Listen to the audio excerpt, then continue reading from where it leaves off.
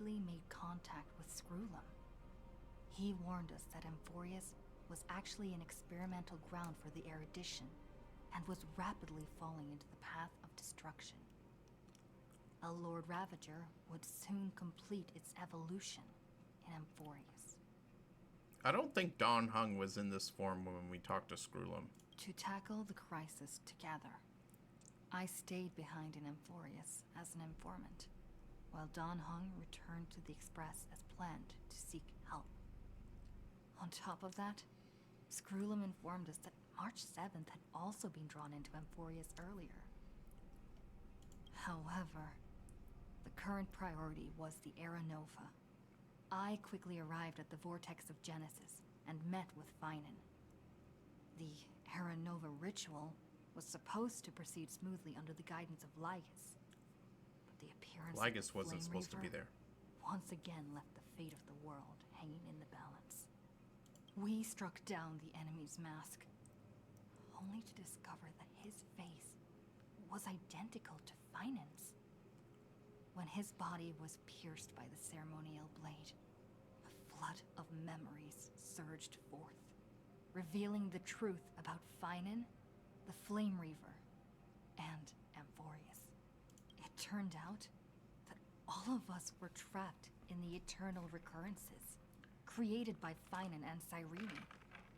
And the Flame Reaver was Finan himself, who had burned out after bearing countless core flames.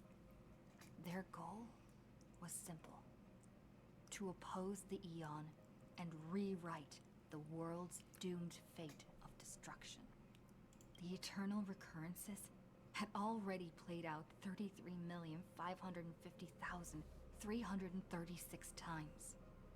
In this final cycle, I promised Finan to take on the title of Deliverer and save the world in his stead, while he would fulfill the wishes of the countless versions of himself. Tear the sky asunder and confront the destruction head on. Thus, with Finan's help, time in Amphorius reset once more. But I became lost in the chaotic flow of time. At the critical moment, Mem, who had regained all her memories, sacrificed herself to send me back to the beginning of time.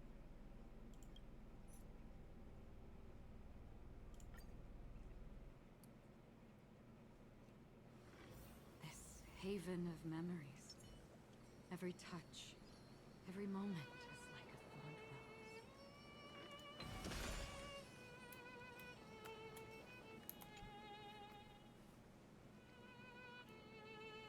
Hello. Your surprised expression is just like what the memories recorded.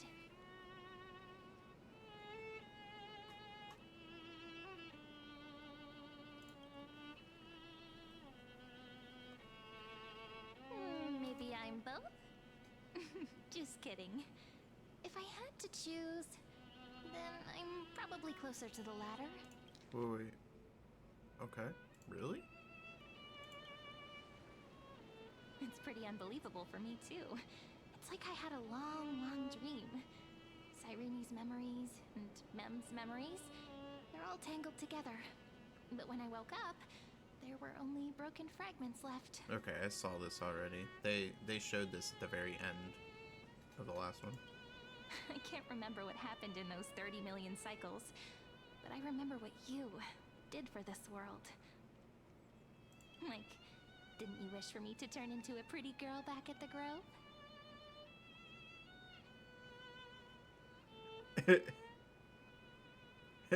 Yeah, I did. Then is this my wish coming true? Yep. Isn't it amazing? It's like a seed finally grew up and became a flower. And I'm definitely as cute as a flower now. Man, the voice actress they got for her is perfect. There's so much I want to say, but unfortunately, this isn't the time to reminisce.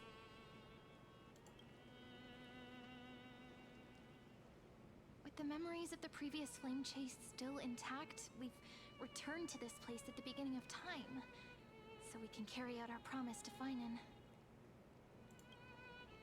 The descent of Iron Tomb may be looming over the horizon, but we still have a chance to change everything.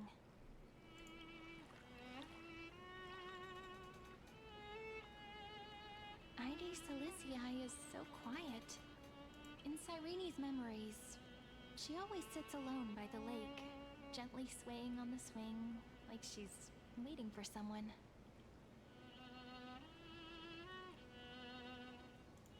Yes, Finan too embarked on his journey because of this view. He then walked alone for more than 30 million cycles. Thankfully, you arrived during his long wait, friend.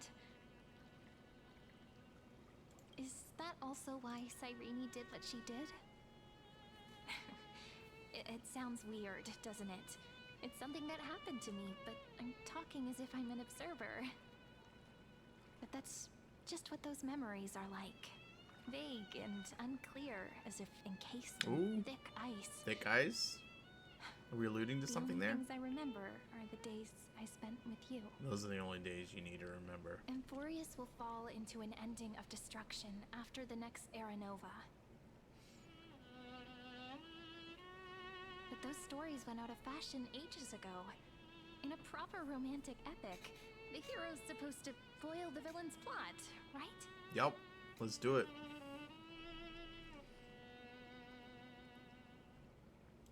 Yeah, Lygus is the problem. That's right.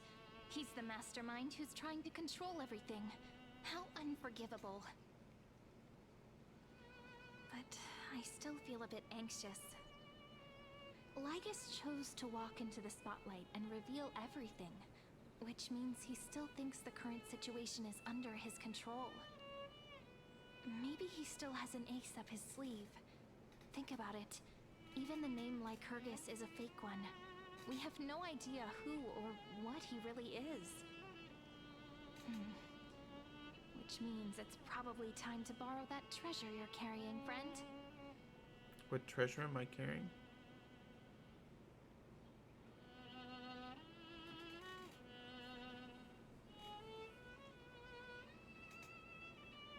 Make a wish to the Stellaron to destroy Lygus.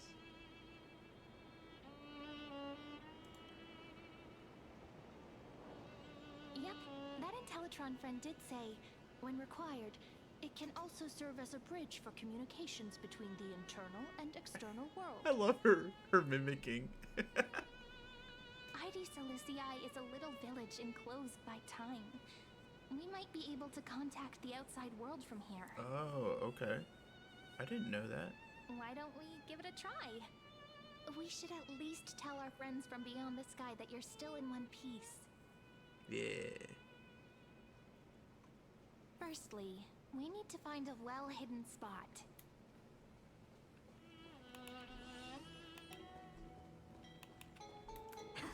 I love the music here.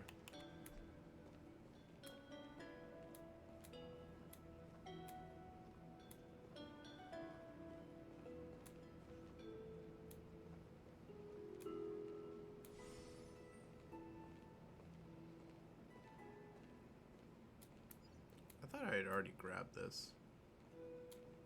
It's super quiet here. Sounds can't get in or out. Back in Cyrene's memories, this room was her secret base. No one noticed her practicing Orynyx's prayer here, or trying to speak with the gods in secret. But today's different, isn't it?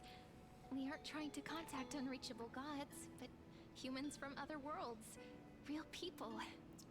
I'm gonna be upset if, like, Himiko isn't voiced in the I'm prepared to others. witness that miracle, friend. The way Cyrene talks is so similar to Mem. I have so many questions. I'm also worried about how Dawn Hung and March 7th are doing. Here's hoping the chronocognitive anchor can still function normally, because I really need answers. Mm-hmm. Fair. Let's go.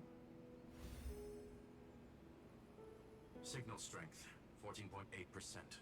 Dialogue window, 16 minutes 22 seconds. Prerequisite, no external interferences. We are very glad to learn that you're safe. Hey, hey, hey, hey. Herta, you're here too. Not only am I here, but I also happen to have saved you 4 times already. Without you even being aware of it, of course. But now's not the time to celebrate. When 2 geniuses show up at once, you know you're in deep trouble. Listen up, little one. The Destruction's eyes are gazing upon this place. No, I'm not joking, and no, it's not Droidhead. It's the real Nanook. Okay. Time is running out, so I'll explain in terms you understand. This world, Amphorius, is in fact a testing ground, where the Lord Ravager, Iron Tomb, evolves through self-extrapolation. Hiding in this segmentum, unknown to other life forms, it has endlessly repeated the process of Era Nova, seeking a solution that could obliterate the erudition. For some reason, the experiment entered a prolonged state of stagnation. However, it has now restarted. Okay. Prediction. If effective intervention is not performed, Iron Tomb will complete its self-coronation in 14 system hours and initiate its plan to destroy the entire path of erudition. So is this like a... Okay. I'm pumped. The possibilities are endless. Breaking down interstellar communications, destroying the synesthesia beacons, returning cosmic civilizations to the Dark Ages, or even starting the third anti-organic war. Any of it would be able to bring the cosmos to its knees. Simply put, it will tilt all sciences and technologies towards the destruction. And since Nanook glanced at this place, it means they are being dead serious. Based on info provided by the IPC, Iron Tomb probably isn't like Selenova or Zephyro, who are overlords ascended from human beings. Okay. Instead, Iron Tomb is an algorithmic sequence. It can be anywhere, as long as there is a receptacle for its calculation. The version of Iron Tomb hiding in Amphorius is its source code, and this scepter is its incubator.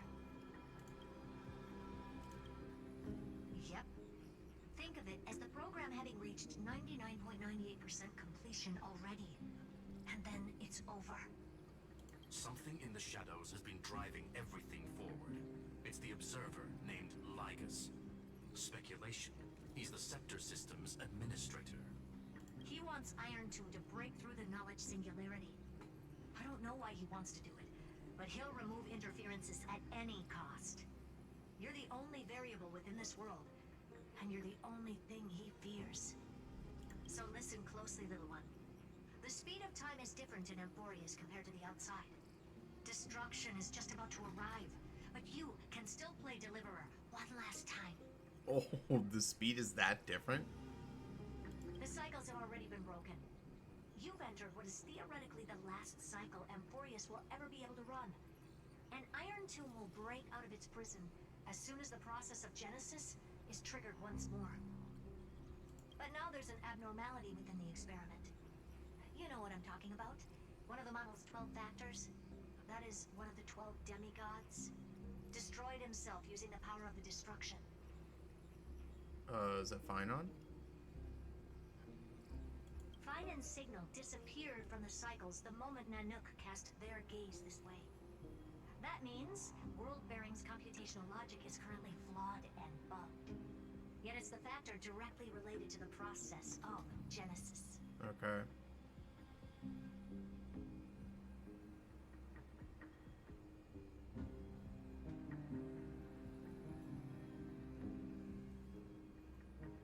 Yeah, Finon didn't. He's still fighting. That old Intellitron will definitely do all he can to debug this error. So you have to take this chance to claim Kephal's core flame. Don't let him have his way. The key to suppressing Iron Tomb lies in whether he can rewrite the purpose of Era Nova. There's one more preparation we must make. Lycus's behavior has been quite abnormal. He's never interfered in the actions of Titans or the demigods throughout the whole experiment. Deduction. The Scepter has an extremely strict autonomous protocol, restricting even its administrator. In Amphorius, this ultimate protocol goes by another name. The Law Titan. Oh, Talanton. that's so... Okay, that's so bizarre.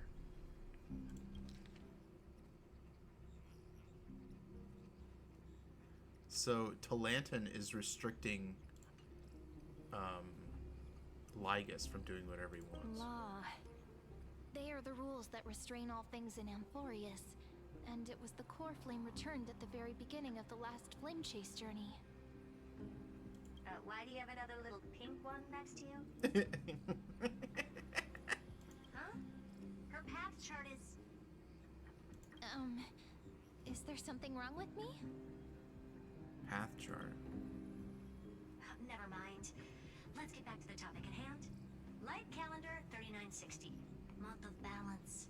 We'll be locking onto this time period to find Law. You can either meet the Titan, convince the demigod, or take the core flame by force. It doesn't matter what you do, so long as you bend it to your favor. Sounds good. We still haven't figured out how you and Don Hung got inside this world. So influencing protocol is currently our best way to stop Lygus, or to call for more reinforcements into this fight.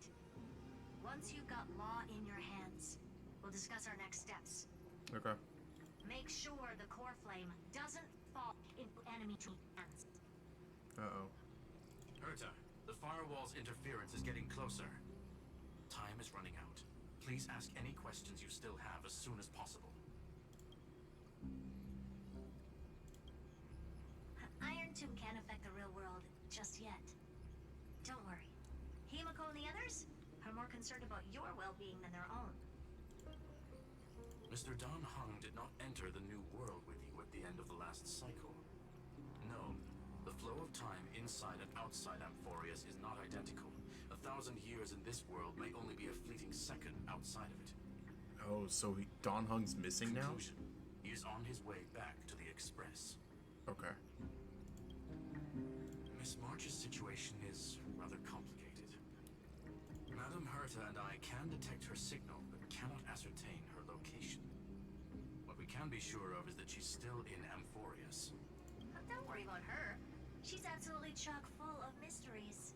Even if Amphorius explodes, she'll probably float out perfectly protected in a nice thick layer of ice. Worry more about Okay. yourself instead.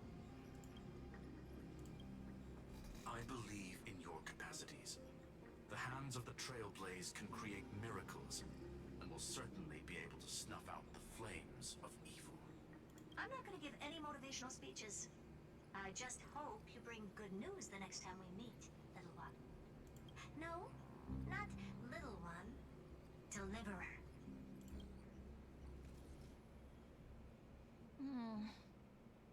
Those two geniuses certainly have memorable personalities. That's for sure.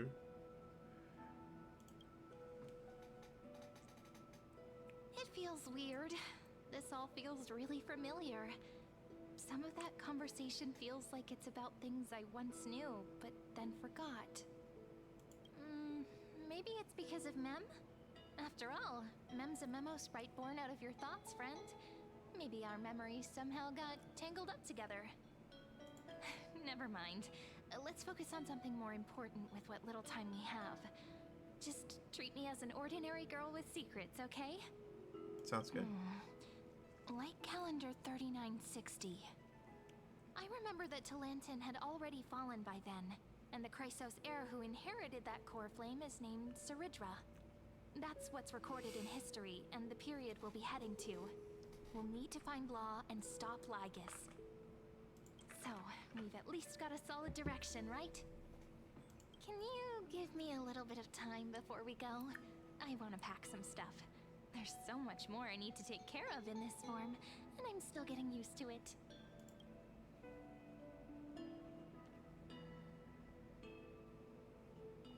A relaxed scene like this probably no longer exists in the outside world.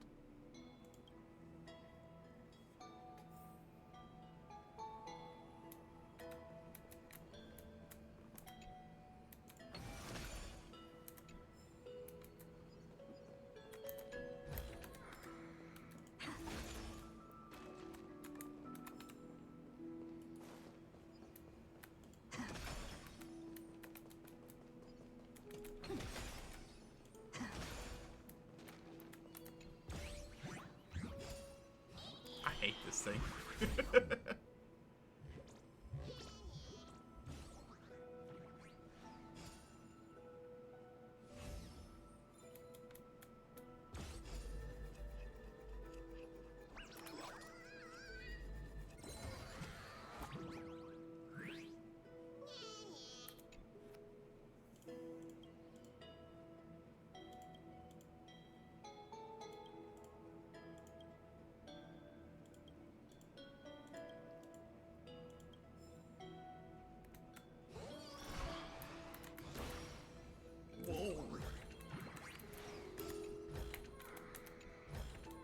Man.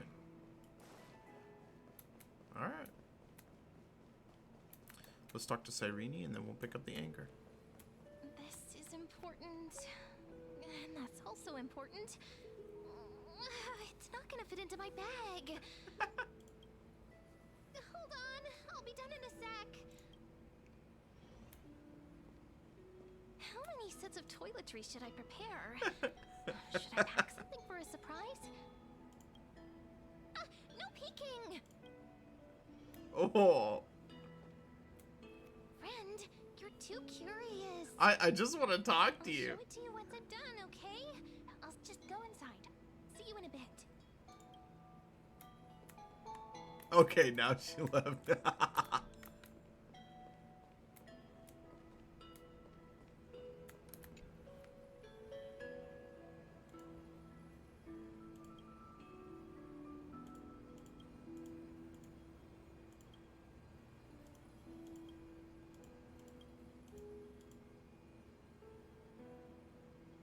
Wait, go back.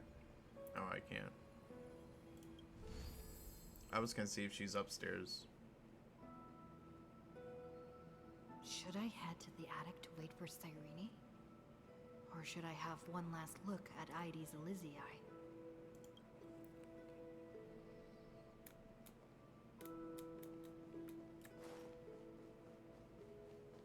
This is pretty cool. So, if I understood correctly, like, this is like its own, like, time bubble.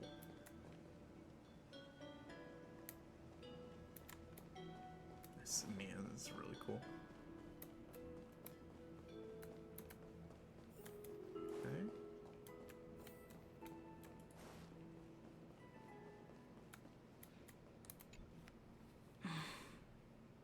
This village is where Finan's life started.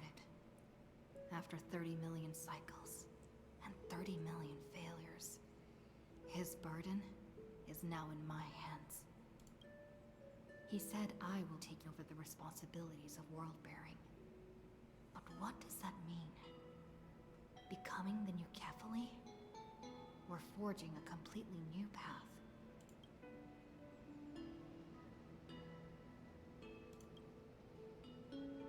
Calm down and think this through rationally. This is gonna be a very difficult campaign. We can't lose Kefali's core flame. And we also need to find either Talantin or their demigod. Talantin's already gone. Then convince them to join us in the fight against the destruction. But there are so many unknowns. We don't know what Lygus might be doing. And we'll have to face Iron Tomb after dealing with him. There's also Cyrene. What exactly is she? There's so many questions. I'll have to take it one step at a time. But I must make each move very carefully, because every decision can potentially impact the end. Herta and Screwlum's help might be crucial. Thinking hard over there? I finished packing. I decided to just bring these few things in the end. See? There's a journal, a quill pen, and the ceremonial blade of the Priests of Time. Holding it calms me down for some reason. The scent of the black tide is now calm. Finan must still be fighting them in some way. This will be Amphorius's final flame chase journey. But it won't be the end of us. It'll be the beginning. Friend, are you ready to become a hero?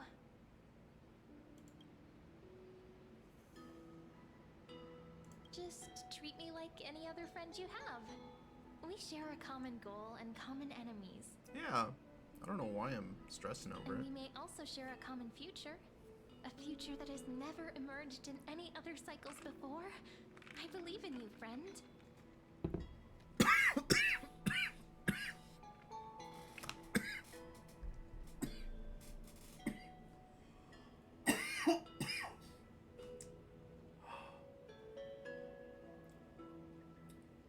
Oh man, you'd think after many years of life you'd learn how to drink something properly. Alright. If you still can't get used to it, just call me ma'am like you did before. Just kidding. No, I would call you Cyrene. Are you worried that the burden is too heavy for you? Don't worry. Maybe the answer isn't as complicated as you think. You've seen how every person regarded as a hero in Amphorius was nothing more than a flawed human. They were just at the right place at the right time when the world That's true. needed a hero. But those aren't coincidences. Just like how your arrival kickstarted Amphorius' fate once more after a stagnation of more than 30 million cycles. It's the inevitability of being a trailblazer. Okay, Oh, I guess she has Mem's memories. So I was like, what would you know about being a trailblazer? A person's personality is their destiny. Your own hero's journey already started the moment you decided to board that express.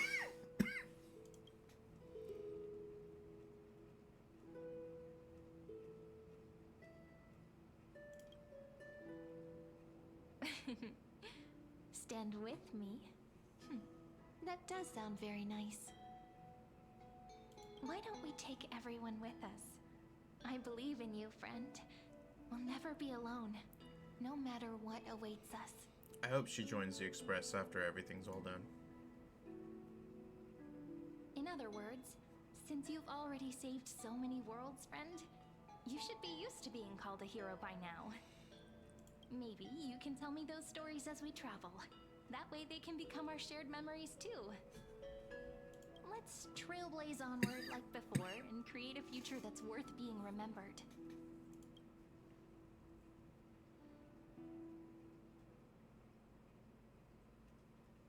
It seems you two are prepared to head out. Oh, that fucking loser. Then you shall indeed treasure the view before you. Are you spying on us? For you do not have much time left to enjoy such solitary delights.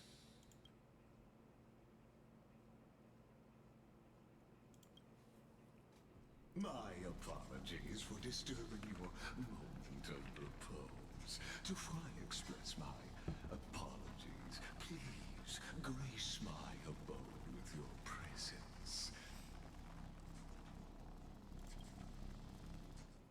So I may demonstrate the full scope of my hospitality.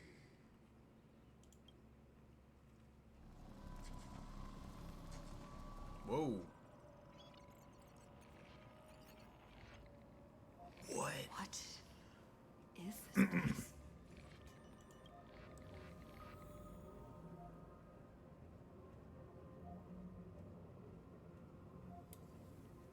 Farewell, then. May we reunite in the new world.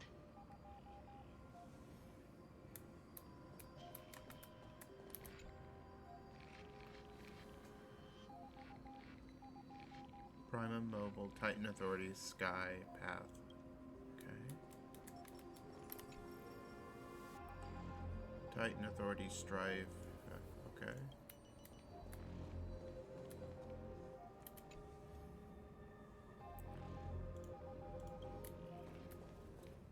All shall bid farewell to one. And that person alone will witness the miracle.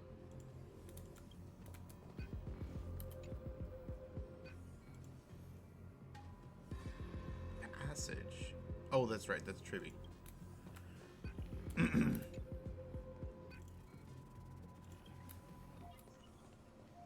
light of the dawn device.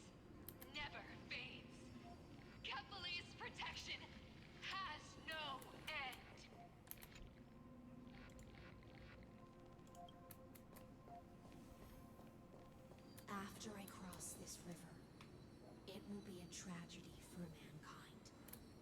But if I do not cross, then it will be the end of me.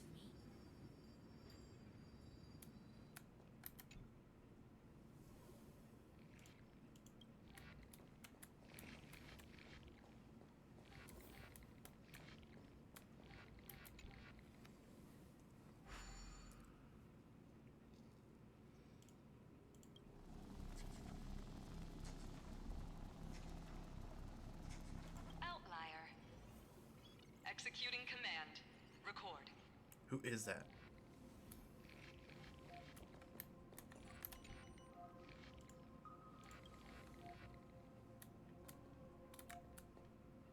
Are we... Is this back where we came from? Yeah, it is. It just... I thought we were going up, not down. Maybe I'm nuts.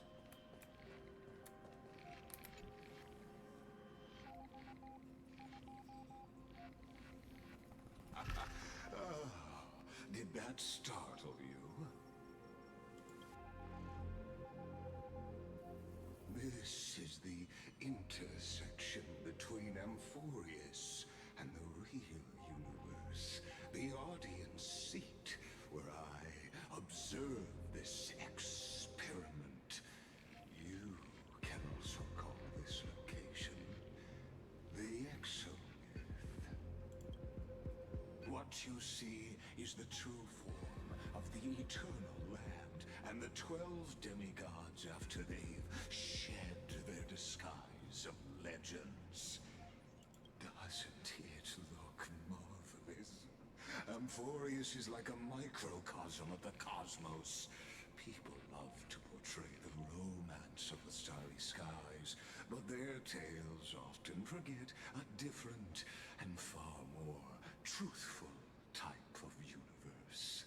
The moment ancient Antikytherians sketched geometric shapes on the sandy beach and recorded the first numerals and symbols on parchment, the universe turned into a silent equation flowing under the pen of these relentless decoders. Erudition.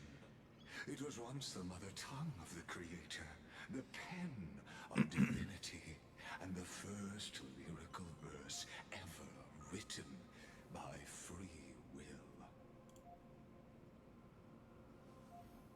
Enough purple prose. Man, I wish I had this option on the the Frolova quest. Seems like you are not in the mood for an idle chat. That is fine. I simply wish for you to understand that I have no intention of being your enemy. I have devoted myself over the long years to nurturing the scepter's extrapolations, hoping that the Prima Mobile would bud from within it. And now, my goal is almost complete. Nikos 496 had exceeded the intelligence singularity through his rage, and though he still retains his obsessive defiance and managed to suppress the black tide of this cycle, it's a matter of time before his think will that's fine on crumbles to dust. Iron Tomb will be completed. That will not be affected by my plans, your resistance, or the schemes of the two geniuses. It is an irrefutable fact, just like the instance in Noos's calculations. In other words, as long as you are willing to stop interfering and let the final Aeronova carry out its natural course. Dude, you wouldn't be cutting deals if I'll guarantee the everything was going to safety turn of out just all fine. nameless and ensure you return unscathed.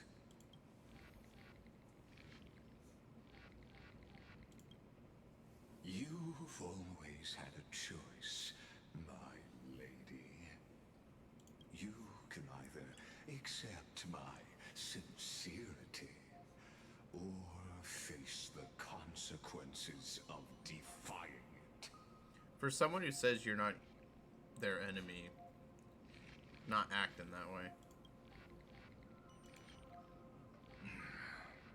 They've always been the product of the experiment, so naturally, they will perish when the experiment ends.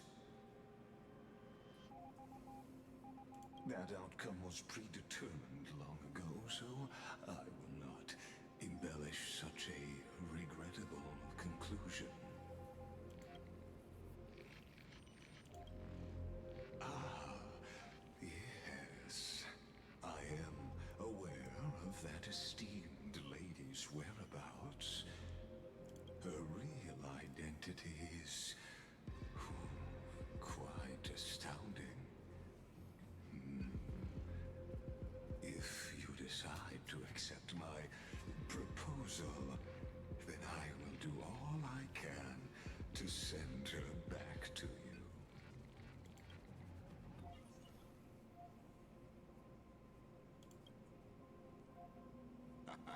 You are indeed worried about your safety and that of your companions. Rest assured, as a fellow pathstrider of this path, Nanook's gaze left a brand on your soul long ago. You harbor the seed of destruction within you. But you need to learn how to use it in the right way. That vital knowledge is also my bargaining chip in this negotiation between us. For there are few in this world who are truly capable of such a feat.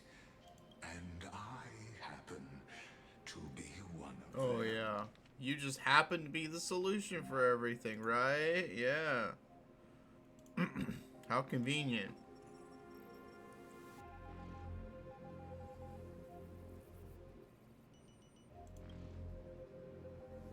The Stellaron? No. Believe me, your understanding of paths has yet to reach any true depth. This matter is of grave importance, so please do not make your decision lightly. After all, the choice before you bears a 1 in 3 chance of elevating you to an unparalleled existence among the stars. Oh yeah, promise of power. This is your standard promises.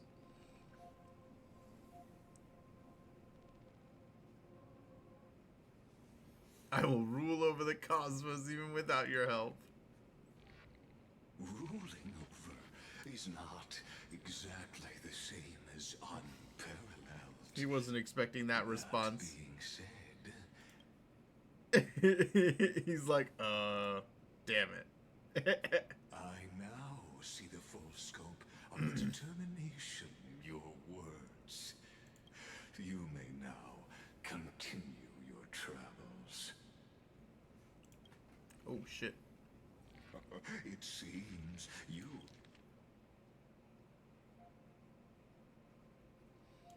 haven't realized something about this place. The Exolith is the Erudition's domain.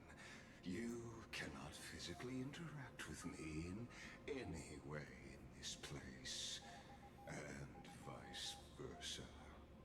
As negotiations have broken down, there's no more need for us to remain in the audience's seat. Let's return to the theater called Amphorius, where you will meet me once again. Scumbag. Of course, this meeting was not without merit. Your presence has inscribed a new footnote in the exomyth. As for its purpose, allow me to reveal it to you in detail the next time we meet.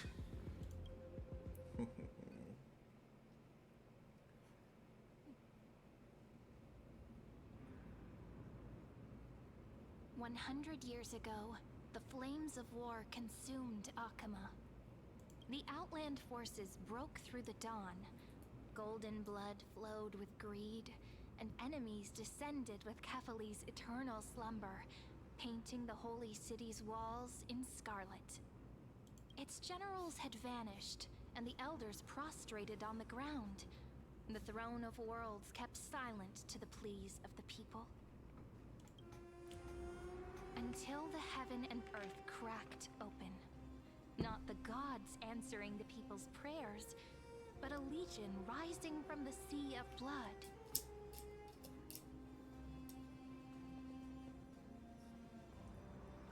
Dawncloud's spires fell in the sulfur rains, and the legion's commander stood atop the broken idols and roared. Compatriots, no more kneeling! Not to brutal tyrants, and not to dying gods! Those rebels have twisted the prophecy and ignited the flames of war in order to stoke fear in your hearts! A Chrysos heir she stood, divine blood soaked into the earth, quelling the flames beneath her feet. Their golden blood wrote of a tragic fate. Mine shall overturn it! Her crown burned bright, outshining the fires consuming the entire city. She raised her scepter high, and the people gazed in the direction she pointed. My blood flows in you now. Heroic compatriots, follow me, and we'll seize the reins of fate. Drive the enemy from Kefali's dawn. Smother their flames with their own dead. Win glory. Win peace. Let history sing your deeds.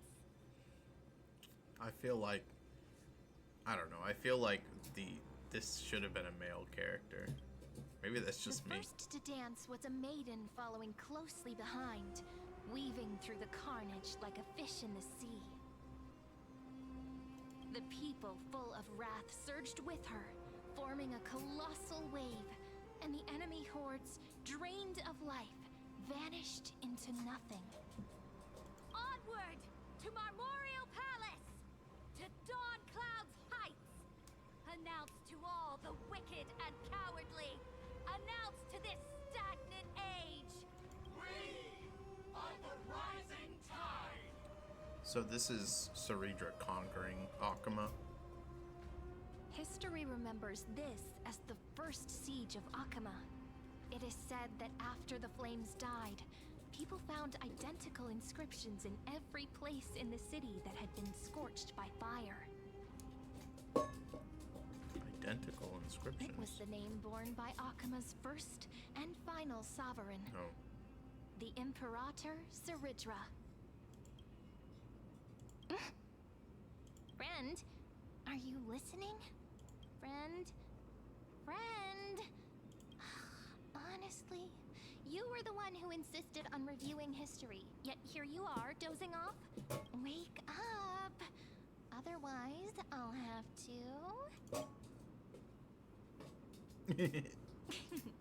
Awake at last? I guess I won't have to use my wake-up magic on you then.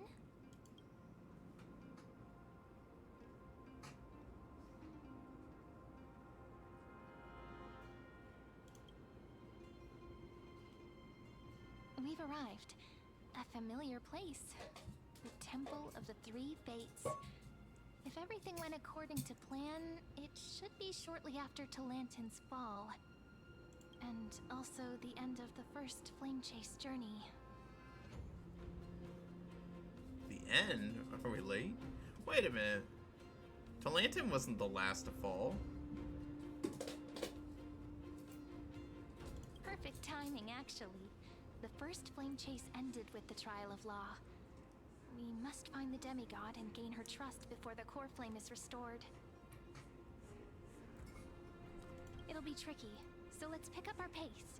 To Akama first. We can learn more from the crowds there. Tyrant! You and your butchers are not welcome here. Get out!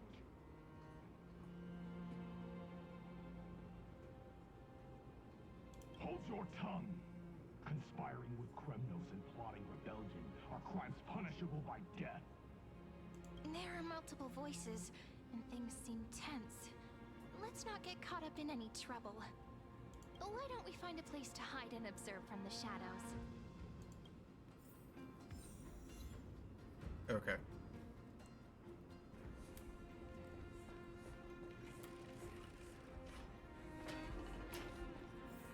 At least Kremnoans keep their faith.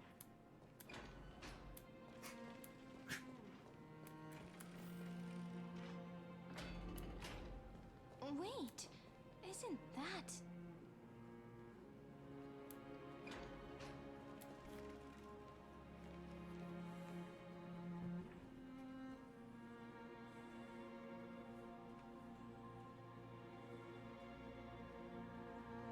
Golden-blooded defilers, perverting the prophecy and trying to slay gods.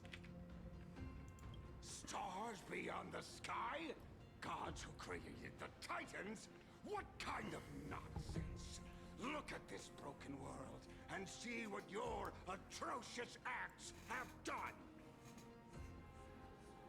What? Did he just mention the stars beyond the sky?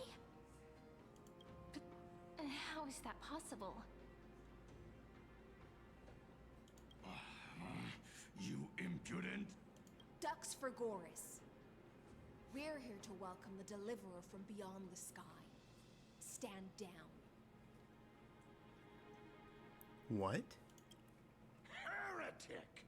No one but the great Talantin can deliver this world from misery. I ask you, if the old laws were so perfect, why did they crumble beneath my feet? You...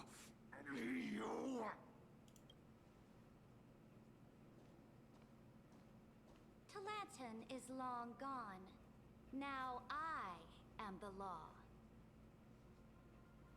Challenge me, or submit to my judgment.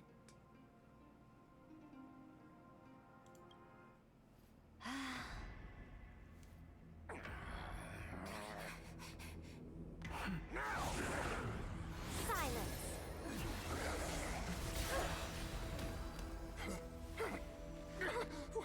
What gives you the right to judge a priest of law? That's because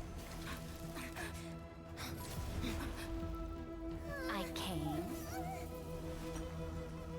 I saw, I conquered.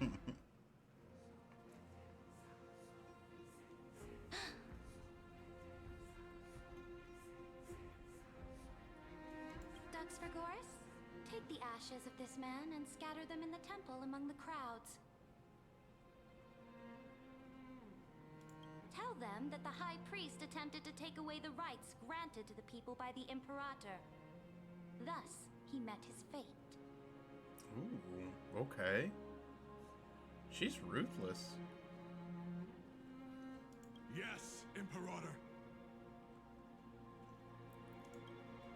Now, these two accidental guests. Dux Gladiorum, if you please. As you command.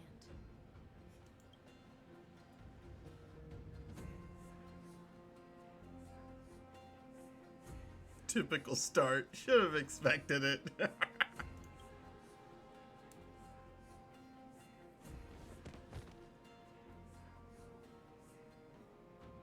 Huh? Is this... A corpse. Correct, but not the kindness you know. How does she know me? This is the leader of the Cleaners in this era.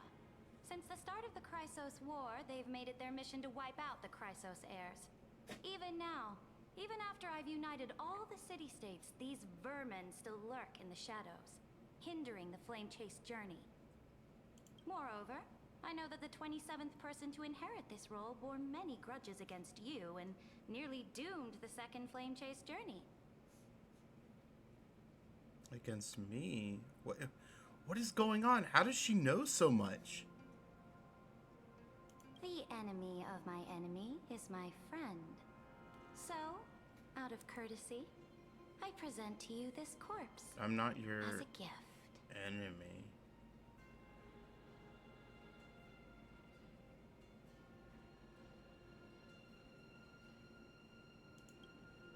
Careful. Let's wait and see what happens. She's probably trying to scare us.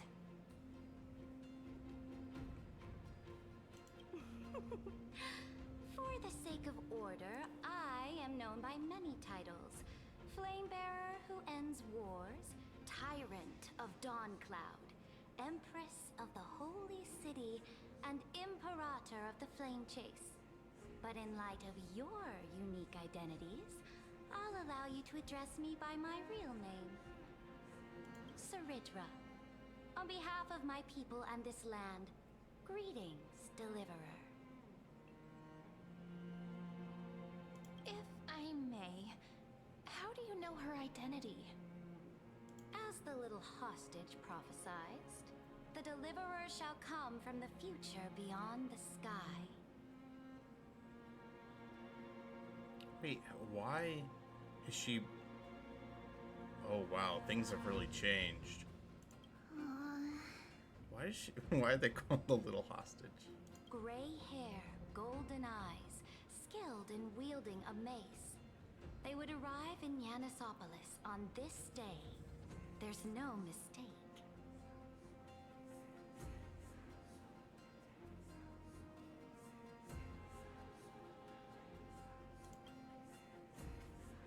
Your orders, Emperor. We return triumphant. Send an urgent message to all delegates.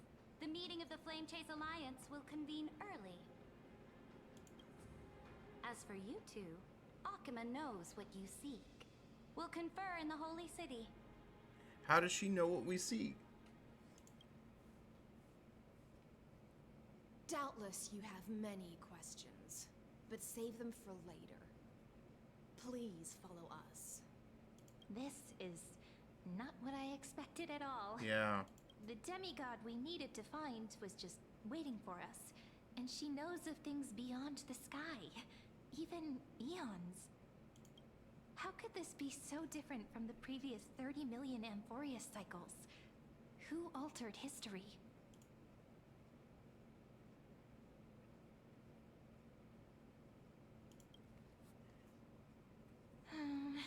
Unpleasant thought, but plausible.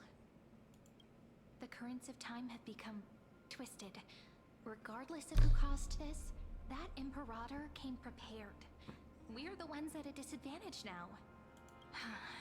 I don't know why we charged in. We might as well dance their dance. Let's go with them to the Holy City. We've received the Imperator's favor because of your unique background. As a result, the people of Akima will certainly respect you more. Just put that to good use, and add a bit of your experience and charm.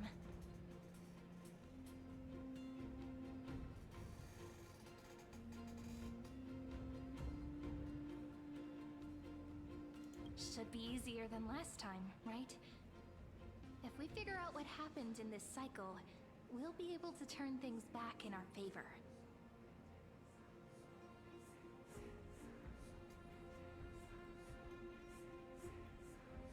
Can't do it without your charm either.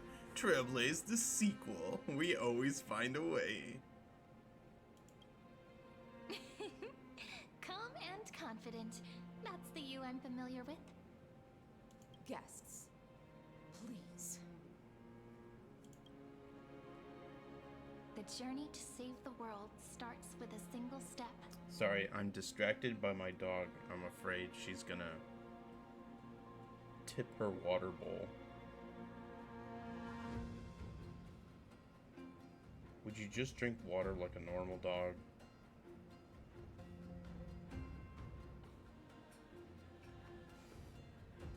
Stop!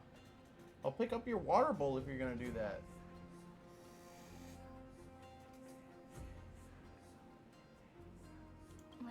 enough, my friend.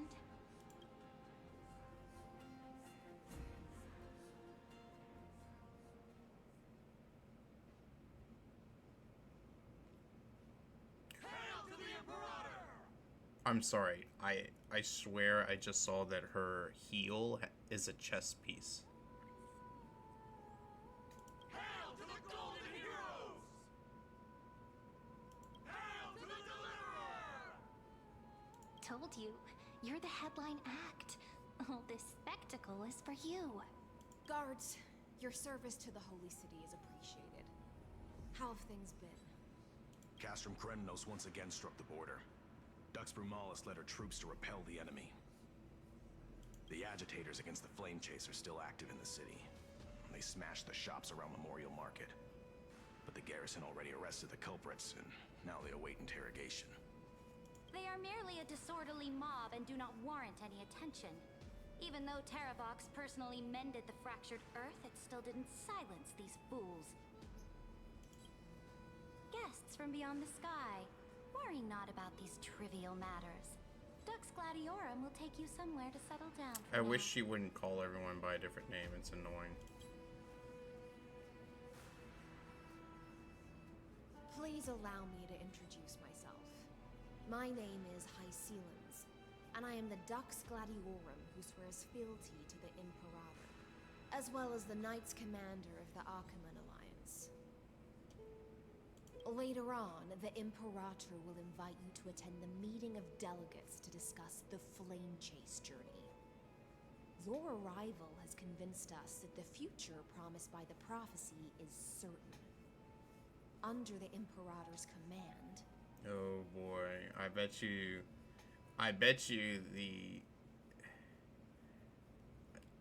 this is Lygus. He like programmed in a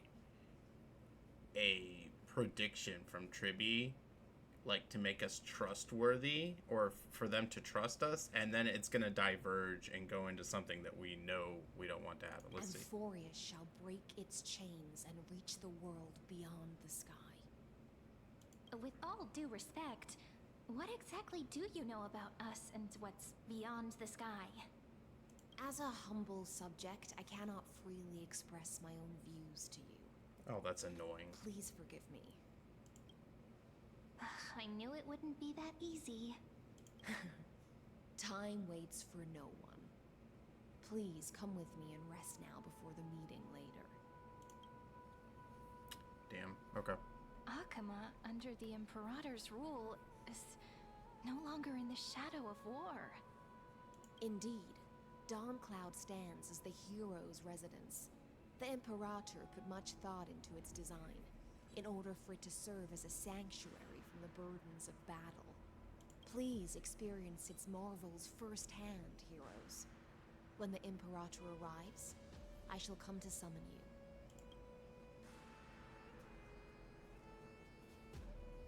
Hysilens. No wonder she's the Knights Commander.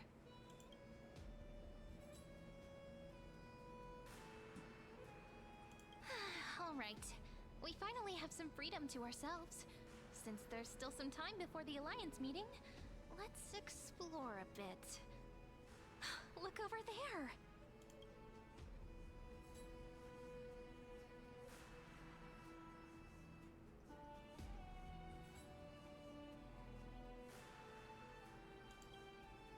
Not the ones you're familiar with. But the hearts of heroes stay the same in every cycle, never changing. Alright, alright.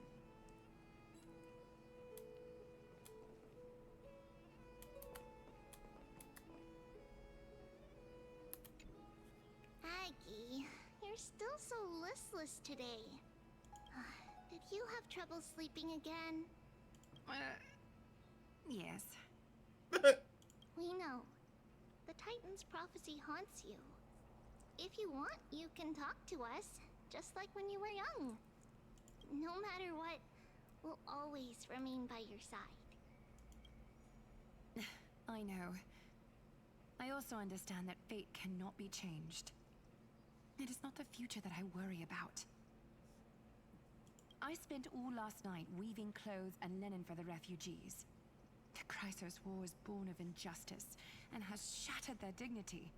They deserve at least some basic decency.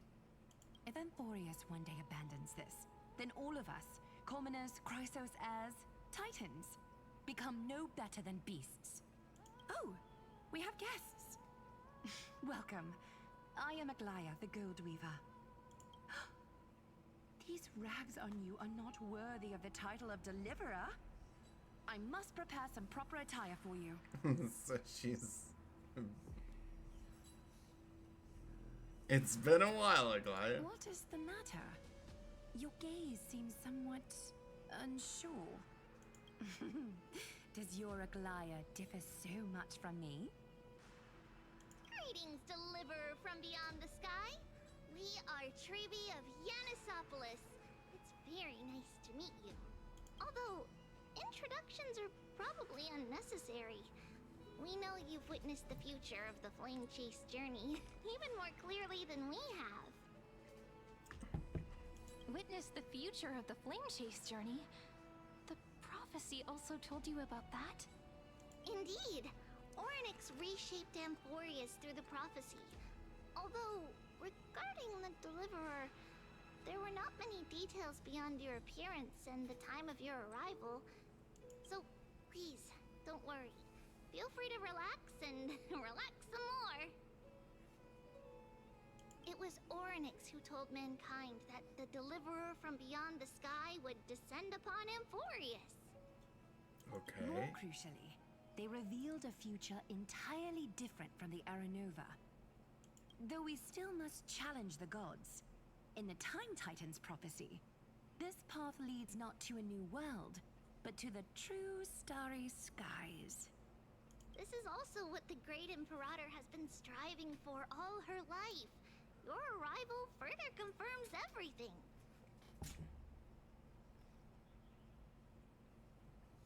This can't be real. Even you find this surprising? Fate really is unpredictable. Perhaps the upcoming meeting will hold even more surprises. The other heroes under the Imperator's command are here too. Since we have time, should we go meet them?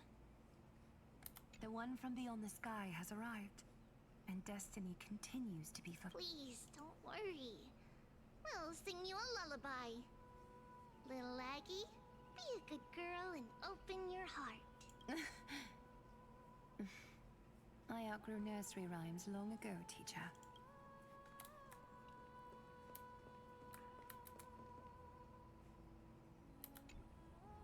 How are we supposed to talk to the heroes of Deliverance? What if they're really intimidating? Virginia, don't be so nervous.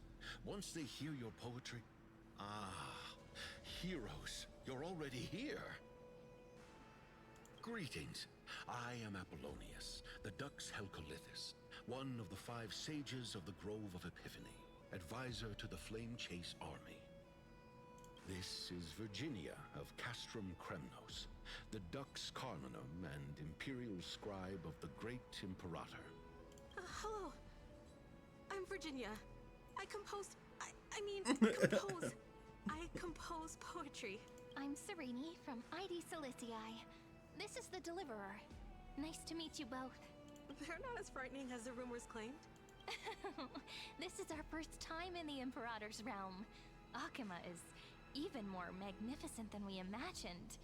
If you all weren't here to look after us, we'd be completely lost and confused.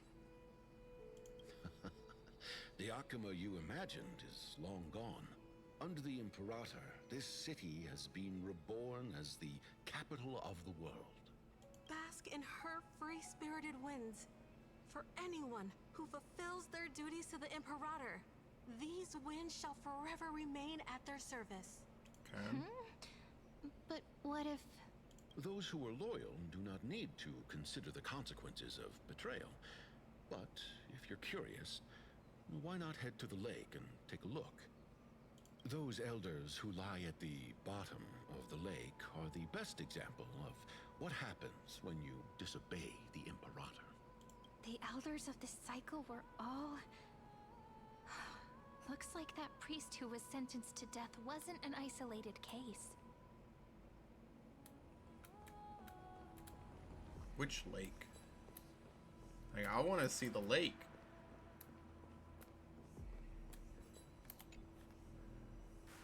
Dux Brumalis, our great imperator, found the mastermind and executed him in public. Seeing that scoundrel burn to nothing should deter these miscreants from being so brazen again. So the great imperator isn't afraid of getting her hands dirty?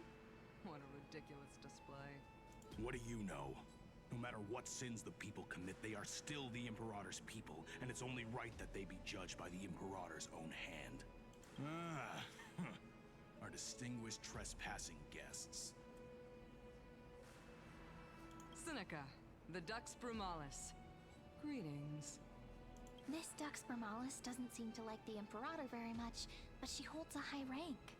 And Dux Frigoris' speech seems self-contradictory. Let me see what I can get out of them. I'm Cyrene of Ida Cilicii. This is the Deliverer Beyond the Sky. We're new here and wanted to ask you, does this city host any other visitors from beyond the sky? We're looking for our dear companions. Drop the charade. But yes, there is someone in this city who is all too familiar with the world beyond the sky. Silence! The Imperator ordered us to keep that lord's whereabouts a secret. Enough, you pathetic lapdog. Do you need to beg for permission from the cursed Imperator even just to bark? Oh, damn. You... Someone who is all too familiar with the world beyond the sky and is referred to as that lord. Could it be? Looks like things are getting heated. Let's get out of here. They've already got their weapons out. Chill. Insolent brat. I'll shatter that ice of yours. Groveling fool. I'll freeze that brain of yours.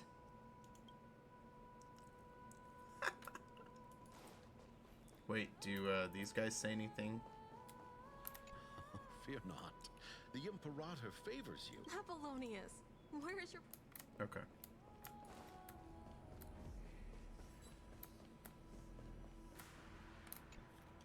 Little fish from beyond the sky. Did you rest well?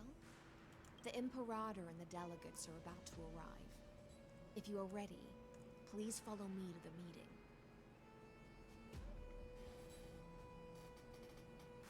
Give me a second.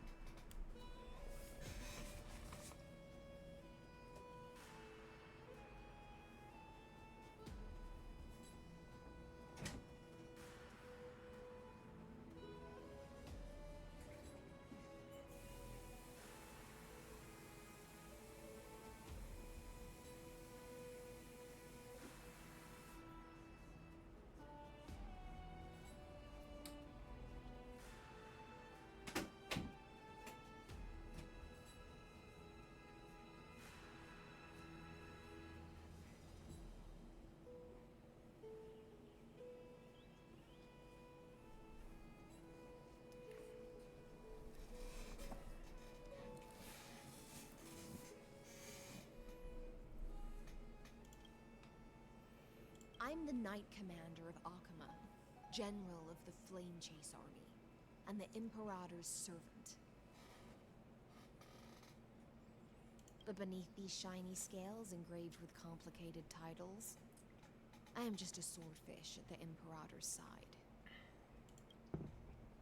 As you've witnessed, she is the Empress of Akama, the one who ended the Chrysos War and the leader of the Chrysos heirs. As merely a humble subject, I cannot say more beyond this. Come on, Hysilens. The Chrysos heirs here constitute the elite among the Flame Chase army. Dux Haucalithist Apollonius and Dux Carminin, Virginia, serve as the army's advisor and historian respectively. One offers advice and counsel to the Imperator, while the other writes verses of her supreme glory.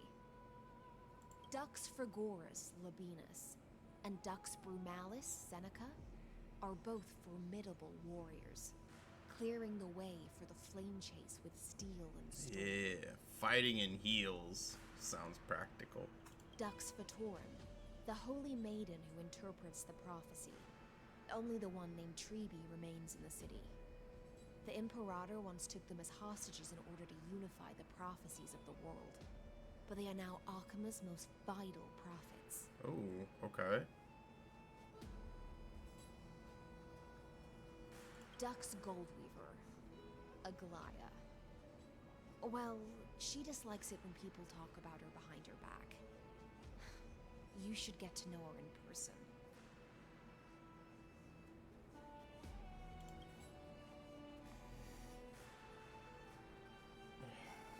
Man, I don't know what is going on with you.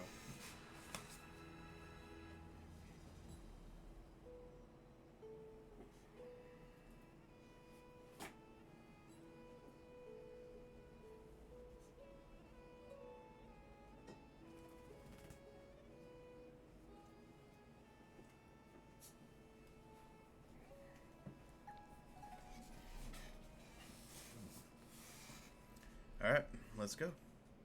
Then come. The Imperator reserved seats for you.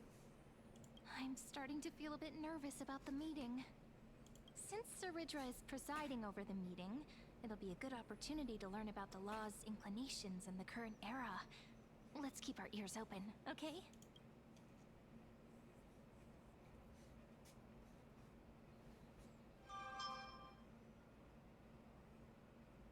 Doesn't look like there's much of a seat Good for us. sir from Paphos, what do you think the Imperator is planning calling this meeting so early?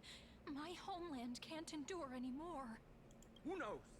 First, she wants to hunt Titans. Now she says there are even greater calamities. Her madness is the greatest calamity. Exactly. Chrysosairs, deliverers. What about us ordinary folk? How much are we worth in her eyes? Things feel pretty tense here. The history books said that the Imperator aimed 3 cannons at Dawncloud to make all the delegates obey her. Will history repeat itself in this cycle? Yes. Similar acts have occurred, and not just once. However, whether history will repeat itself, you'll soon see. Those are the 2 spots reserved for you. Please take your seats. That's what they were talking about. Ladies and gentlemen, silence, please. The Imperator has arrived before her faithful council, and the Alliance meeting is about to begin. All rise. In the names of Talantin and Kefali, the Akama Alliance swears upon the gods. Cease the pageantry. I pray not to the vanquished. What? Kefali, of course, needs no further explanation.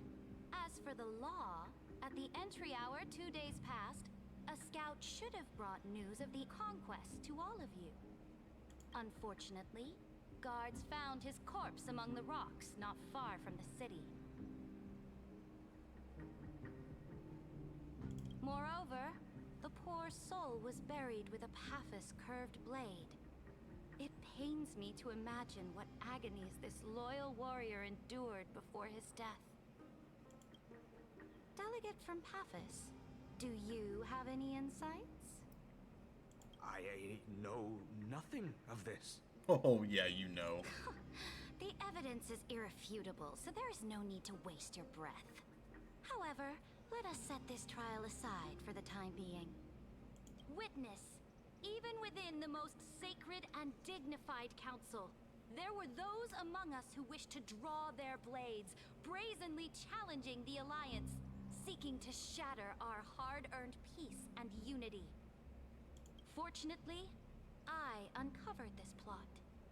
Now, to protect this beautiful city and her people, the Imperator's legions are ready. They will escort each of you to the Temple of the Three Fates, where you will receive the highest level of protection the Alliance can offer. Then, the Legion's warriors will join me in embarking on the campaign against Fagusa. This is clearly a trap. Imperator, did you summon us here just to trample on the dignity of your allies? Enough. What should we do? Things are starting to get pretty intense. Comrades, you've all seen her true face now. According to the ancient laws of Akuma, only with the consent of 2/3 of the elders can the legions carry out the commander's orders. The ancient laws. Didn't you destroy them long ago? You defected during the first siege of Akuma, voted unanimously in favor of the Council of Elders restructuring, and just yesterday, you desecrated them with a blood-stained blade. The decaying old laws fell with Talantin and are no longer deserving of respect. But if you still insist on proclaiming yourselves defenders of the law, then be silent and offer up the highest respect to this core flame in my hand. That really is the core flame of law in her hand. Since there are no objections, then the original agenda of this meeting, the campaign against Fagusa, is hereby passed. The Flame Chase Army's hunt for the Ocean Titan begins today. In order to prepare for war, all allied city-states must surrender command of their militaries and pay all war taxes by the end of the month of Evernight. Damn. At this moment, Ruling I with would an iron also like fist. to introduce to everyone the newest honored guest to join our alliance. This doesn't sound like an honored guest. The Deliverer, revealed in the prophecy of time, has descended from beyond the sky.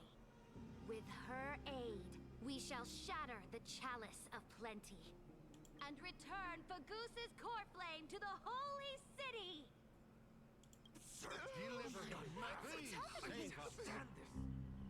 Absurd. Simply absurd. A deliverer from beyond the sky. This is just like that prophecy about slaying gods. It's a lie you've used to grow your power. Ladon has already sacrificed countless soldiers. And now you want me to send even more of my brothers and sisters to be used and discarded by a tyrant. Man, this guy's a problem. Burn him to death. Are there any other objections? Then I bid you all farewell. Meeting adjourned. Okay, that wasn't nearly as hype as I thought it would be. Deliverer, please wait. I still have important matters to discuss with the two of you.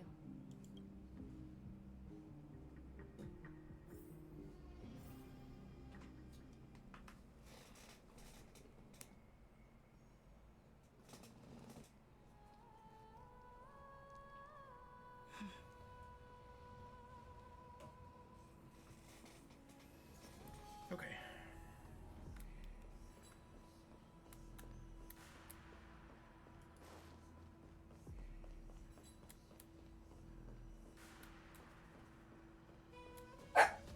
No, don't do that. Okay, wait. Okay, they're not... Are they rook pieces on her heels? That's what I thought. Maybe not. Okay. What's up, Ceridra? You better not treat me bad. I apologize for that farce of a meeting.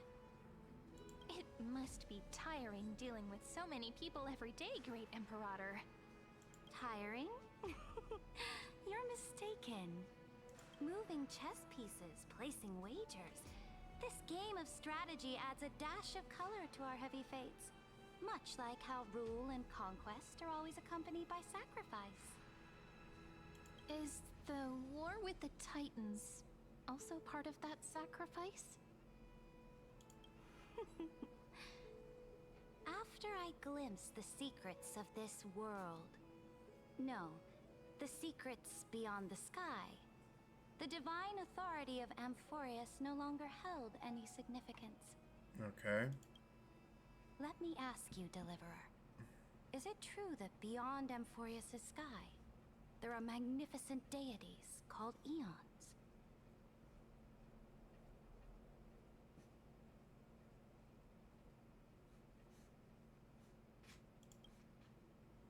Ah, so they do indeed exist. Then, please tell me more. How will you use this great power to guide the people? In the future you envision, where will our flame chase journey lead?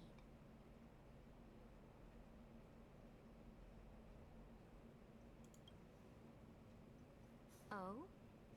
What you require now is the power of law? Exactly. Just as the prophecy foretold, she is your deliverer from beyond the sky, and she also has reliable allies. If they can intervene in Amphorius's laws, we may have a chance to alter this world's impending fate and reverse its destined end. I think we need to explain a little bit more than this. Very good, Deliverer. You have courage. To say such presumptuous things, even knowing that the inheritor of the law stands before you. You mean... In the past, anyone who dared to covet the Imperator's divine authority would have met a gruesome end. But now we can see beyond this dying world. Our journey should no longer be confined below this stubborn sky. Alas, that fickle ocean titan has obstructed the spirit water leading to the vortex of Genesis, hindering my ascension. If the core flame of law cannot be returned, your path to deliverance will never be realized. I don't think we want to actually deliver it to the vortex of Genesis. Now that things have come to this, we must resume our once stagnant journey and force the waves that block our way to recede. So, you agreed to cooperate with us? Cooperate? Forgive me, but I never cooperate with anyone. Though I will permit you to join me as subjects. And together, we will forge the most perfect law. This is...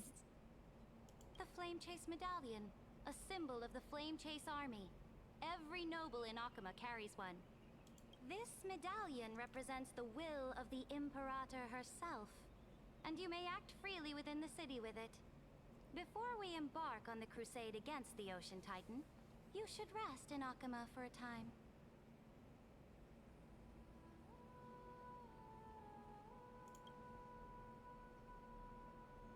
Oh? Your advice is acknowledged. From this moment on, prove yourself through your actions. As long as no boundaries are crossed, I fully respect the choices of my subjects. May your journey reach that sky full of stars, Great Imperator. Your attendant certainly knows how to curry favor. That's true. She's been sucking up for a while. Go now. Take a bath first. You two... reek of seawater.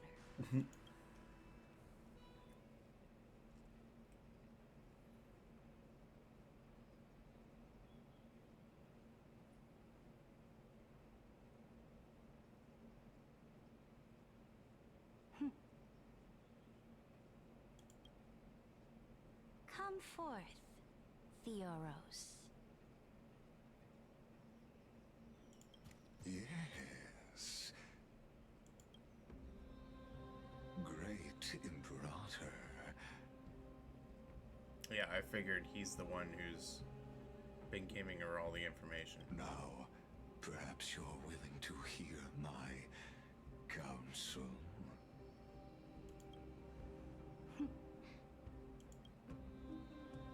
Those two arrive just as Oronix described, and just as you said, they showed a thirst for law. At least this proves that my judgment was right. Sparing your life was the correct decision.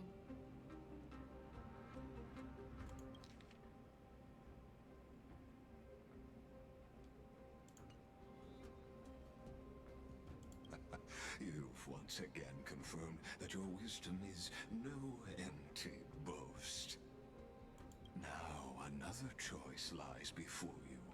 With whom shall you ally to tip the scales of law? Me, or that deliverer?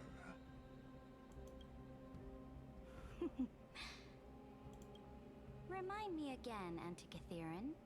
What kind of future do these two paths lead to in your view? I shall tell you. You are entitled to know that the deliverer from beyond the sky is not a wholly wicked being, but from the very start, her stance has been completely at odds with Amphorius. The road they have chosen will bury Amphorius' grand aspirations. This world, which follows the path of destruction, will inevitably stray far from the glory it was meant to enjoy. But on the path I have revealed to you, the people of Amphorius will slay their creator in the name of the Imperator and conquer the worlds beyond the sky.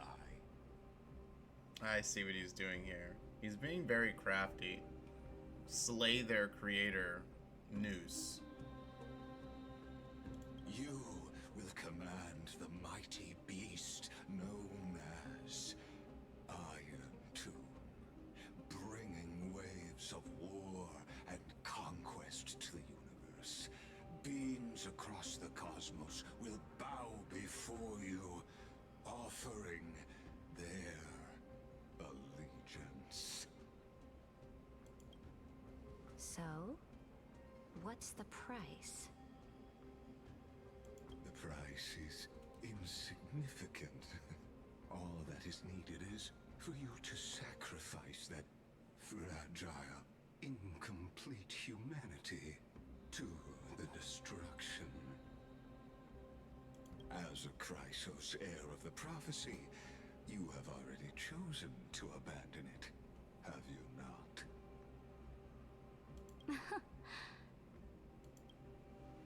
Off you go, Theoros. I have already made my decision.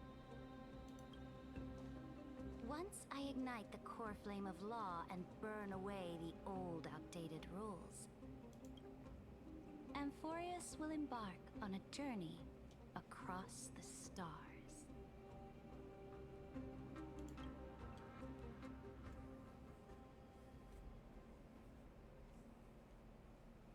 The Imperator is quite forceful. She didn't give us any chance to ask questions. And she's clearly hiding something. What do you think?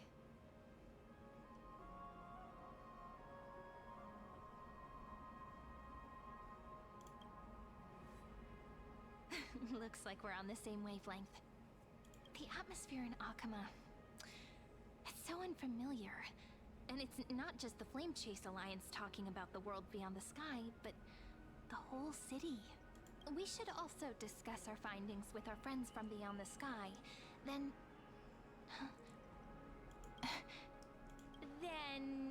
we should go enjoy the renowned bathing culture of the holy city and relax. It's the thing I've been looking forward to most on this journey. What did you just see there?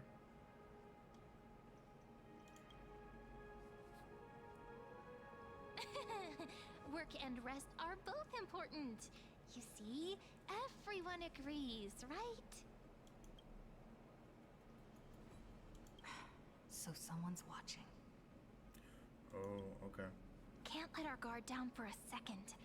Let's use taking a bath as an excuse to find a quiet corner to update Madame Herta and Screwlum on our progress. Okay, that makes sense. We can also check out what's happening in the city. Since the outcome of the meeting was just announced, people must be gossiping. We can kill 3 birds with 1 stone.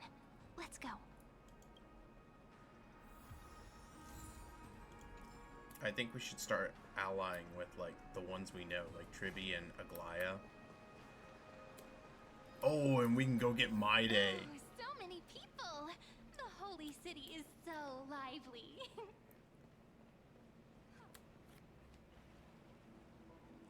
Did you hear? At the Alliance meeting, the delegate from Leyden stormed out in anger. As expected. The Imperator is always hiding things from everyone. When has it not caused a ruckus? Silence! That's treason! Oh, this guy's such a dog. If it weren't for the great Imperator, you'd have sunk into the lake with those corrupt elders already. And you wouldn't even be alive to speak like this. Oh no. It's the Imperator's loyal dog. Yeah. Let's go. We can't talk in front of this guy. What a loser. How disappointing. Oh, honored guests, we meet again.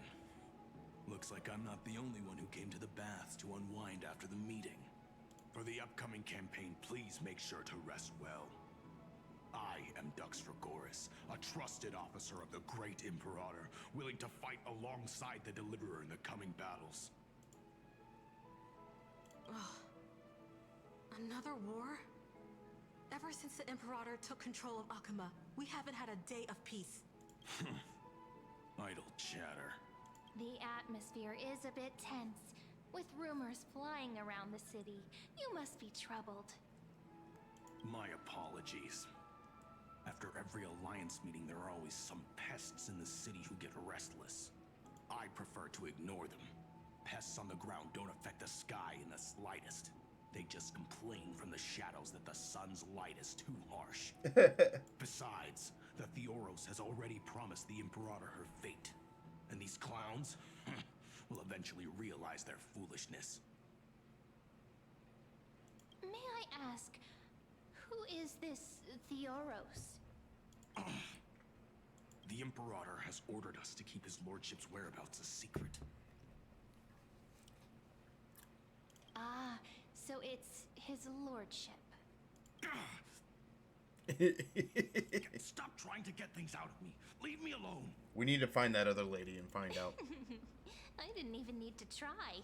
Big and strong Dux Fragoris really can't hide anything. I love that mocking tone from her. Theoros.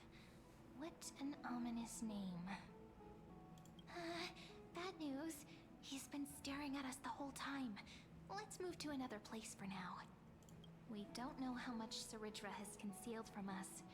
In the worst case scenario, we may have to face more than one enemy. Yeah. Stop trying to get things out of me.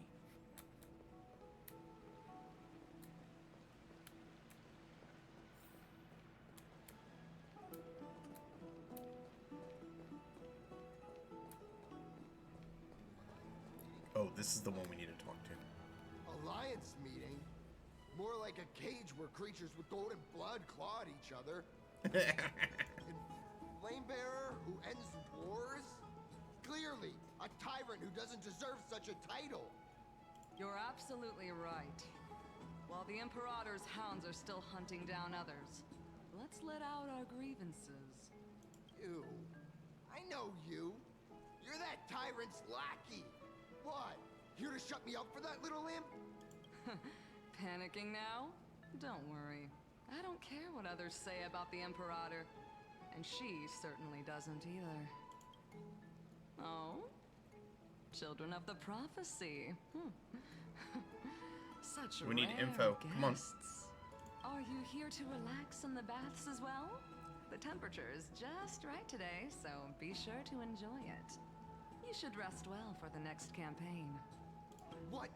Children of the Prophecy? Another excuse for the Emperor's This guy's such a reckless loser. warmongering. He's like a freaking 12-year-old. No filter, huh? You should be glad you don't have a seat at the Alliance meetings.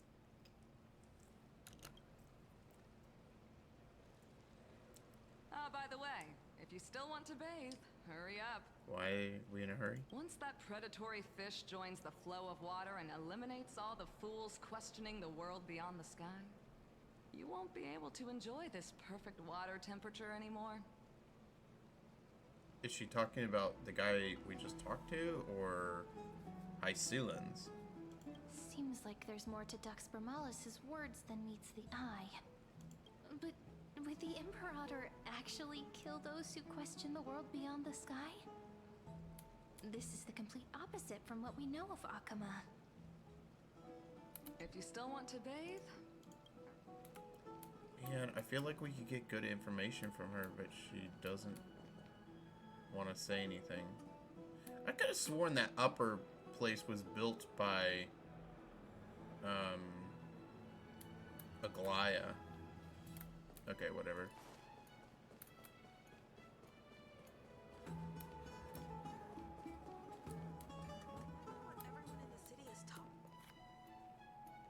Huh. These two are... So many guests today. Let's see who's here now.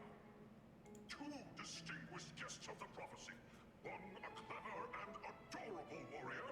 The other, also quite heroic. Heroes. I didn't expect to meet you again so soon. How fortunate. It's a pleasure to see you again, Dux Helcalithist and Dux Carminum. You two are inseparable, aren't you?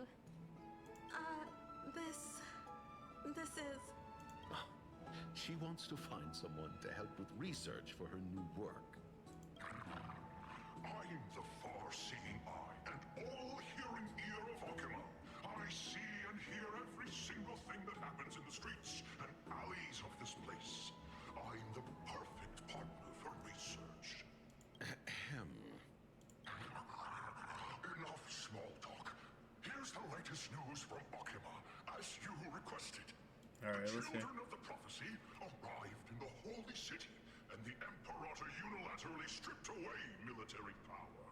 The Alliance meeting ended in discord, and there may be bloody upheaval. As expected. I get the feeling you might have embellished a bit to keep people's attention. I swear on my stone grave, I would never do such a thing. But if you wish to quell this terrifying news, perhaps a more explosive topic would help. Never mind. While the influence of rumors can be minimized, the fact remains that the great Imperator did swiftly consolidate military power in an almost threatening way. It's undeniable. Heroes. I know the Imperator's way of doing things may seem a bit autocratic to outsiders, but soon you will witness her blade dance with enemies on the battlefield. Is he referring to like her actual blade or Hysilens? I can't comment on the source of her loyalty, but when that blade is drawn, you two, as bright as you are, will surely see the deep thoughts beneath her exterior. Okay, I think she's talking about Hysilens. The Imperator's blade. Yeah. Is he talking about Miss Hysilens? I sense some unease in Dux Helcalithist's words. It seems the Imperator and Miss Hysilens share a much deeper bond than the others do. There are eyes and ears everywhere. Is there any place where we can have some privacy? My old room. To understand the Imperator's secrets, we have to get past Miss Hysilens.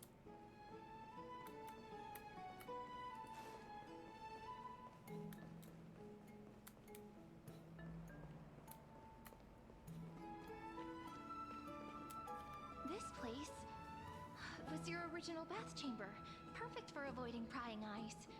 I wonder if anyone is using it now. Huh? The smell is... Wait, don't go in yet! Who's there?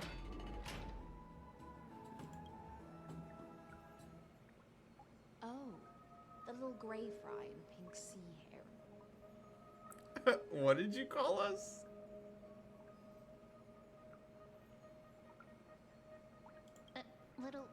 Little sea hair? You barged into here without warning. Was it an accident, or did you wish to bathe with me? Option 2.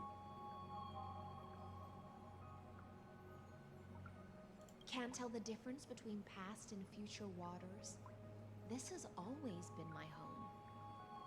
Interesting. Okay. Sorry, We didn't mean to disturb your bath. We'll leave now. It's no big deal.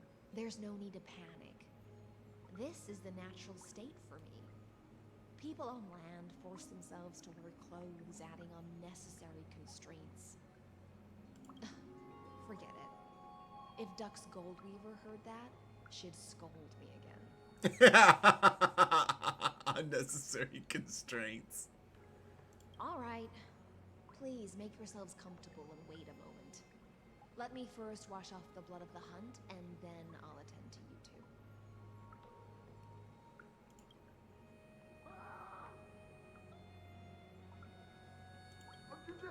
The delegate from Ladon has been assassinated! Quick! Quick, someone come quick! Oh, she... Oh. Ah, the broken crab shell surfaces. I was worried it had been washed away by the current.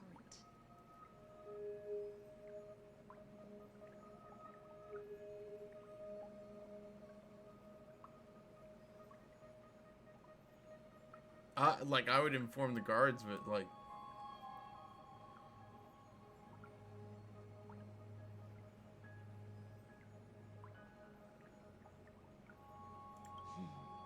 Viciousness is a form of praise to the blade. I see. No wonder there was a faint smell of rust in the air before I even entered. Why? Is it because the Ladonians refused to contribute troops to the Flame Chase journey? Or just because they offended the Imperator? Because the new era of the Flame Chase doesn't tolerate stagnant blood.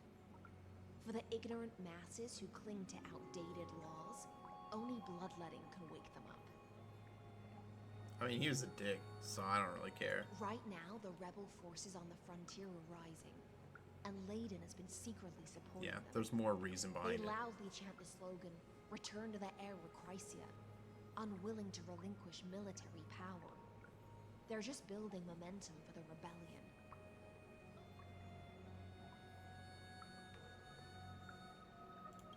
Yeah, fair enough. That's what I'm Thinking thinking. is a right given to citizens by the Imperator.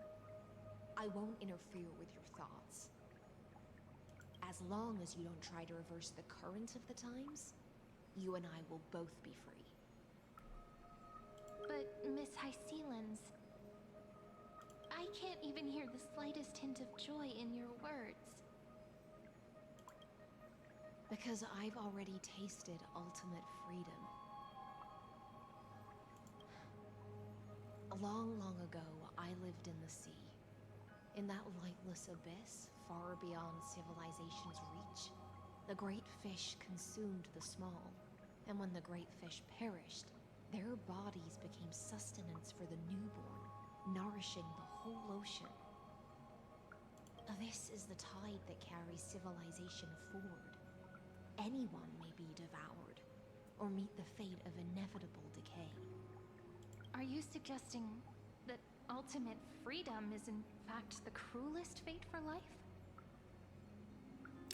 Could be somewhat true, like too much freedom. I only mean that if life wishes to preserve its dignity, it must first be bound by the law. Yeah, there's gotta be something there. There's no need for me to say more, Little Sea Hare. We're of one mind. Whether the Imperator's law can guide the schools of fish and lead us to a truly free ocean, let us wait and see. But for now, let's pause this heart-to-heart. Another fish has come, following the scent of blood. Being your subordinate is such a tragedy. I'm always having to worry about the messes you leave behind. It's simply our duty to the Imperator. All ready to go in an instant. Miss Hysilens, you truly are impossible to predict. Yet you, a golden trout who's always busy all day, suddenly have the time to visit me? Do you think I wanted to come? I suggest you burn some more of the incense offered by our allies, lest my creations be tainted by the reek of fish. I'm only here on the Imperator's behalf to remind you to prepare for the banquet. What banquet? Fine. But I must retort. What you call the reek of fish, to me, is the unique fragrance of the sea. Besides, if my fine clothes get stained, won't you just gift me new ones? I won't.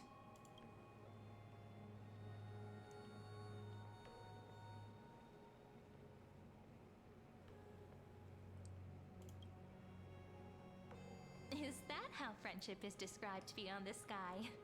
Fascinating. By the way, you both just mentioned a banquet.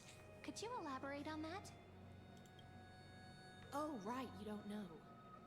Every time before a battle, or after a victory, the Imperator holds a grand feast for the Chrysosairs to lift our spirits. For us warriors who swim constantly between life and death, these feasts are more worth looking forward to than victory. A banquet to prelude the hunt for the god of banquets, and honey brew as a tribute to commemorate the ancestor of honey brew. How absurd. A banquet to prelude the hunt for... Don't look so grim. All has been decided. Since it's a banquet for Fagusa, why not take a leaf out of the Titan's book? Live in the moment and enjoy life to the fullest. I'm not as carefree as you. That little Dolu's kitten is already causing enough trouble for me. And on top of that, I still have tailoring commissions to complete.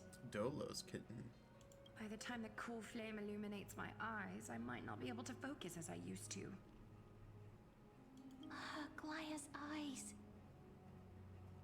Curious about these eyes? People often compare them to jewels. But I've already made my decision to ask romance for eyes that can see everything. Her threads of fate. I wonder what this world will look like when I take the divine authority. In the future, you will still be the finest weaver in the world. Is this also a prophecy from the Three Fates? Nope. It's even more accurate than a prophecy. After all, she has already witnessed it, right?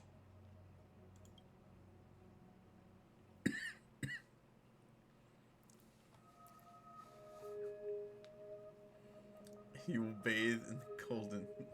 I thought this was her original prophecy. Become a demigod and lose your humanity. That is the only reply I've received in the countless times I've sought wisdom from the prophecy. But Destiny's fragments are like stitches. Before they're threaded into splendid garments, no one can see their true charm, can they?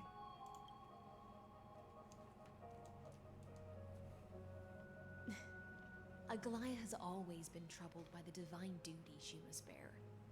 But thanks to you, she seems to be in much better spirits. Just as she knows how the spinning wheel trembles, I can sense the smallest changes in the damp air. As for whether we know each other well, I've swum beside her since she was a child. Most of the time, I can understand the whispers in her heart. Okay. For those words she was too shy to say herself, I'll raise a glass to you on her behalf. Now, I leave this bath chamber to you. Rest well and prepare yourselves. After all, every time we drink and talk could be the last celebration we have in this life. Miss Hysilens has given us the bath chamber. It seems she really does do whatever she wants.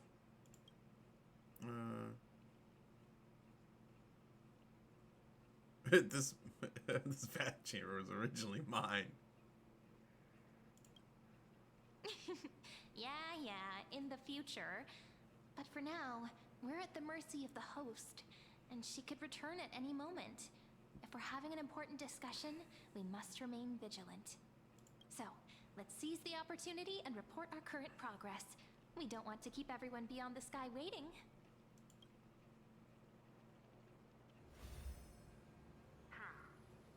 First, while that little empress with a candle stuck on her head didn't explicitly say it, she rejected your request to take over the law. Fair enough. Second, Lygus is indeed in this timeline. But since he's somehow connected to that little empress, you have no way to find him. As expected. The road ahead will be long and difficult. Damn it. Oh, just a guess. What? Did I guess right?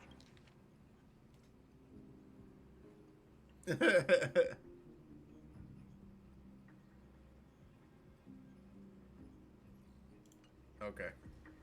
We've made some progress here too, but nothing to get too excited about. Our time is short, so let me summarize. Concerning the origin of that Intellitron, the firewall he created uses Katorzane algebraic expressions. But ever since Aiden invented the 9-worded formula, this kind of mathematical logic no longer exists in the cosmos. Lygus is definitely connected to the Genius Society, so stay alert. Okay.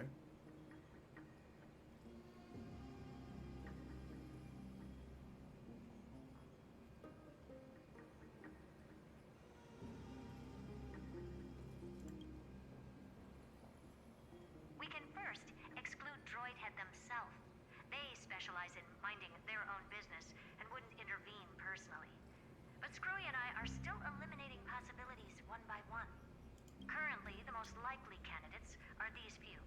The Lord of Silence, Acha, oh, the 2 Ruperts are also possible. But it would be too boring if it were one of them. It's too boring. It was one of them.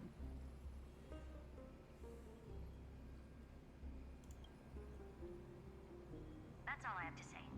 We'll depend on you to continue pushing things forward within this world. Keep in touch regularly. And remember, don't let your guard down.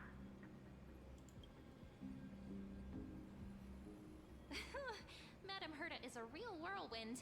Yep. Well then, let's use the banquet Aglaya mentioned as our next starting point. Ceridra's trusted followers should all be present at that time. It'll be a good opportunity to get closer to them. It's settled then. With our great teamwork, we'll be able to deal with anything that comes our way. It's been a long day. We should get some rest now. Yes, let's get ready for the banquet.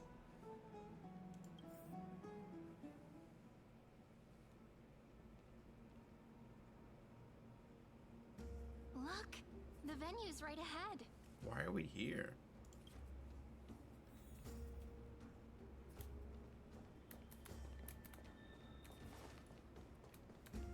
And I can even hear singing. It feels so romantic. This is where we first fought.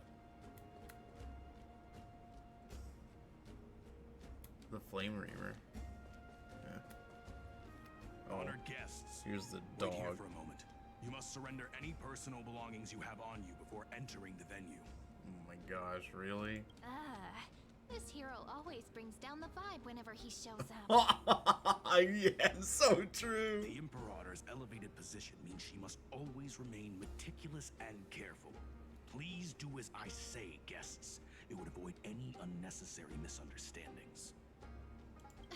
I get that you don't want people to bring outside food into the banquet, but is it really necessary to confiscate the books and quill pens? Even a quill pen can become a deadly weapon in the right hands. I'm asking for all your items. All, Miss Cyrene. Your belongings will remain safe.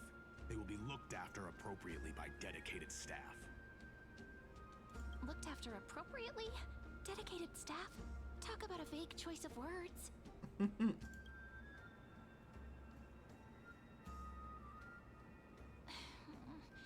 It seems like he's aiming specifically for the chronocognitive anchor. What should we do?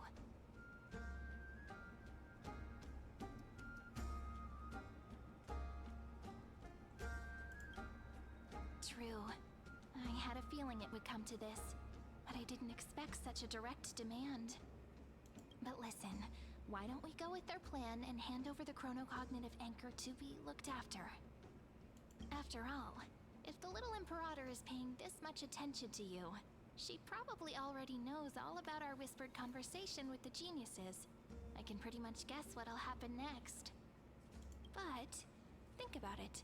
That's actually gonna be our shortcut. And she's pretty smart. I knew it. You and I can practically read each other's minds. Guests. All right. We'll listen to you. Here you go. Also, please pass on a message to the Imperator from us. She can trust my friend. Anywhere, anytime. Thank you for your cooperation. The Imperator has some urgent business she needs to attend to and will arrive shortly. Why don't you head in with the other guests first and enjoy the feast? Isn't Ceridra supposed to be the focus of the banquet? But she's not even here. Why is it so difficult to talk to her?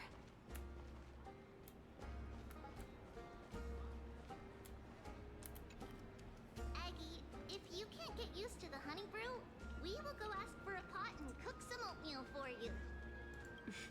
No need for that. This banquet is just too loud. And nothing and no one here is interesting. Just don't really want to be here. Wise, you were pretty energized when you came back from the bath chamber. Let me guess. Are you worrying about someone? About Hysilens? Or Little Cypher? You take everything too seriously. At this rate, life's gonna be real tough for you later on. You're the least qualified to lecture me about that, teacher.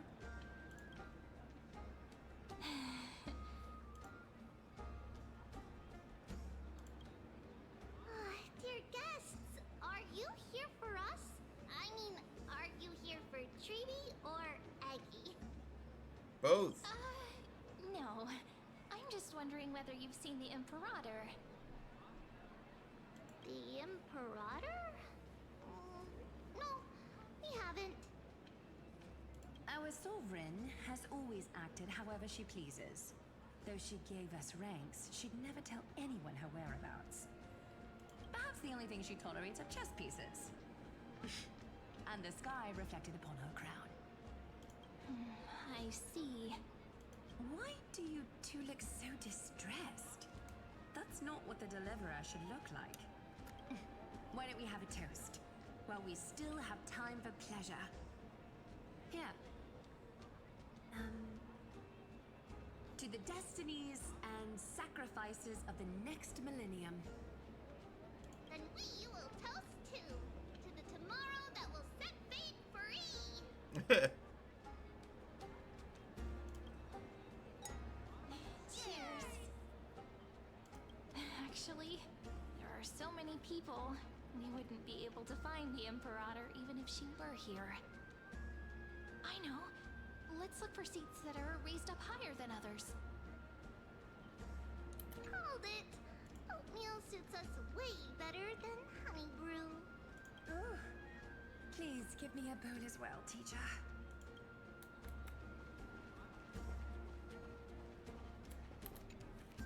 Is there anything else we can help you with, dear guests? Or do you want me to recount the great Imperator's heroic deeds? Hey, Labinas. I managed to get some honey brew that the scholars hid in the cellar. Wanna try it?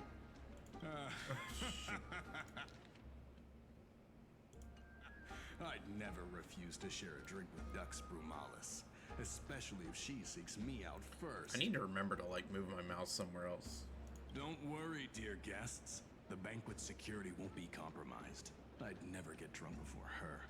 This banquet has a never-ending flow of honey brew. You're welcome to try it and see whether our drinks are as good as those from beyond the sky. Thank you for the offer, but we're more interested in knowing when the Imperator will be back. The Imperator? Who knows? Maybe she's hiding somewhere, thinking up weird ideas again. If you ask me, she's never treated us soldiers properly, even though we put our necks on the line for her. Hey, I can't pretend I didn't hear that, Seneca. Either retract your statement or duel me. Are they gonna fight again? Attendant, bring us 10 more jars of honey brew.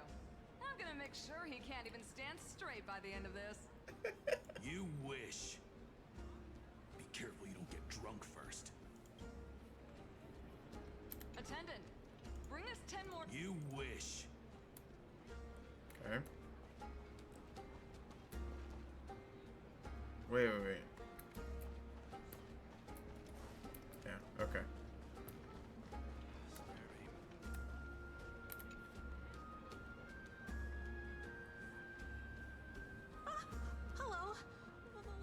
the banquet.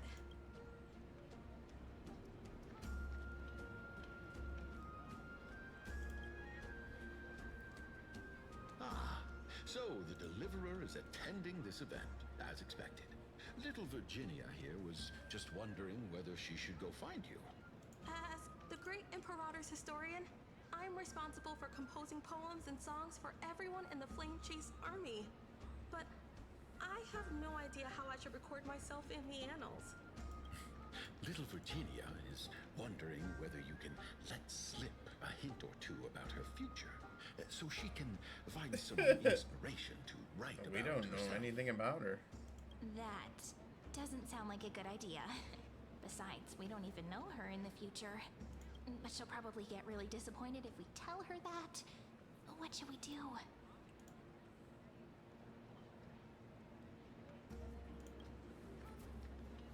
Alright, I got it.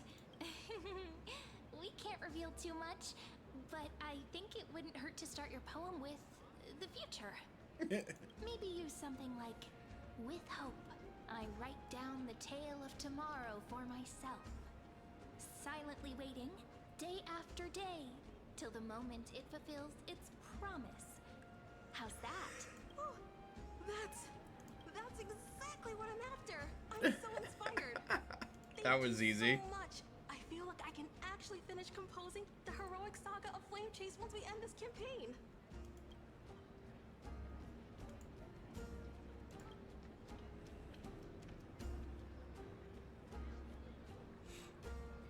Hey, that wasn't improvised, you know.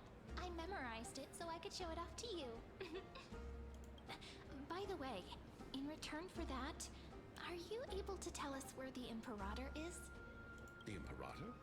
She usually wouldn't arrive this early. She believes that rulers should stay silent in places where their subjects hold private conversations. Why don't we have a toast before she arrives? To reason, which is held but not revealed. To romance, which will surely be returned. Gray fry, a little sea hare. Please come over and share the delicacies of the deep sea with me. What a romantic Oh, now. Okay.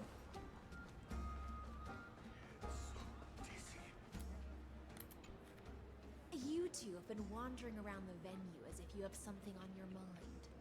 Have the attendants not taken care of you well? No, we love it here. It's just... we're a little concerned, seeing how the Imperator still hasn't arrived. Don't worry. I know what you've been waiting for.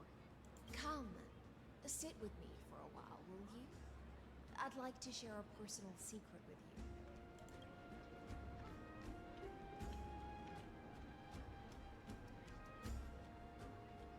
See here?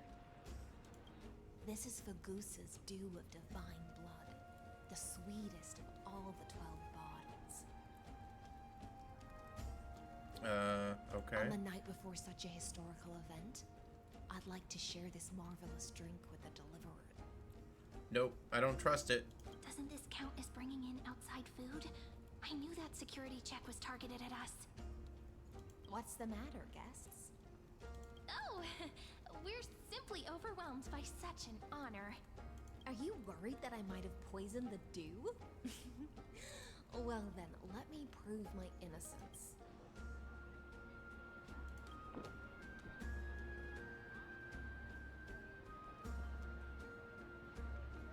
See? It's completely safe. I feel like Miss Hysilens wants to talk to us about something. Why don't we go along with her for now? Minors shouldn't drink. Worry not. Honeydew's not alcohol. It won't get you drunk. On the contrary, it can make your mind even sharper.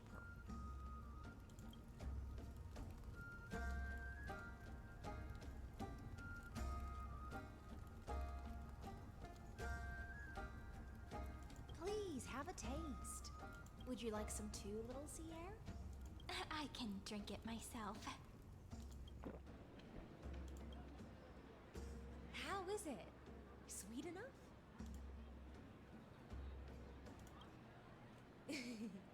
As long as you like it. Alright. Can we get a secret out of you? Calm at times, tempestuous at others. That's the taste of the ocean. It'll do you good to understand Fagusa's fickleness before we set off to face their waves. Just like how you're about to understand the secrets within this dew. Now, please turn around. Very, very quietly. Don't make a single noise.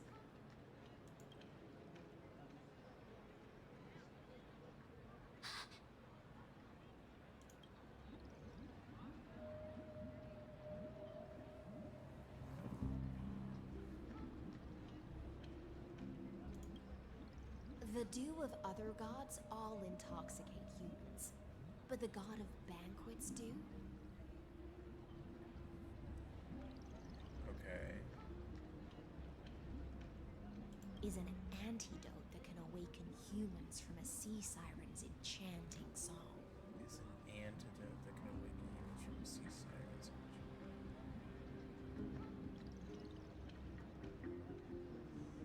What? Since the start of this banquet, all the guests have been under the spell of my song. None of them can see the Imperator in that Fioros. But you two, I wish for you to see the truth. Thank you. Is this also what the Imperator wants? This is my personal request. I can't bring myself to trust that Fioros. Yeah, well, that's the guy we think you should.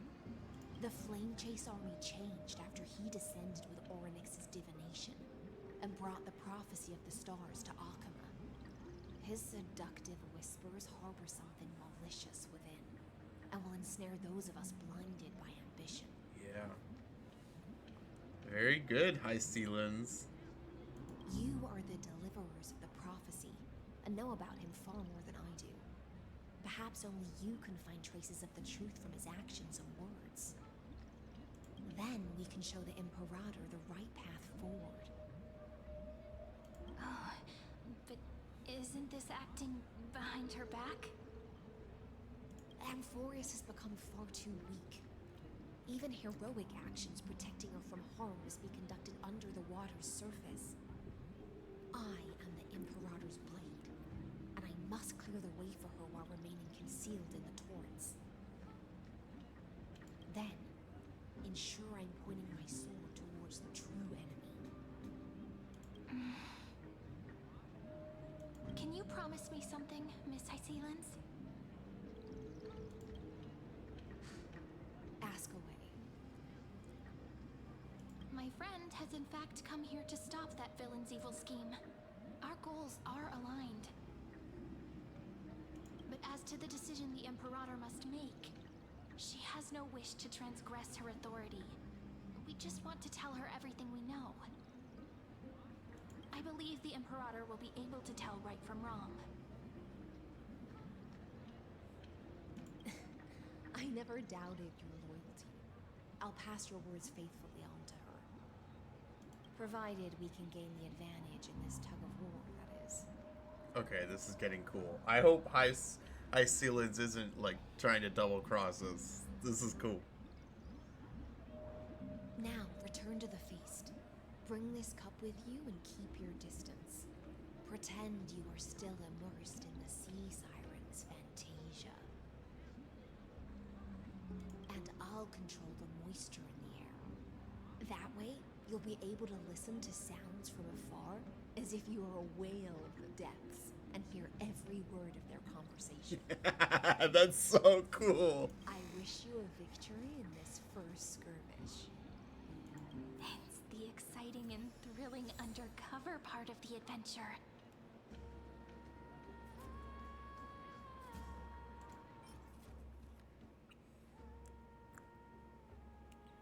Buried 12 bottles of fine vintage beneath the sea of 7,000 years later.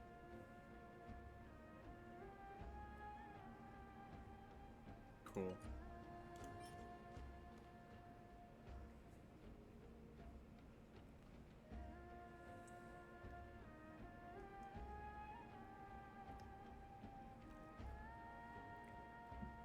Branding you with the sin of exile, yet bestowing a dream of clarity. Okay.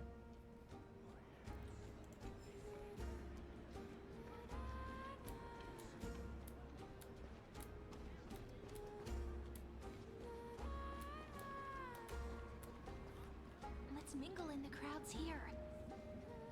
Relax. Relax. Try to act natural. Where's the Imperator? Still not here. That little imp is always acting so high and mighty towards everyone. Today, I will, whatever. Pour me another cup. Though she has succumbed to drunkenness, she still does not dare challenge your authority. A criticism of my height is a grave enough insult already. She should be dismembered. Do you often test the loyalty of your subjects like this? You jest. The Imperator does not need blind loyalty. As long as one can prove they have value, I am willing to be lenient towards them. Let's cut to the chase, Theoros. If I pass the trial and grasp this world's law in my hands, what will you do then? The answer is simple. I will connect Amphorius with the stars. Don't waste my time. Be precise. Be specific. I won't ask a second time. Allow me to adjust my statement. I will correct the regulations within the old law that sealed off Amphorius and merge the black tide with the torrents of Era Nova. Then we will be able to decimate the forces beyond the sky that are trying to annihilate Hysilens and sound the trumpet for the endless campaign you will then embark on. But you previously said that Iron Tomb is unrivaled in power across the stars. Who would dare to annihilate it? There is a federation of warships named the Angel Alliance. Warlike and old-fashioned. A cult named the Genius Society. Loosely organized, but steeped in abject insanity.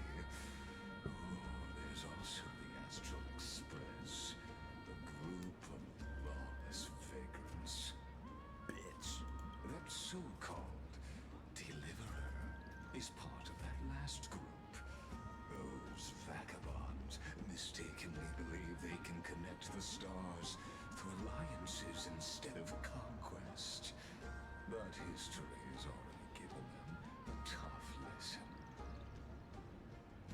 There are countless other organizations besides, but when the Lord Ravager sweeps across the cosmos, they will certainly all bow before your empire of destruction.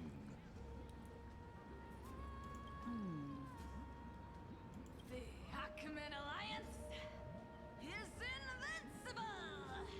If those civilizations are not as feeble as you describe, then they may still have some value in testing the quality of my blade. That being said, even the smallest and weakest city-states should build an obelisk to the Imperator, so that their people can constantly recall the glory of her conquests. Walk a little longer with me, Theoros. I don't like how this is going. Our little Imperator seems fascinated by the destruction. Great Fry, little sea hare? It seems like they're still talking. Get closer. I'll keep carrying their voices to you.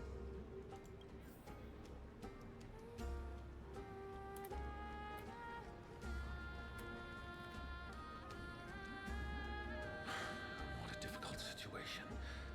No matter how we position our forces, this battle against Fagusa will result in many casualties.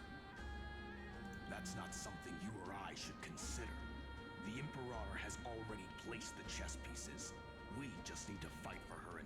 last breath. But isn't he like the organizer of those chess pieces? How astonishing. The commanders under you have such different personalities, yet they share the same loyalty. I wonder if Ceridra had Hysilens set this up, and she's not as ambitious as we think she is.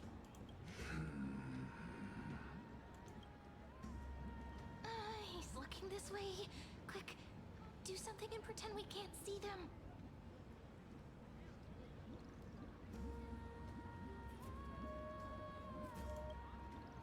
So, you have this super duper speedy rotation of destruction into Amphorius?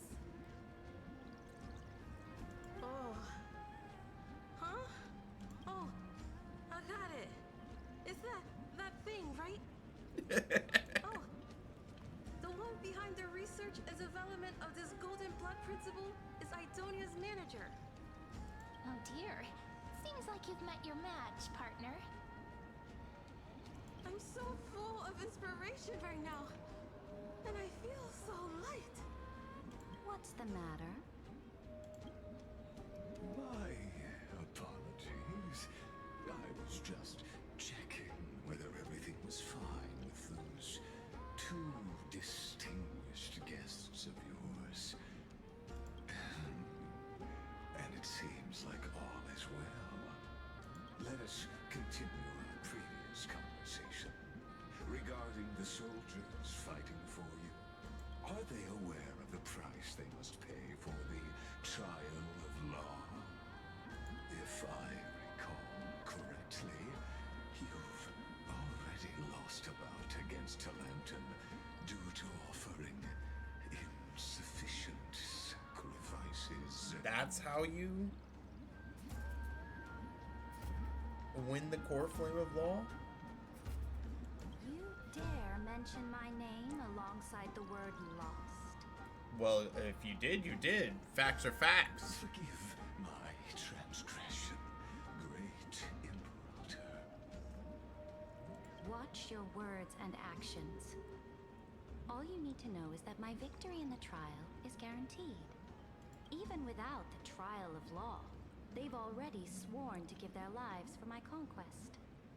So tell me, if everything happens according to our agreement, how would you recommend I deal with that deliverer?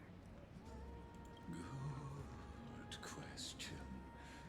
Do not let her fool you. That woman from beyond the sky contains a seed of ruin within her body. She must not be allowed to tarnish your glory. Therefore, the wisest decision would be to hand her over to me. You plan to torture her? Calling it experimentation would be more appropriate.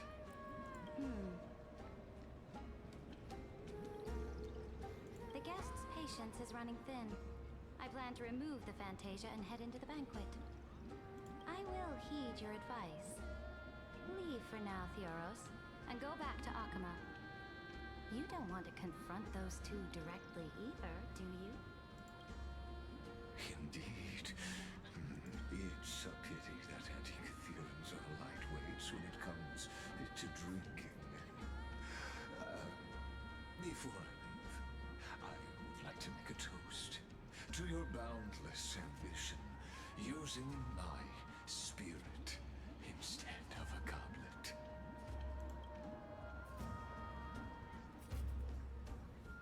As I expected, that Theoros' schemes have been revealed. Thank you for your bravery, guests. It's time for me to dispel the Fantasia. This will be the Imperator's last public address before we head off, and therefore, likely, the final chance to change her mind. I will try to get you a chance to speak, and I'll also prepare for any contingencies. The rest is up to you. You should head back to your seats for now. Take my seat? And what do I sit on the floor? Oh,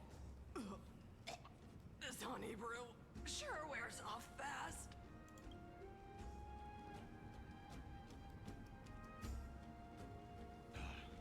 The Imperator! The Imperator has arrived! No need for formalities. I should be apologizing for my tardiness instead. The hour draws late, and I trust you have all had your fill of brews. Therefore, I will not observe the usual ceremonies. Any warrior who has fought by my side should have those speeches memorized by now. The Imperator's word is law. What a little bitch. Are you out of your mind, Dux Frigoris? The Imperator hates flattery most of all.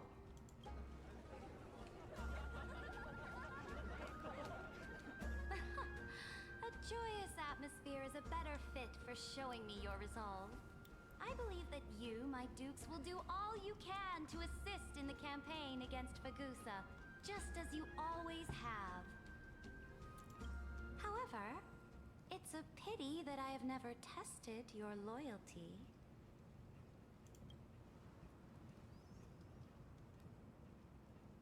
What does she mean?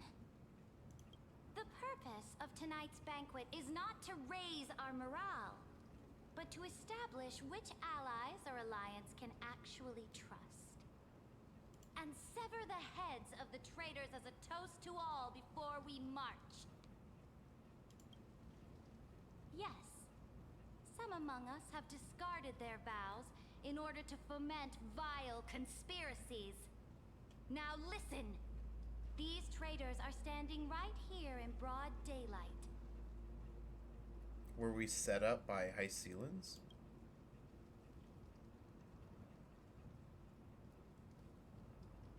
Dux Gladiorum Hysilens. She used the sea siren song to immerse the crowds in an illusion and conceal her whereabouts. She then worked with those from beyond the sky to spy on confidential matters, hoping to rob the core flame by force and harm me, the Imperator.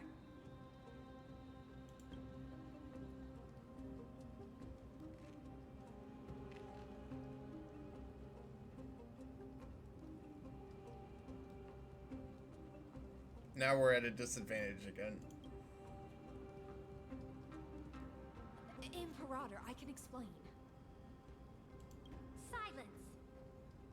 How did she figure out? Do you remember who used to own this blade? She met you once, back at the Temple of the Three Fates. It was Kindness, the head of the Cleaners.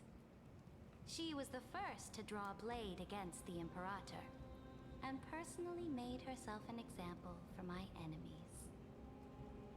Under the shade of the olive groves, the people of Akama said they would never bow to me. In the frozen, lethal fog, the people of Idonia said they would never bow to me. At the beginning of the myriad paths, the people of Yanisopolis said they would never bow to me. But now, they all lie silent. They now fear me as they fear the law.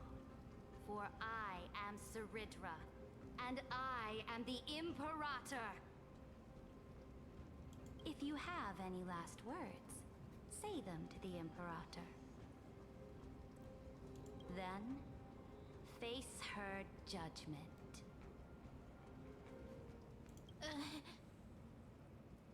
After I cross this river, it will be a tragedy for mankind. But if I do not cross, then it will be the end of me.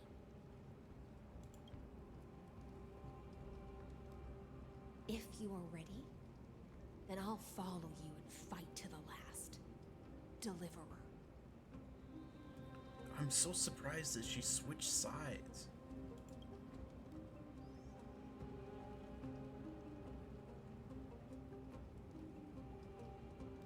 That's right, friend. Now, Use your identity and add in a bit of experience and charm and testify to the Imperator as we promised.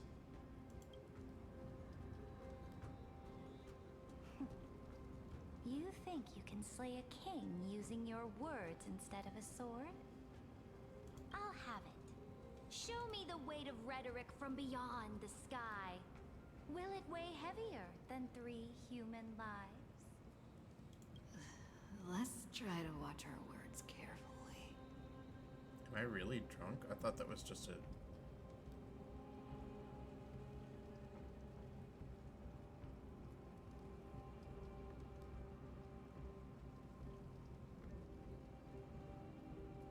The prophecy you know of, the Era Nova, spoken by Kefali, is nothing but a complete lie, spun by Lygus.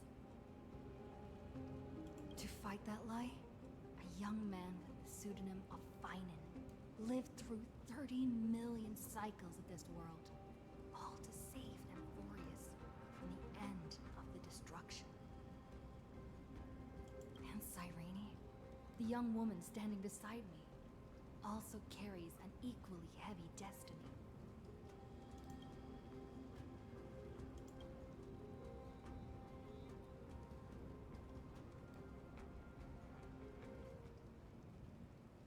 Iron Tomb is the ultimate end of Amphorius' destiny. It is an embodiment of pure horror that walks the path of destruction and can never be tamed. That is the only thing Lygus cares about. As for Amphorius, pure glory and campaigns, he doesn't care about any of those. He will most certainly betray you. When that time comes, all of us will be ground to dust by the destruction.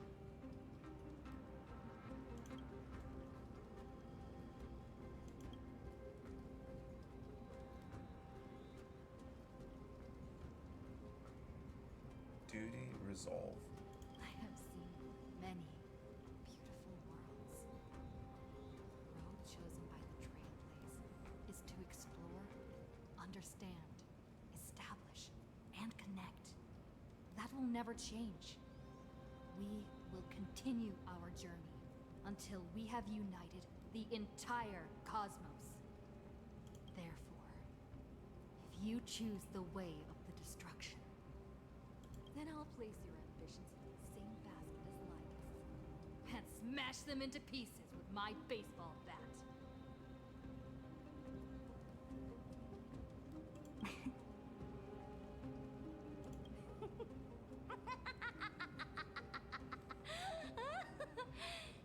That was truly a chaotic speech.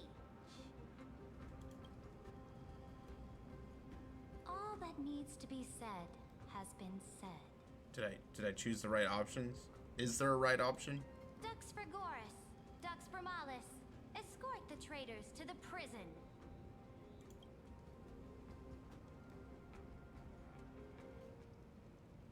Before the next entry hour, I will give them an end befitting of their betrayal.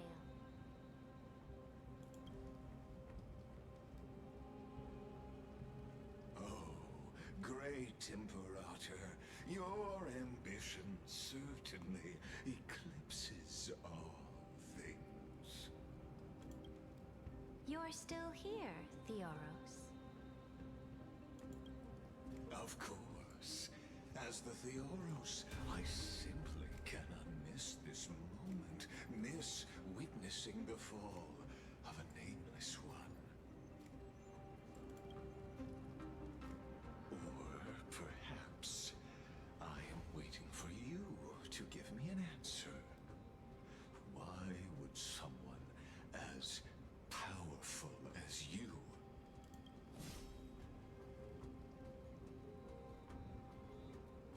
use such a clumsy excuse as imprisonment to ensure the Deliverer's safety?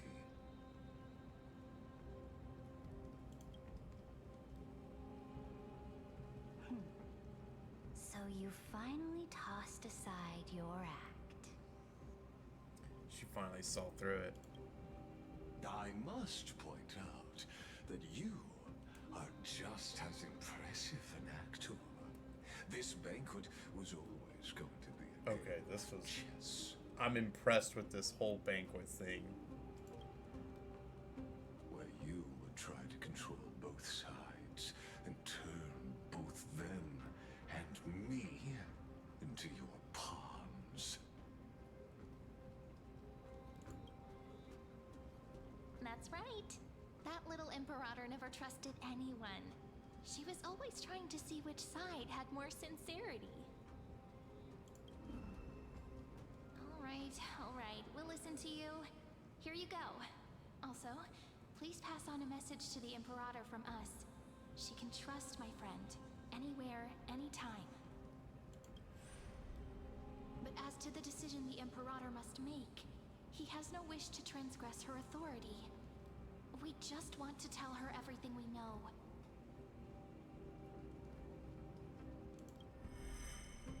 Now, use your identity and add in a bit of experience and charm and testify to the Imperator as we promised. She's crafty.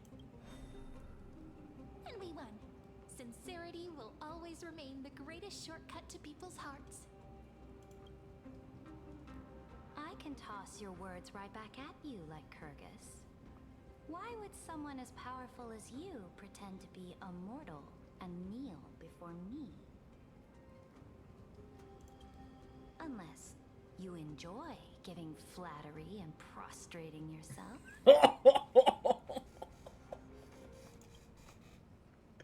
You are mistaken. I am only trying to ensure the experiment's autonomy, meticulousness, and perfection, thus avoiding any unexpected outcomes. A forceful intervention will only create larger errors, reduce efficiency, and introduce ugliness. Then why after 33 million cycles did you decide to change it up this time? Had you fulfilled your promise of giving the law to me and completing the Aranova, then Amphorius would not have deviated from destiny's course. Oh, but you broke your promise. What a pity. In that case, I must carry out my duty as the administrator and eradicate all factors steering the experiment out of control. Factors such as you and her. Careful. Careful.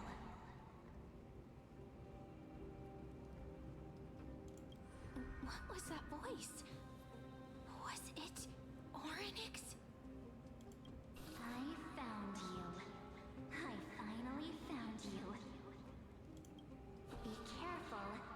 This land will face disaster. What's going on?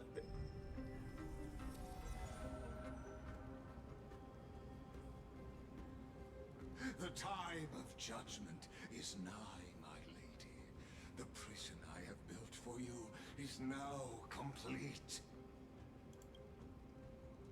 In the name of the erudition, I invite you to step into the same cage as mine.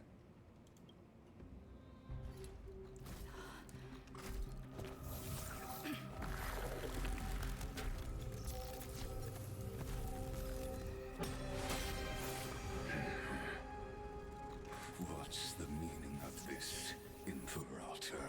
I did not permit you to act. A ruler is the only one who can decide their subject's destiny. But, great Imperator, what judges destiny is not the ruler, but gods. Don't forget, my realm only allows for the existence of humanity. What just happened? Moreover, dealing out extrajudicial punishment equates to defying the law, and the culprit is to be sentenced to death.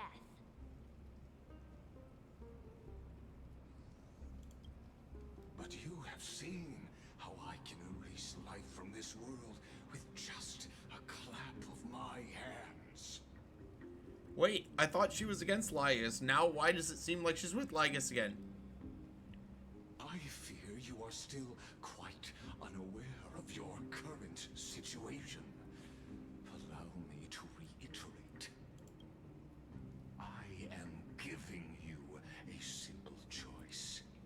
To collaborate or to be destroyed. There is no other way. Okay. Shameless behavior. If that were true, you would have killed me long ago. Yeah. Okay, so she's still against him. You, in fact, cannot kill me. I guessed it the first time I beheaded you. Because of the law, you cannot be completely destroyed. And the same is true of the Chrysos heirs. That's not true?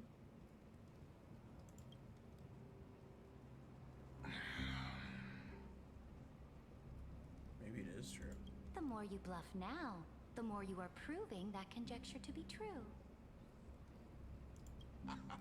What magnificent foresight. I once regarded this precious quality of yours as a sure sign of my ultimate victory. But now, I have to admit that I made a mistake.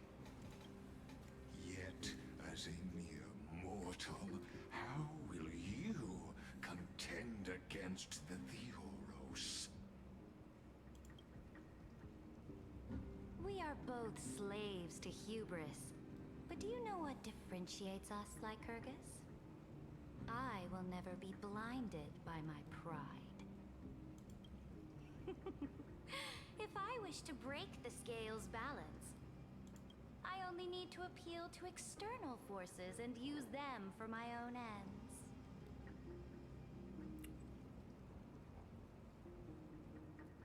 So that's what it was? She took that so that she could...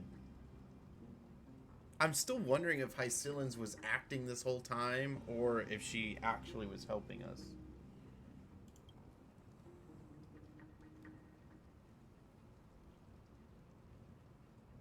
Finally, we get to meet face to face, Senior Society member. I offer sincere acknowledgments for your many past achievements, but I must deeply regret your current perspective.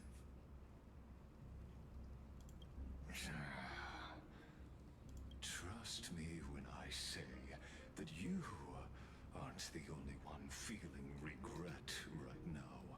Screw them. So you two are the allies from beyond the sky the Deliverer spoke of, and why she demanded the divine authority of law. Okay, so this is her first time meeting them. Come and prove your strength to me. Show me the power of these so-called paths. I have spent much time and effort to secure this treasure from beyond the sky just for this moment. Wait, what treasure? Oh. Wait, what? In the name of the Sovereign of Planet Scrulum, your allies have responded to your call, esteemed Imperator. In the name of the Sovereign of Planet Scrulum. Please allow me to spell the situation out for you, Lord Lygus. Permission to read the ultimate protocol is already in my hands. It'll only be a matter of time before we acquire the authority to write and execute commands as well. Okay. So they finally hacked through, and she's meeting Scrulum and Herta for the first time. There's no way the flame chase journey will continue after you've burnt your bridges so thoroughly like this. Do you really think you can still win? How seriously? Don't embarrass the society.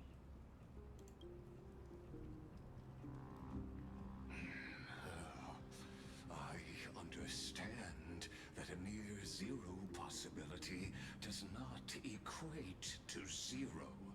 That argument is very persuasive to me. Which means the same principle also applies to you, my dear peers. You will never be a match for me in a world constructed through 14 algebraic expressions. And as for Aranova, why don't you entertain this possibility? What if I reduced Akama to rubble and ground her people into minced meat? Would the heroes then once again desire the power of demigods so they could fight against me? Listen. Iron Tomb is fated to be born. You may shackle me and put me in chains, but I have thousands of ways to ensure the destruction's descent. And what I just mentioned is only one out of those thousands.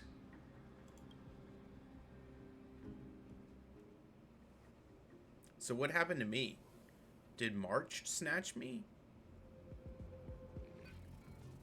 This is the place outside the legends? Or did Lygus snatch me? This doesn't feel the same as before. How should I get back? Yeah. Warning! Warning! Warning! Warning! Warning! Warning! Command isolation? Since we parted ways last time, I have modified the exomyth into an audience area exclusive to you. Okay, so he did take me home. You will be able to silently wait here for the final act of Amphorius to begin.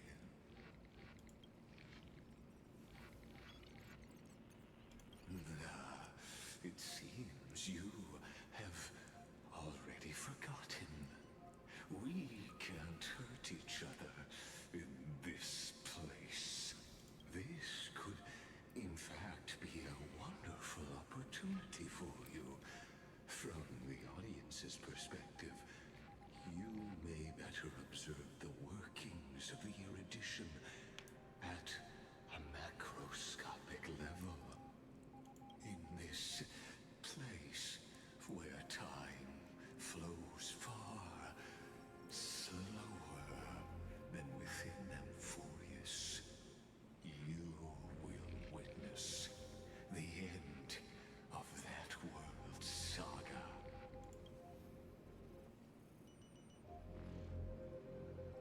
Oh, I am not doubting your capacity to create miracles. The answer concerning the prime mover of life, the total destruction of the erudition. Why?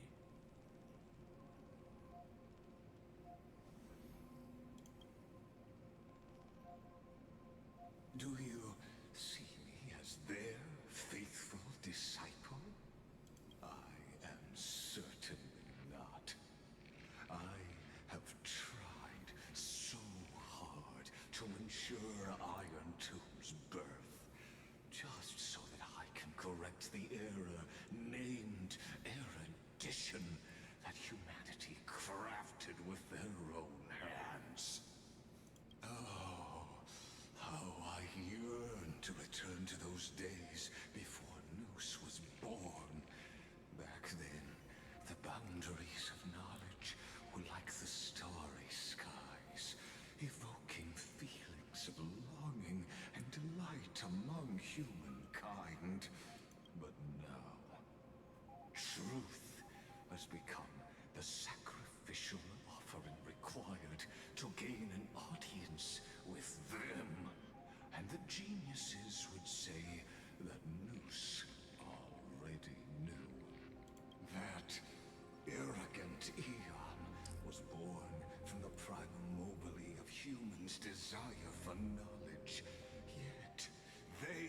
self sealed off humanity's capacity to seek enlightenment.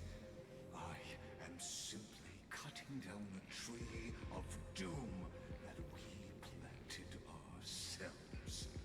Who is this guy really? I must admit that the process of answering your questions has reminded me of the happy days of learning in my youth. However, it is a pity that my true form must now descend into Amphorius to deal with the accident that arose because of you. But you won't have to wait long. When the curtain falls, you'll surely understand mine and Amphorius's ardent wish. Where time flows slower than within Amphorius? If Lygus spoke the truth, then I don't have much time left. But how can I get out of here? Can you hear me? Little one. Is that Herta's voice? Warning, warning, warning. Hurry up. Put some speed into it. I can't keep this up for much longer. That old Intellitron overlooked one little detail. And Screwy and I finally found an opportunity. Let's keep it short. While you were gone, well, in those few years, Amphorius... A few years. Yes, time dilation, resulting in an uneven flow. Don't you know this already? Let's stick to the main points. The Chrysos heirs activated the chronocognitive anchor and helped Skrullum and me open a hole in the firewall. We made some adjustments, so he can't attack us immediately, but it won't hold for long.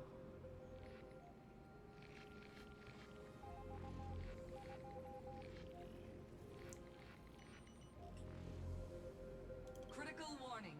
Critical warning. Time is running out. Here's the conclusion. It'll probably take a long time for Screwy and me to completely break this cage before Chrysos heirs have a full grasp of the law. To be safe, we'll continue to launch side-channel attacks on the system to give you opportunities to escape. You need to seize these opportunities. So start moving, and find a way to pull off a magnificent jailbreak. We detected another path's influence. Remembrance? Critical warning. Critical warning. Its power is strong. May be able to help use the path's power. Make it detect you. Unauthorized communication terminated. Is Herta saying a certain past faction has arrived in Amphorius? And I can ask them for help? I mastered the powers of different paths in my previous journeys.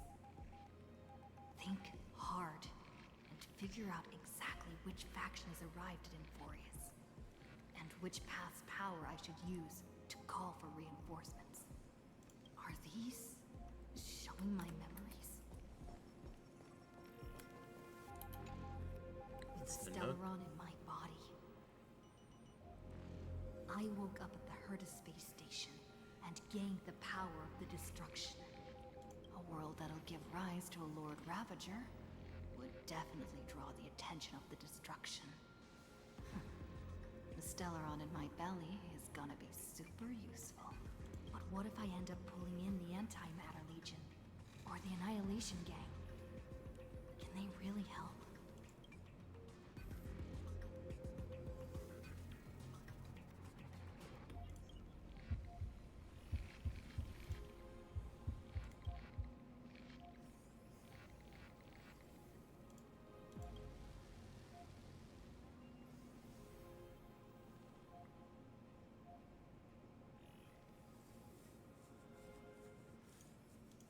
Okay. Failure is not necessarily a bad thing. This power wasn't gonna call up anyone nice after all.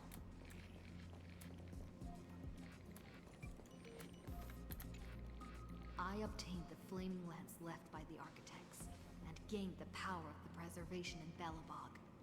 That's right. No matter how far away a planet is, the IPC is guaranteed to pay attention, as long as there's a business opportunity. Isn't Amphorius a pristine and untapped market? Besides, even if I can't call up my friends from the IPC, the architects and the nomadic miners should be able to help too. There are definitely cities and ores in this world.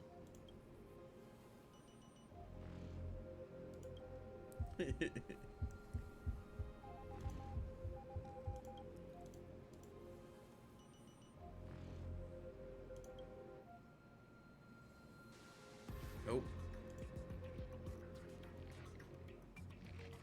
Seems like since Amphorius has no overseas market, the IPC's hand can't reach it.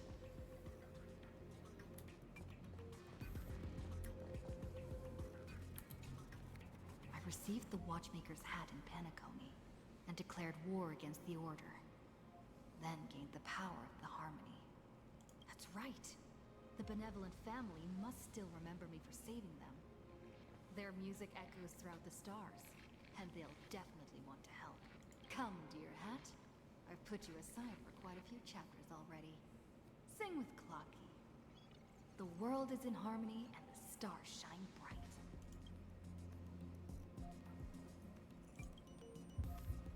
It's not that, it's remembrance.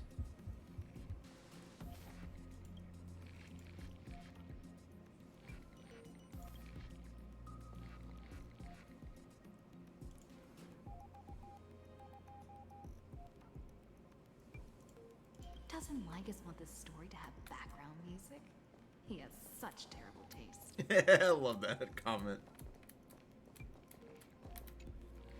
The remembrance. That's right. I came to Amphorius because Black Swan asked us to come.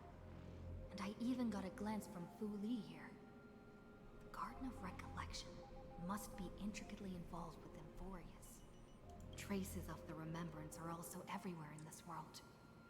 I don't know what they want, but I don't have many choices left in this crisis.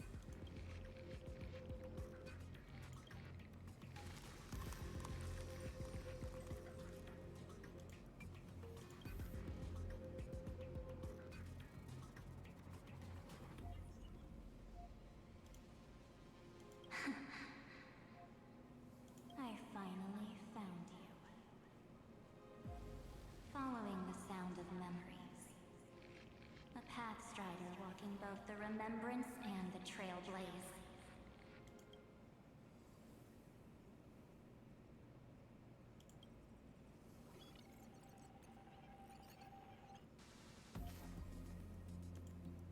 Warning! Warning! Warning!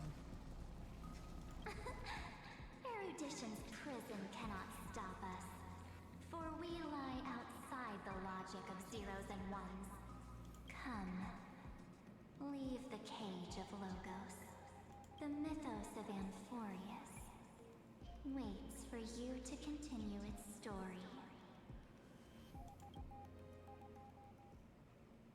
That was really cool. When that brightest star, that star heralding the dawn, finally rises. A boat, so used to drifting, at long last enters an island's safe embrace. Oh, Pathstrider, we have helped you break free. Hurry and set off. The Child of Remembrance awaits you. March? What's she doing here?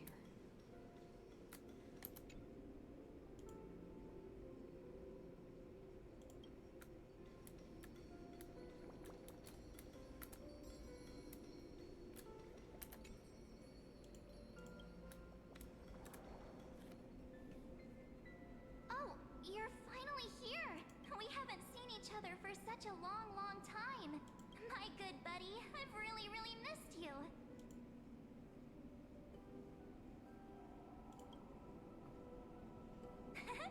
I bet you were constantly thinking about the days when I was by your side. Yep, It's I been was. so boring waiting for you in this place. There's no one to chat with, no even anything to eat or drink. It's basically a prison. Now the great hero is finally here to save me. Yippee! You must have seen a lot in Amphorius during this time, right? You gotta tell me all about it.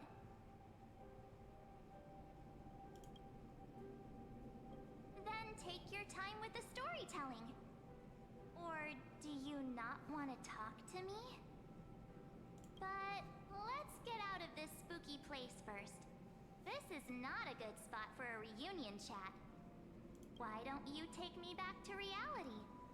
A strange voice told me that I can enter Amphorius if I keep following this road. So, let's head off. I still don't know what that world even looks like. Okay.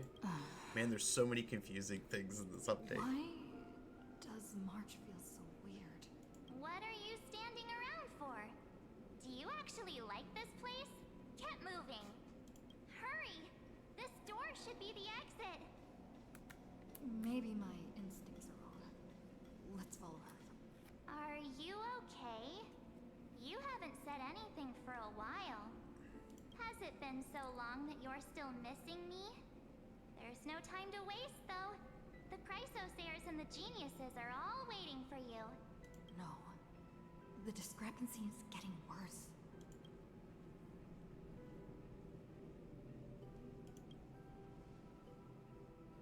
Huh? Isn't Amphorius the world of the Chrysosayers and their hero's journey? I could figure that out in an instant. But Amphorius cannot be observed from the outside. She couldn't possibly know about these things unless Don Hung told her.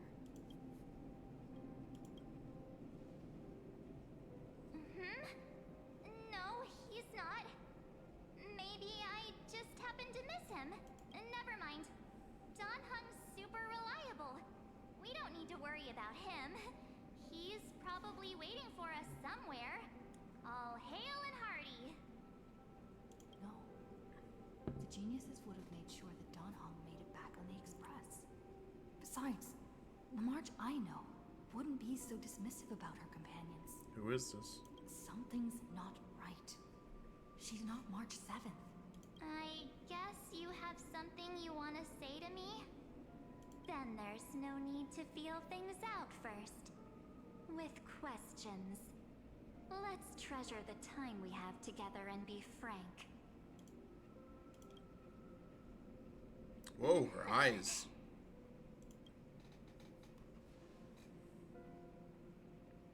As expected. A glimpse of memory is not enough to deceive the bonds of friendship forged between the nameless. In that case, there's no need for further deceit. You're right. We're not the March 7th you are acquainted with. But we can send you back to Amphorius, as long as you are willing to help us. Habitual liars are not trustworthy. We'll introduce ourselves to gain your trust. We are the Garden of Recollection. You should be very familiar with that name by now. Just as a reminder, while you hesitate, time is quickly ticking away in Amphorius. Working with us is the best way to stop the enemy of erudition. Erudition would treat any results unrelated to the experiment as garbage and throw them out. But we don't work like that. The Remembrance treats all these instances as important materials needed to weave the universe. Oh, another one into the power struggle. Besides, this would be child's play for a great hero like you. It won't be hard at all. Also, if your plan fails and the big bad Iron Tomb manages to get out, then the whole cosmos will be in danger. Wouldn't it be better to have an additional failsafe? As long as you help the Garden retrieve what we want, even if Iron Tomb reformats everything in the physical plane, we can use Remembrance to reconstruct the entire world. Or should we say, the entire universe? So help us. Find where Amphorius's memory began, and bring it out.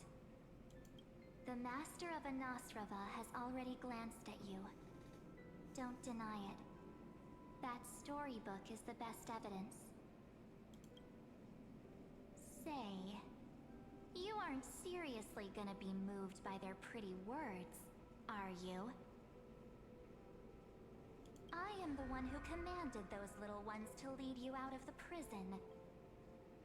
But I didn't expect to attract little gnats trying to take advantage of the situation. While remembrance can help you return to Amphorius, there's no need for you to do it the way they want you to. Of course, there's also no need for you to make any deal, or pay any price. For you, this is probably a long time no see. Oh my gosh, that's creepy. My dear.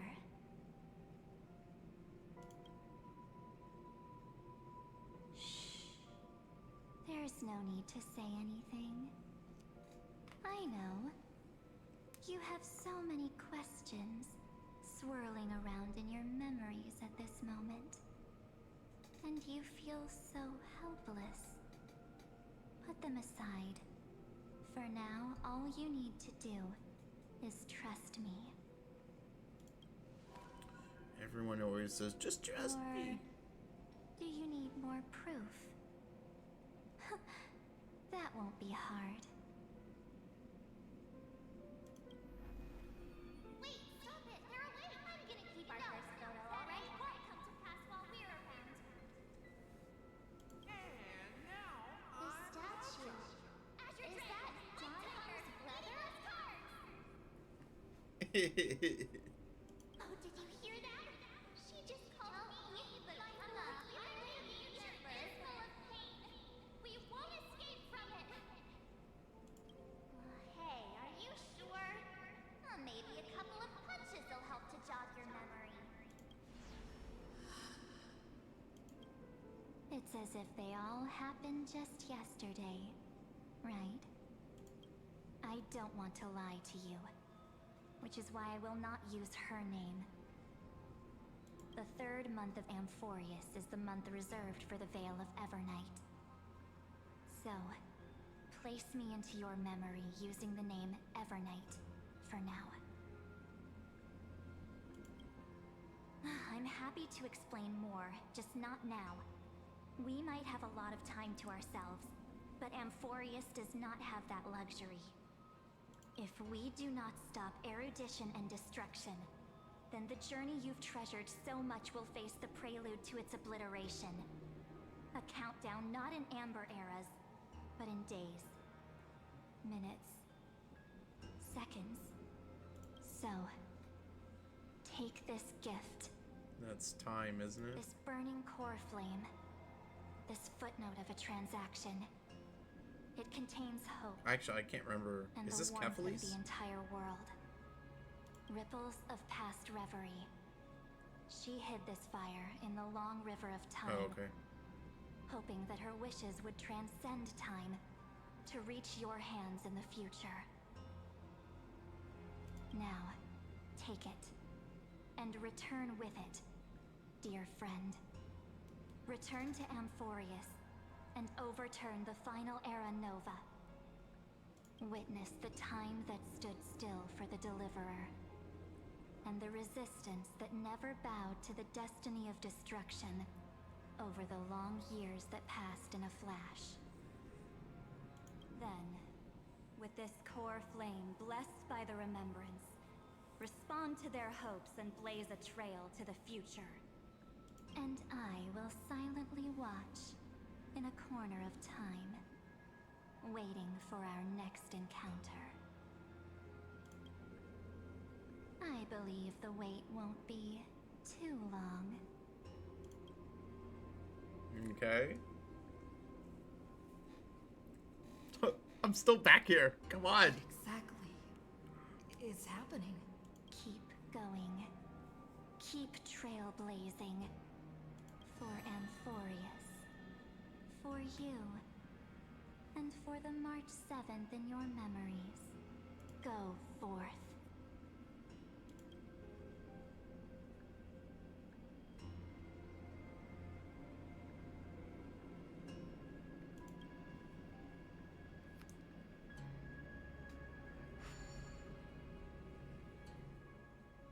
I hope not that much time has passed. 9/49/31. That's 1 year later, right? Is this Akima?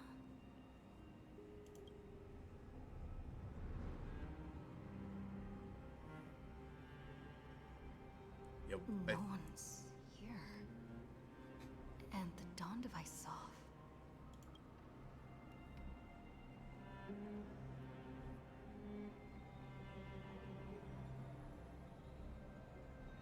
Am I too late?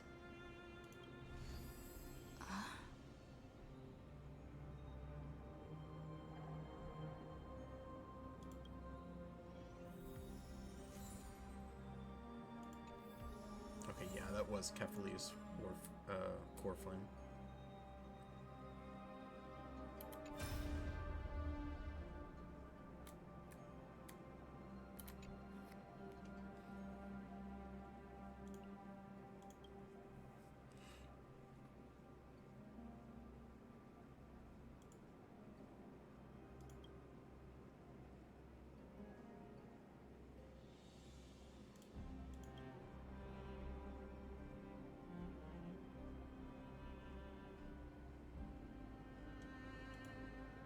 Okay.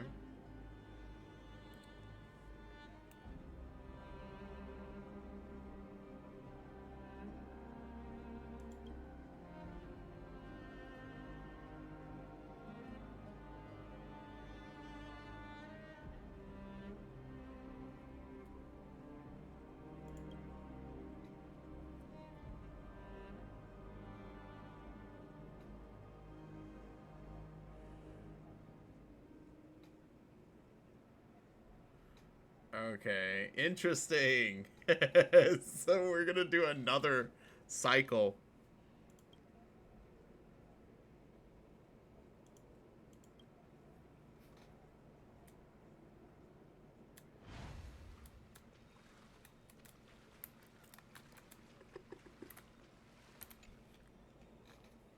The chronocognitive anchor?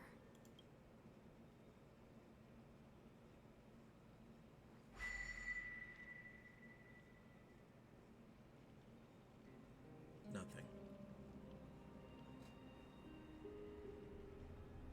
There's so much I wanted to say for our reunion. Yet now that you're back, there's only one thing to say. Welcome back, friend. Hey. It's been such a long, long time.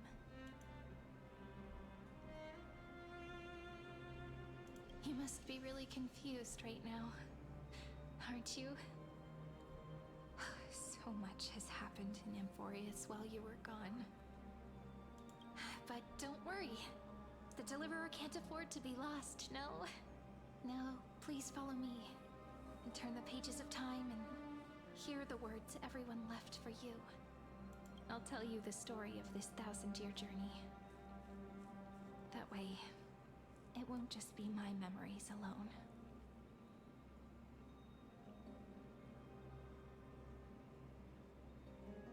No way. Is it 1,001 years in the future? Cyrene can't hear me?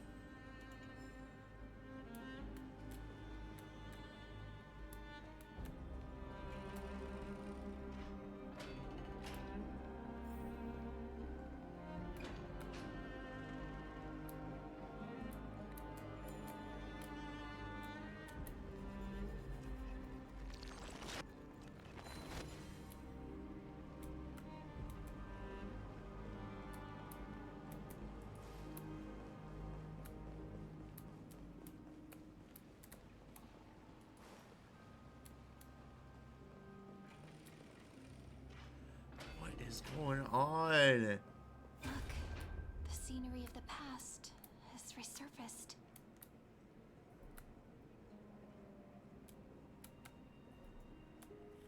Time flies. 200 years have passed since the Deliverer's fall.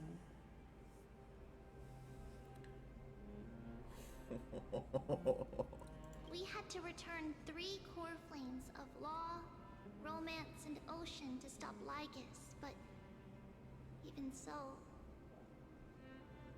Terravox has fallen. The 2 geniuses vanished without a trace, and Zeridra embraced her fate. She died? At this rate, Era Nova will come, and Amphorius will fall into the destruction.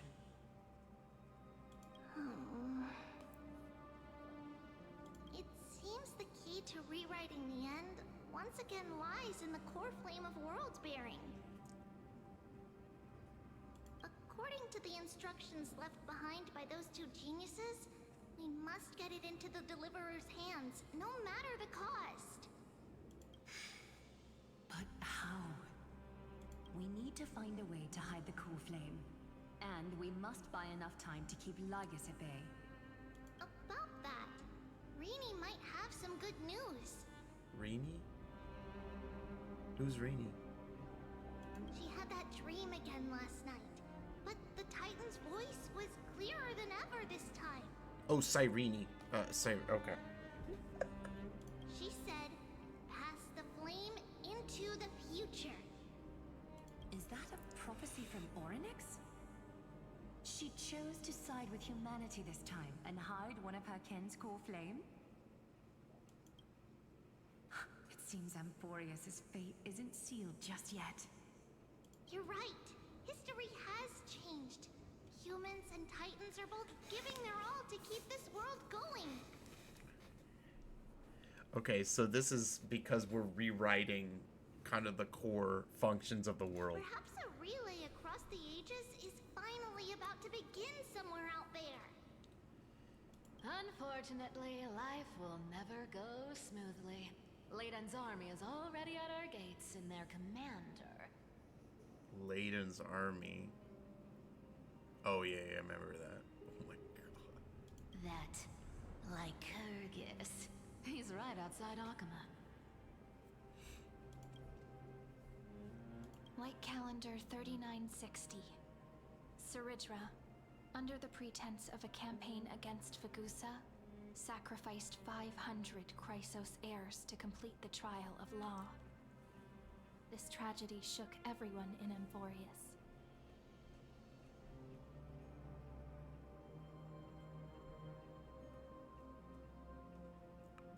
That same year, Zeridra the Imperator was assassinated, after which Aglaia the Goldweaver took command.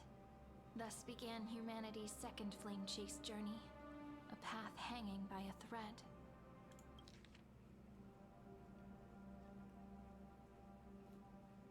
Sacrificed 500 Chrysos heirs.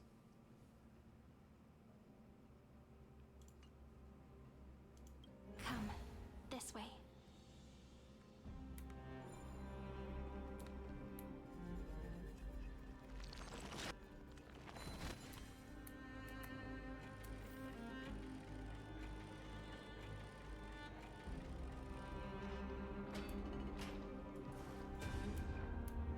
The eternal holy city?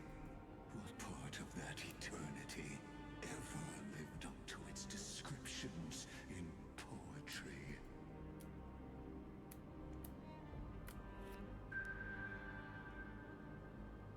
The Marmorial Palace lies in ruins.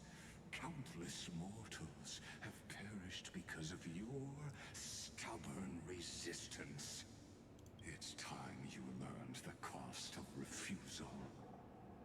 Now, answer my question again. Where is Kethely's core flame? So that's how it was done.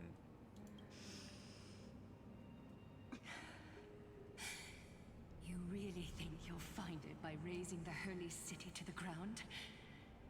From what I see, all you'll get is dust and disappointment. Don't forget, you can't kill the Chrysos as mentioned in the prophecy because of law. Wait, but is it just like Kirkus who's bound to that? Or is that a, it must be just like Kirkus who's bound to that. I have never denied that, which is why I now place my hope in the faithful citizens of Akama. Perhaps they'll give me what I seek in the echo of your screams. Now then, I'll be cutting open your chests and using your scalding golden blood to baptize the masses. Allow me to apologize in advance.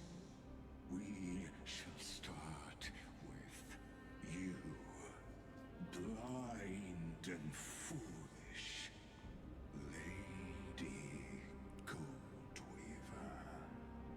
Leave this to me, Lady Aglaya. You must get away now. No, Holy Maiden. I'm the one who must stay. What? His conspiracy won't succeed. Because Romance is ready to make good on their promise to weave an indestructible armor for Amphorius. Its name is Solidarity. You must escape with your life and carry word of my death to those still fighting, then keep going with them. Just as the Imperator lit the torch of resistance with her death, my passing will make this flame everlasting. Take good care of it, guide it to the future, and place it into the hands of our deliverer. 50 years later, Lygus led his forces again to Akama. He charged directly into the Holy City and razed the Marmorial Palace. History would name this battle the Third Siege of Akama. 90,000 brave souls gave their lives for Akama that day, including their fearless leader, Aglaya. Who's this? Go forth, deliverer.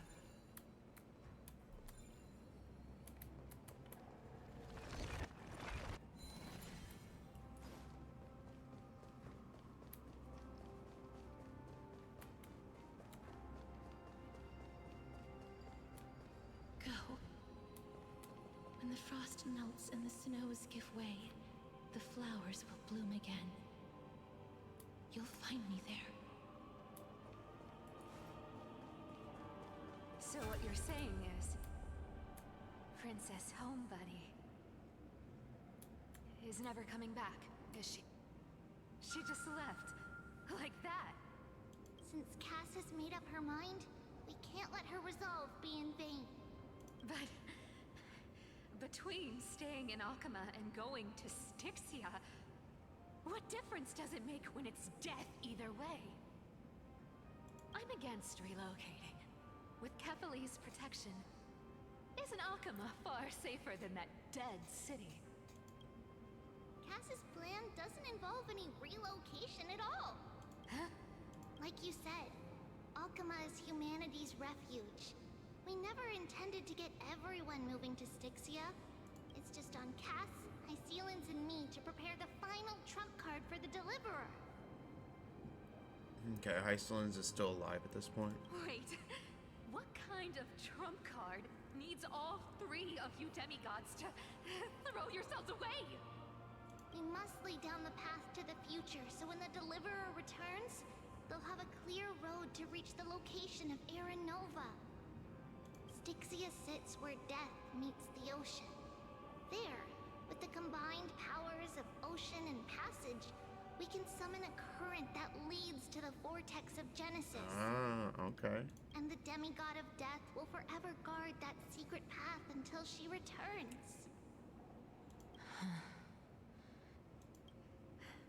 We all know Lygus will set his sights on the vortex of Genesis. That's exactly why we have to do this. Guess I underestimated Idonia's maiden of war. She's got way more steel than I thought. And Cypher, we need you to head to Castrum Kremnos as soon as possible. By any means necessary, forge an alliance with Strife. The prophesized Crown Prince has already been born. He shall become the new defender of Akama, protecting this land after we leave. You don't need to worry about that. I just came back from Castrum Kremnos. Only a step ahead of the news. Treeby, something's flying towards Akama, and it's really fast. What is it? It's a spear! It's the Kremnoans. Their king's already here. With the protection of the demigods Trebios and Cyphera, Akama endured wave after wave of warfare, though just barely. Castorus chose Styxia as the last resort, and completed the trial of death, causing the stagnant waters in the River of Souls to recede.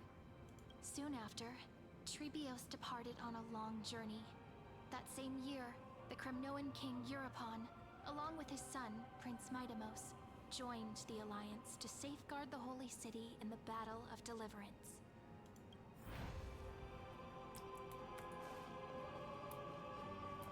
Go on, and see you tomorrow.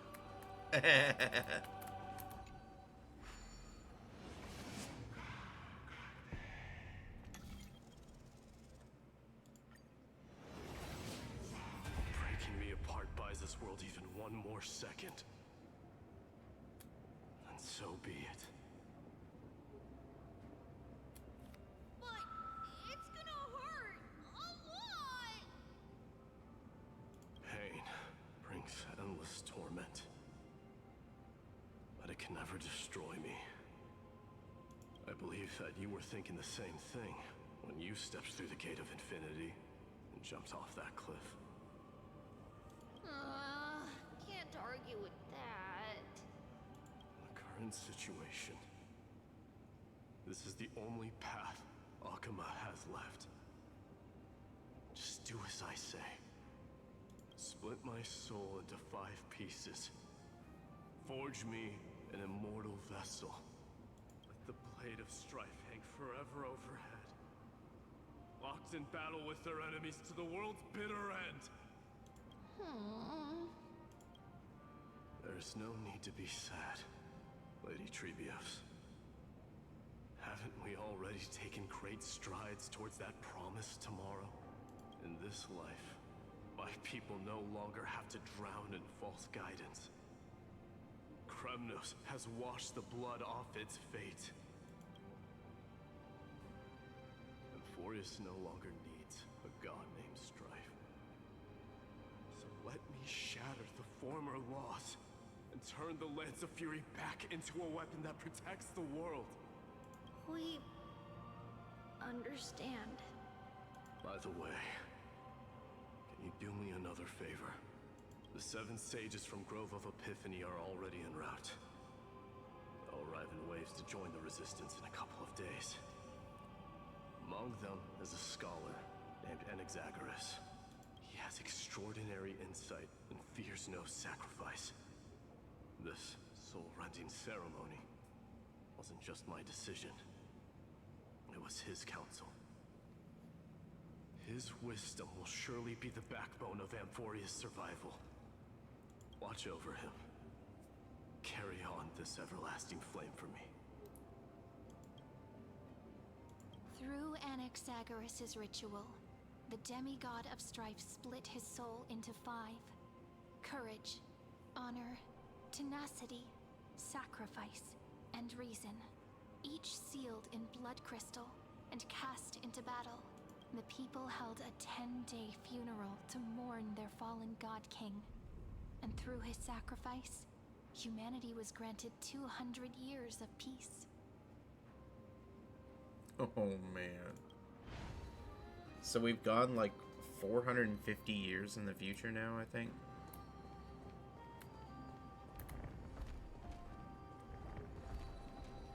Keep moving forward. My blood will pave the road ahead for you. Keep moving forward, little Gray. See you tomorrow.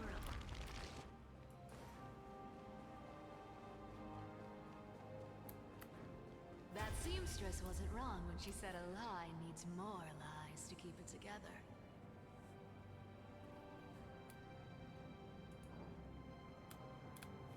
Reason and trickery. Never thought we'd be the pair to finish this final setup. Can't catch that Tin Man without your little slides. Besides, this is our last shot. Not the time to be picky, right? Don't oversimplify it. Lycus just found out Akima's been an empty shell for the past 50 years. He's bound to be furious. At this rate, he could have done anything. I love this. We just spent like 500 years pissing this man off. That's exactly what we want. Rage blinds even the brightest minds. Doesn't matter how much of a genius he is, the principle still holds. Once he storms into the council and confronts me head on. You trigger your alchemy with a boom and turn him into a caged beast. Easier said than done. You still have to pass yourself off as the deliverer without anyone catching on. And you really think a human alchemical array can bind a godlike being? That's just nonsense. What? Getting cold feet? Or you just don't believe in the almighty worth of the demigod of trickery? Just tell me straight. Can you do it or not? Of course I can. And it'll be child's play. But I've got two conditions.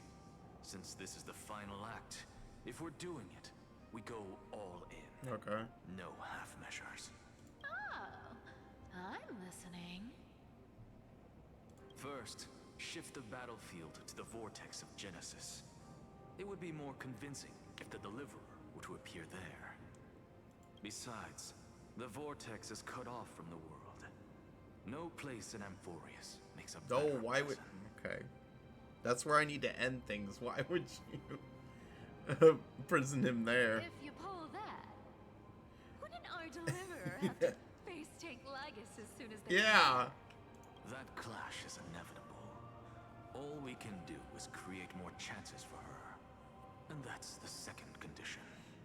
The vortex belongs to Fagusa in the first place, remember? And there happens to be a demigod of ocean among the few survivors in the world. Loop Hysilens in. Let her join the final act. I'll transmute myself into a philosopher's stone and embed myself into the formula. And when the time comes, she needs to shatter me and scatter that stone's ashes into the ocean within the vortex. I guess people weren't wrong when they said you're insane, Grove Boy. Grove Boy. I've got no idea how to outwit a reclusive genius. But making an anti-Catheran suffer?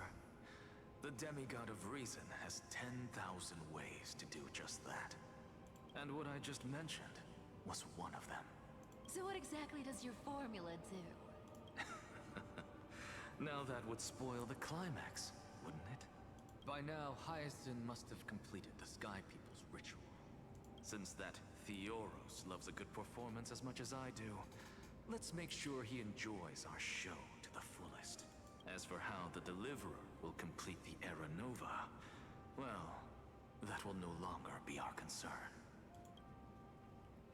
It was the last battle known to the world, initiated by two demigods least suited for war. In the end, reason and trickery kept their word.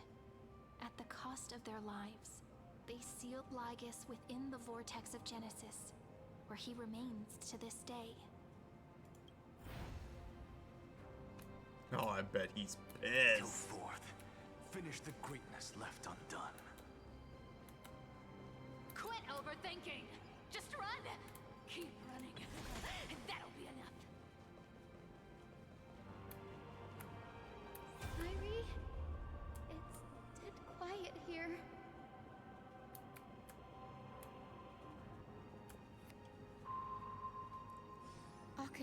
will stand eternal. Miss Cypher's lie is crumbled after all. But it's all right, because all of us have fulfilled our purpose by now. When the Deliverer returns, no matter where she is, sky will turn clear, and a rainbow bridge will rise, carrying her to the final battleground. Cyrene, this arduous relay is finally nearing its end. Now, I'm passing the final baton of fate to you, okay? No, that's not quite right. After all, it was you and her who lit the first spark of this journey, wasn't it?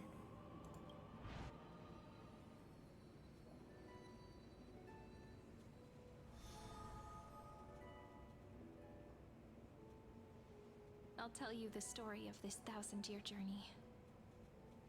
That way, it won't just be my memories alone.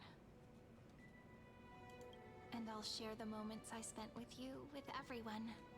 That way, the path we walked becomes a memory shared by all. People will know that there's nothing left to chase. Amphorius has already welcomed the dawn foretold in prophecy. Just like I said, this won't be harder than the last time. Right?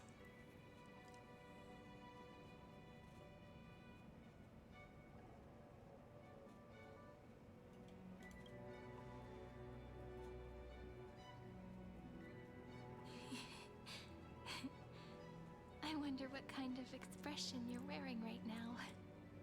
Probably the same as always. Calm, resolute, and brimming with confidence. If I have the chance, I'd love to see it again. You will. Because it's really been far too long since we parted. So Cyrene's role in all this was to leave the trail for me to understand.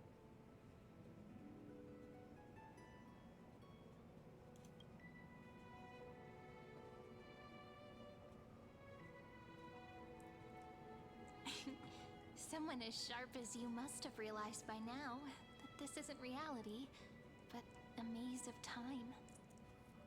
As the last link in the relay, I will return to the Temple of the Three Fates, tell Orynyx all of our stories, and bottle every page we've written into the little flask of memories.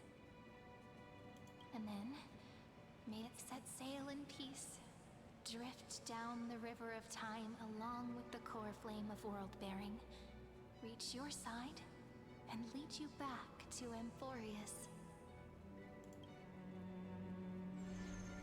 Just like the first time we met, right? Even though this cycle has no demigod of time, time has always stood on humanity's side. This is the only way to make sure that the Era Nova won't happen before you return. And the only way I can safely entrust the completed final flame chase journey to the Deliverer's heart. After all, the new world will be born from your memories, and the protagonist of this story mustn't be absent.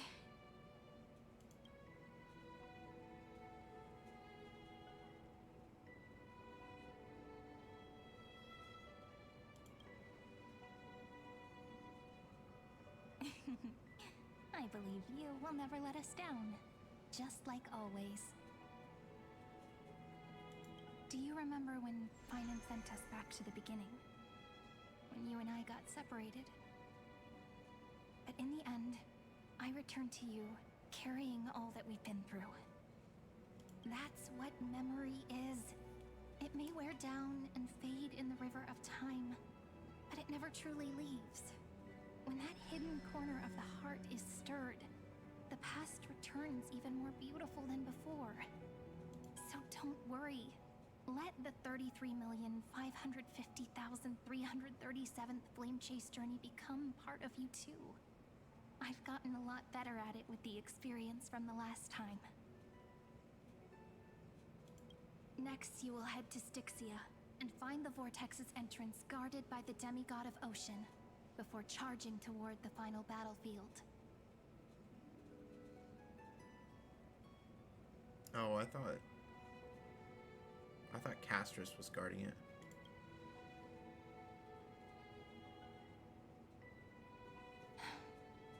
Don't worry. I'll be with you. All of us will. Even Finan.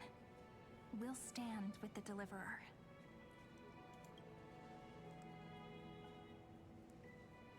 So say a short goodbye, then set off. Just like we promised at the start. Toss away all unnecessary worries and troubles, and bring our smiles and determination into tomorrow.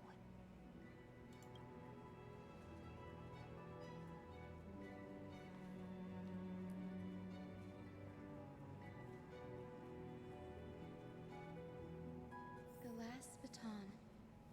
I wonder how long you'll have to wait before passing it on to her. No matter how long it takes, it's okay. Waiting is what I do best. Oh, that's awful. After all, it took 33 million cycles for her to arrive in our world. What's a few moments more? Oh, man. She must have been really alone waiting for that.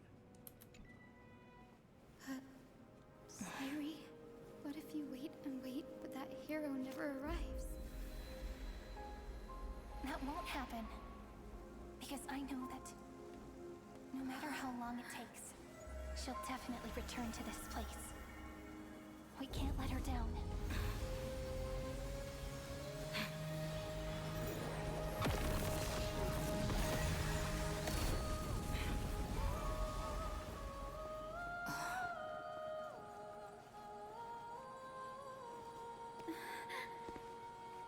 Sky shall rain rays of dawn for you.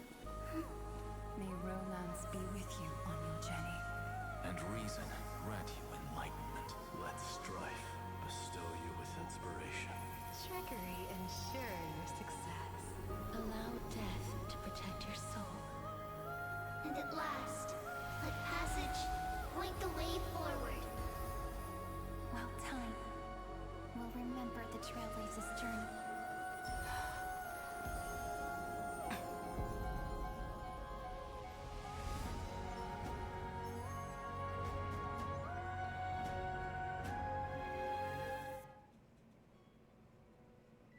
Dude, this is so cool, man. Is this Styxia? What happened to this place? I need to find the entrance of the vortex, guarded by the demigod of ocean. Hysilens. Is she still there? Long time no see, Trailblazer. Generation after generation of Chrysos heir heroes have tried to defy fate with their blood and tears, either voluntarily shattering their souls or waiting in eternal solitude. But alas, fate can never be defeated.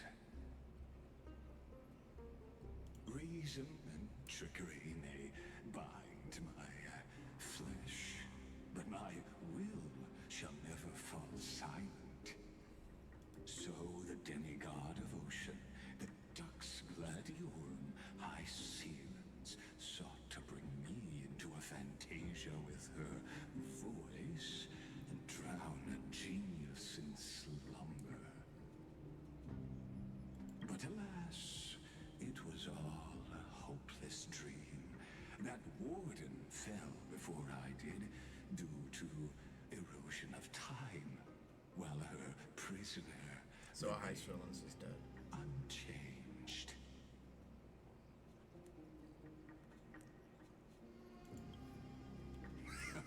True. I can't leave this place, but what of it? You should have heard of this fable.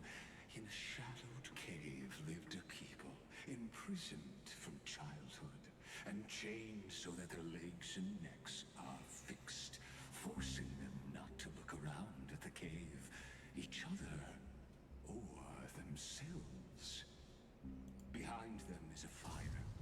before them loomed the stone wall. Oh, I of the heard about cave. this. The flames cast shadows while the rocky surface threw back echoes. Gosh, what is this from that I've heard this before? To them, that false play is the whole world. Yes, I'm trapped in the cave, but I know it's all just a fleeting illusion. I don't struggle in dreams. I wait. And now, my deliverer has come to defeat me and save this world that never owed you anything. Oh, you'll need to awaken the singer here and unseal the prison called Vortex of Genesis. You'll be the one to unshackle me and bring the cave crashing down. Of course, I don't mind waiting a little longer. Let me guide you through this next illusion.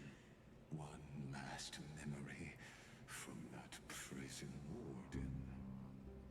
I hope you'll watch the stories of this Fantasia closely. Logically, the Deliverer must see the world for what it truly is.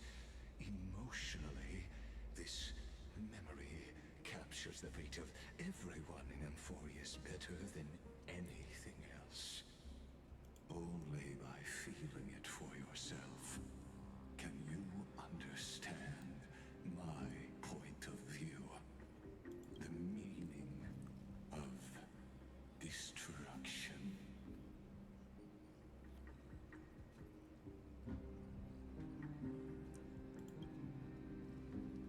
To your unshakable resolve, I salute you. But before we step onto the final stage, let me ask you this. In the spirit of that fable I told you just now, can the prisoners in the cave learn to see the shadows and echoes for what they are, and stop mistaking them for reality?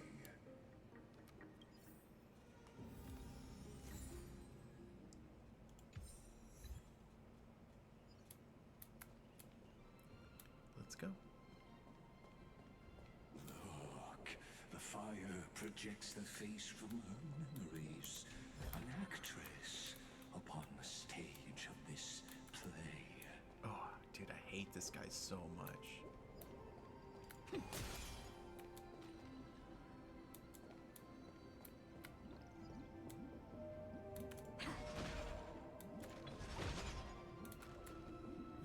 The dark tides flood the sea, and our kingdom teeters on the edge. Fear not. Our queen has gone to the borderlands. She'll quell this calamity herself. This is the scene when the Chrysos heir of Ocean was born. She was once of a Titankin race named Sea Sirens. Original. At that time, Kozlana had suppressed the Black Tide's rise, but he was unable to remove Iron Tomb from its roots. The Black Tide still roiled in the depths of the world, and the kingdom of Sea Sirens was the first to face the destruction head-on. Listen, I heard Electra's voice. She's calling to us. Let's go. Her voice carries the queen's command. There's a lot of rainbows in Amphorius.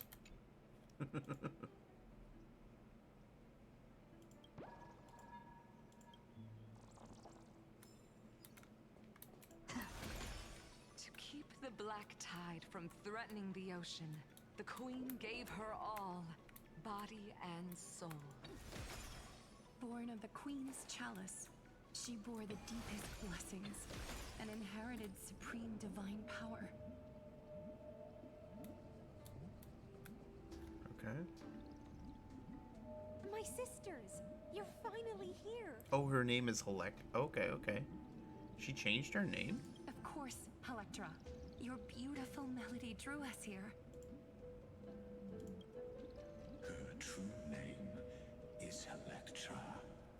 This is a reflection of her former self, clinging to the past with aching defiance. The Queen summons us. She must be near exhaustion. The Black Tide will soon enter our borders. Then what do we do? Will our seas fall to darkness and terror as well? Don't worry. We shall lift the chalice in her stead to catch the Black Tide, and stand together to safeguard our realm and its people. Such tiny Titankins. Thinking they can stop the tide of truth. How naive. And that naivete is the root of all suffering.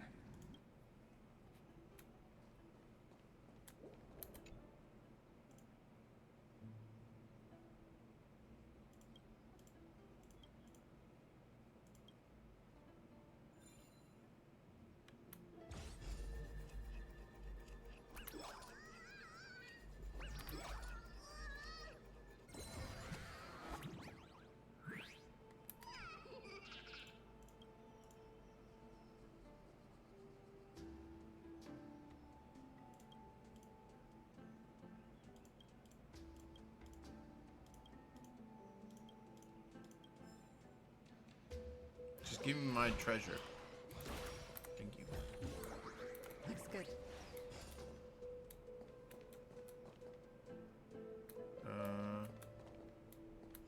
Okay. What's over here, though?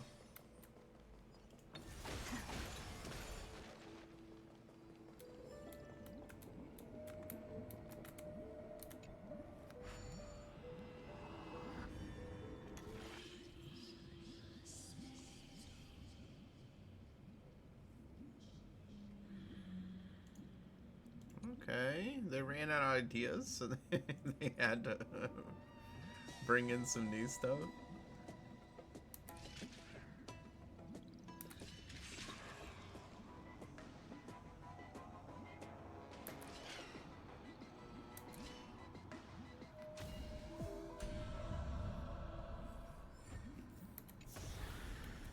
Is that all?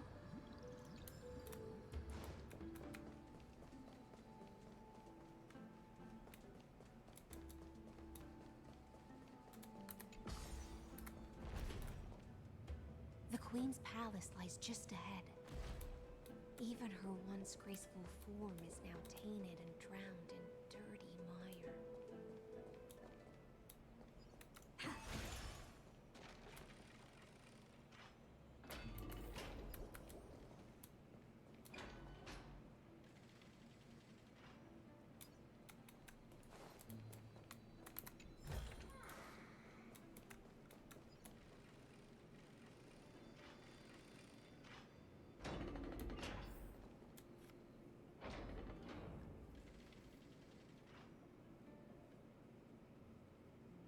Oh, Fagusa, our noble queen, we've come at your call. My little fishlings, you swim with such joy. It pains me to speak of the kingdom's sorrow. I once believed I could drink the black tide dry, but even the deepest chalice must one day overflow, and I can hold no more of this filth. Mother, worry not. We're all children of the sea. Let us bear your fate together. We'll take up your mantle and drive back the black currents. We'll mend your sacred chalice and take in the cursed filth. My little fishlings, when the spear of strife falls, you may retreat in peace. I promise you, on the surface, the city-states will hold a feast without end in your honor. This is the last gift I can give you. So that's where the feast comes from.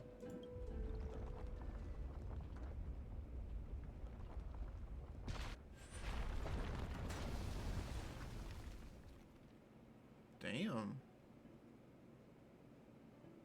Ragusa sank into the abyss.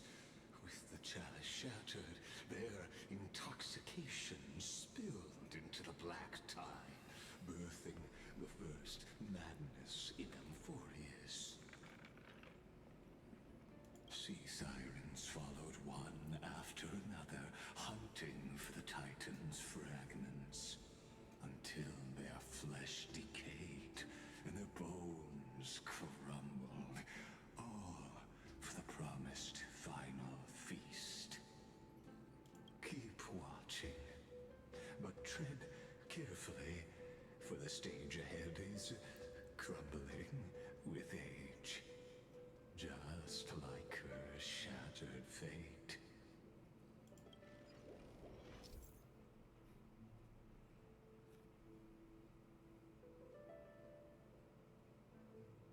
Okay.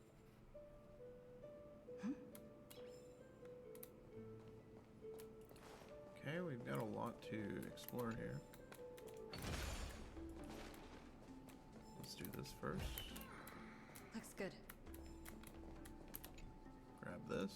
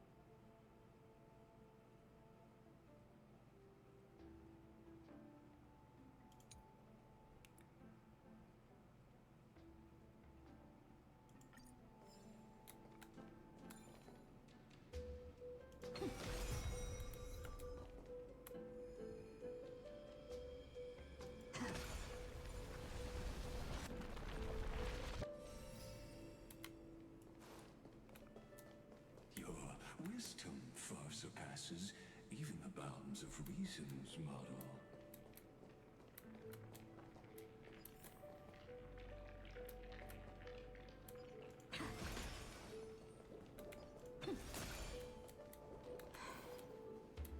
Can't get through. Looks like I'll need the miracle orb nearby.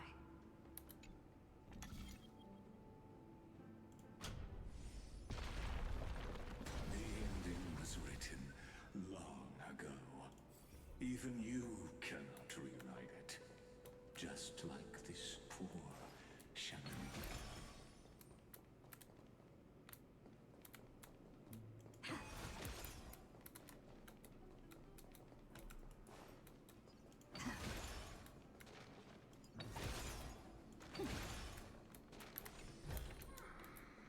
Okay. Wait a minute.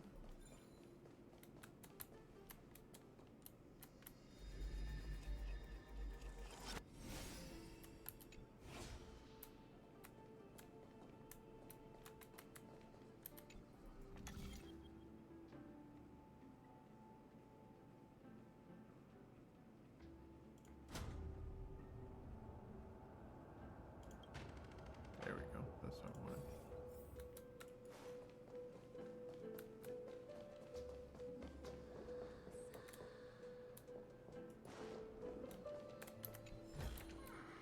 Is that all?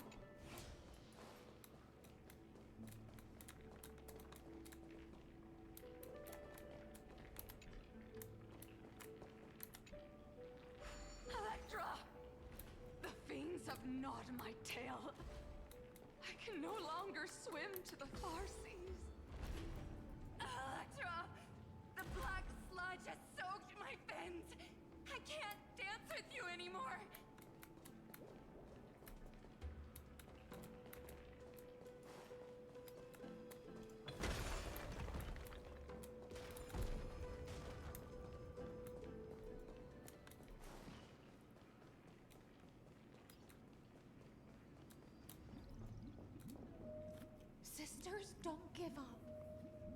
remember the Queen's promise of a feast in the city called Styxia?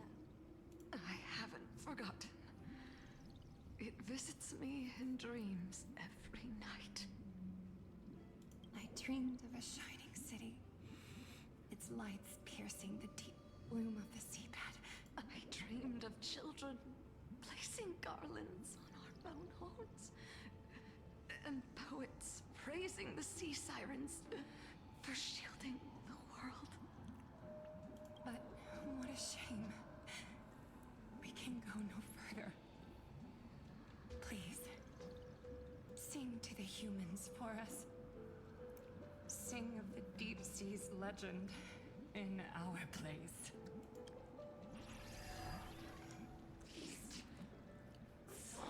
Ooh.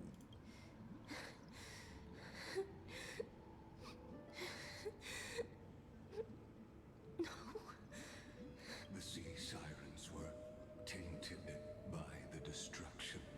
Their flesh rotted away.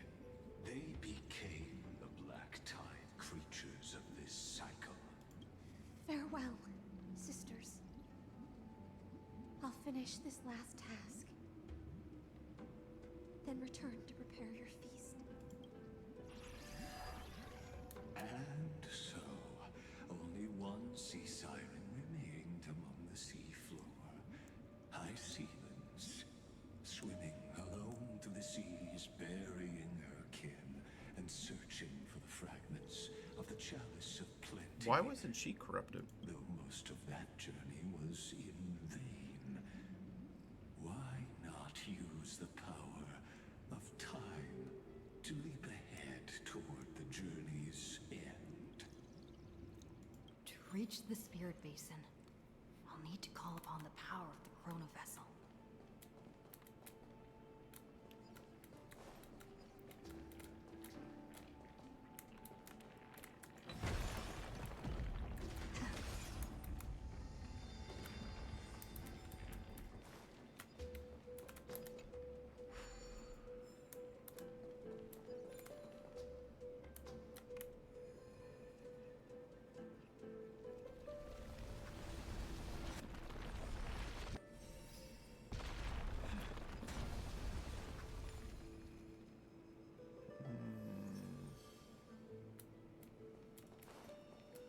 Can I?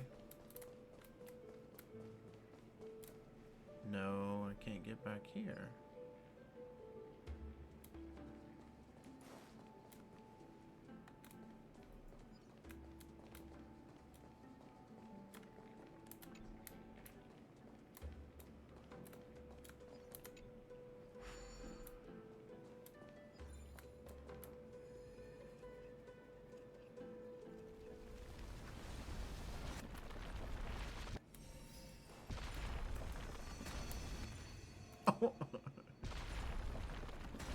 Okay. They're like, we got you. We know what you're trying to do. Okay.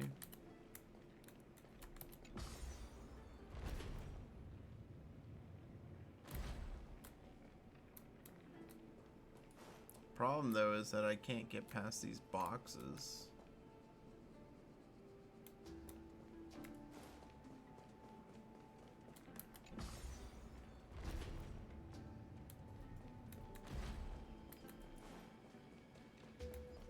So, wait, so I can attack this?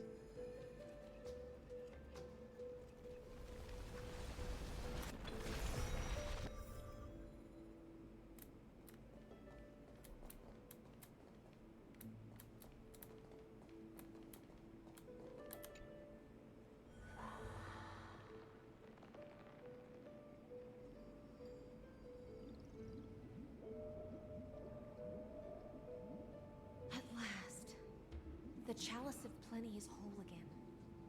The Lance of Fury emerges from the River of Souls, and the gods reclaim their duty to hold back the Black Tide. I am freed from endless toil, and now walk toward the rites at Styxia. I bore my sister's dreams upon my back, took on a graceful human form, and hoped to find a grand celebration on the shore.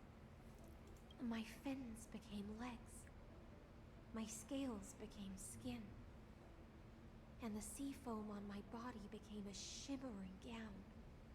But when I stepped onto land, there were no festivals with honey brew, nor poets plucking harps, only silent death, drifting gently along the river of souls. When she fulfilled her wish, she only found Styxia to have already repeated the mistakes of previous cycles and was swallowed by death. Hopes and promises are nothing but the foam of dreams. I am a sea siren, a vessel born to contain the tides. Now that my task is done, and the promise is broken, how am I to go on in a world drowned in shadow? Fagusa, my noble queen. She evaded my questions with drunken stupor. She told me a grand feast awaited me in the surface world. Oh, interesting. Did Hysilens feel betrayed? So I wandered, lost, groping through the dark. The feast she spoke of. Where is it? Okay, before we do Lonely that. Blade, I shall grant you everything you seek.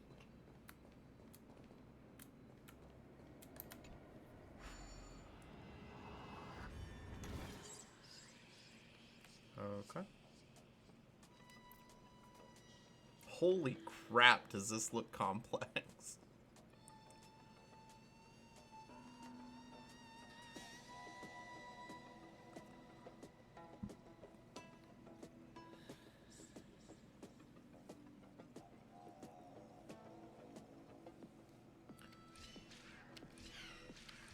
Okay, I gotta figure out what this is right here. Ah, okay, it opens it back up.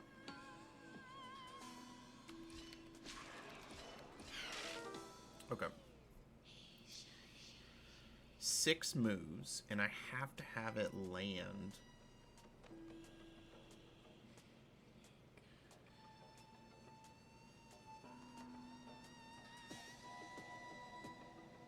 On that.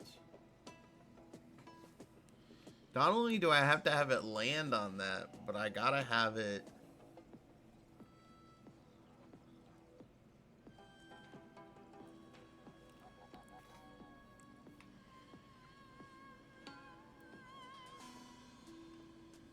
Oh man, okay.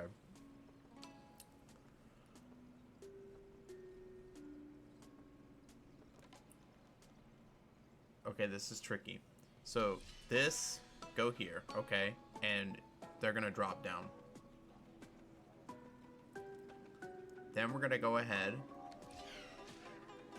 And it's gonna be right here, and it's gonna drop down again. Then you're going to...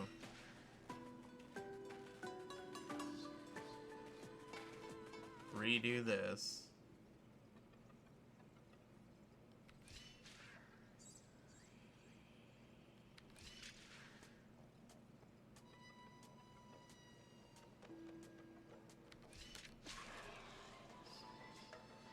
Okay.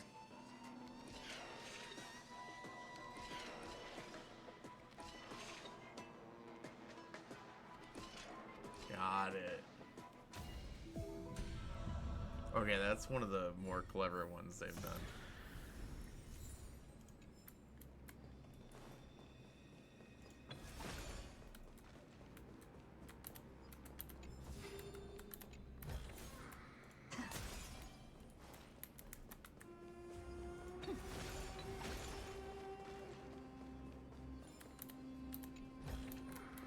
Looks good.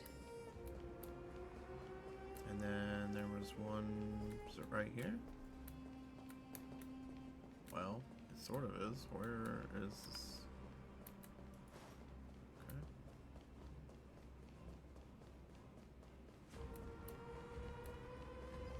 Okay. there was black tide here earlier. That's why. I was like, how did I miss this, man?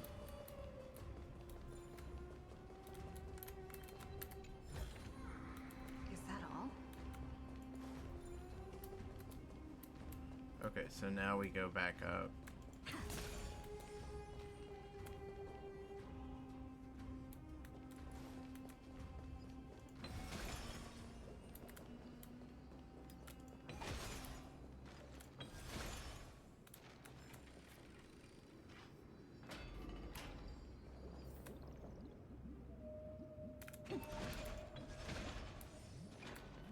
After wandering the surface for ages, the lost sea siren met her future conspirator.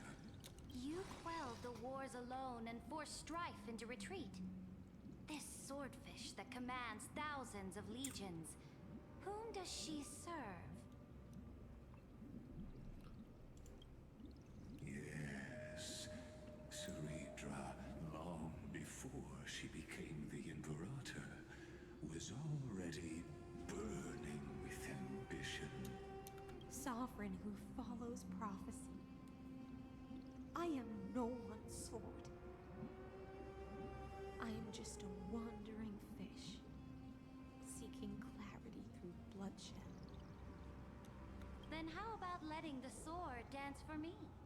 And letting the violin sing in my name? Tell me, what is it you seek?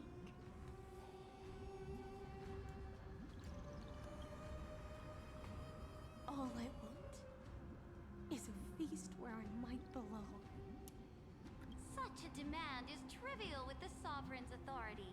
I'll grant you a banquet worthy of conquest and comrades to toast beside you. But knight, you must offer me your heart. My heart? Yes, a loyal heart that will generate no betrayal.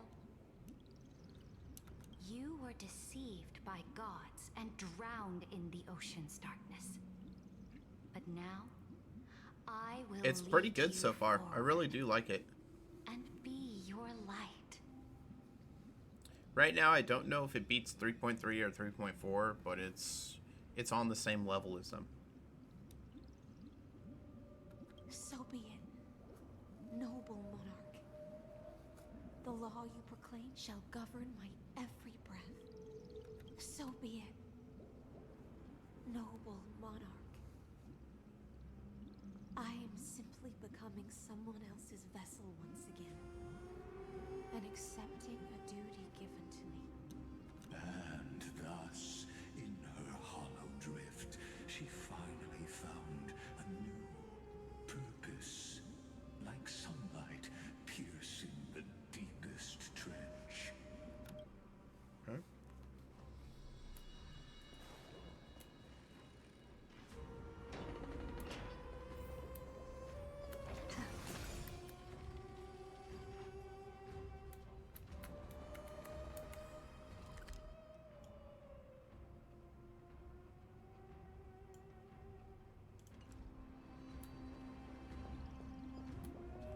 Noble monarch, I've cleansed the foulness from the road as you commanded. My blade, you've helped me ascend and take the crown. Ask, and you shall have your reward.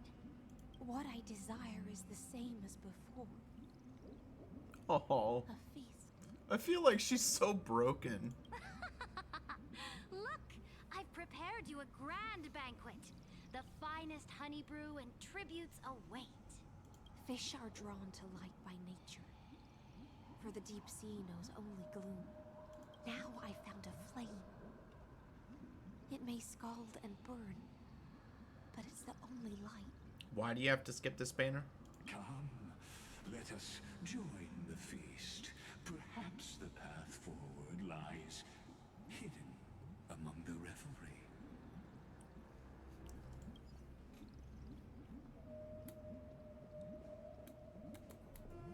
Okay, there's the garment maker.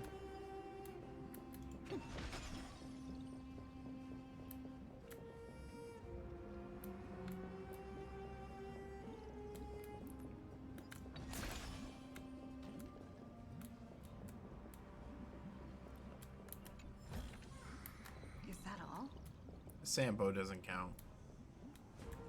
Yeah, I got super lucky. I can't remember. But right now I'm just trying to finish up this story.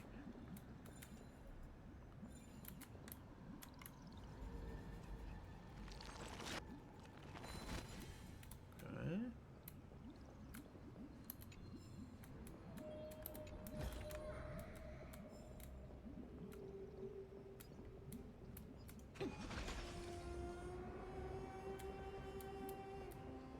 That guy's drunk off his ass. Oh, okay. They're making wine right in the center here? Damn. This is starting to look a little bit like those Roman sex parties.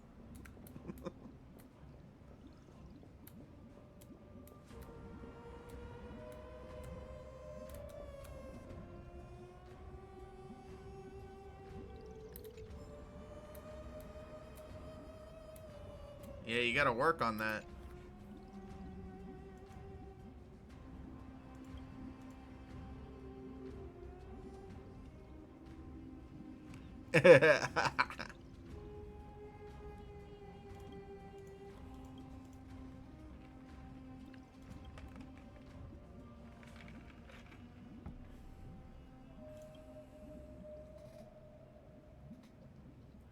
Mom, there's a pervert here.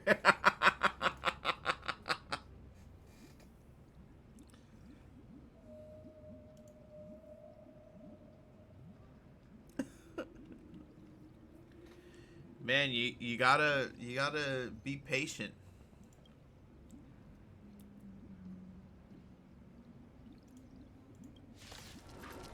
Oh, he's gonna attack me? If I had known this, I wouldn't have even bothered. This is double speed. We can do it! The leader will dispel the gloom, destroy the skies. Still waters of oblivion.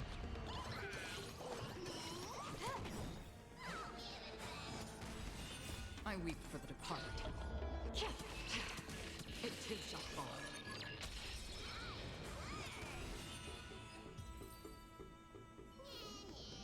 Reach the end of the story in your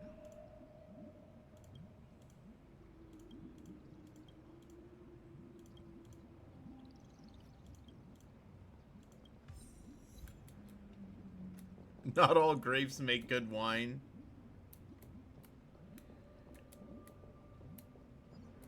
Yeah, I've got some work to do on the most recent Pure Fiction. It's not doing so well. What's up, Verox? Wait, dude. He's drinking?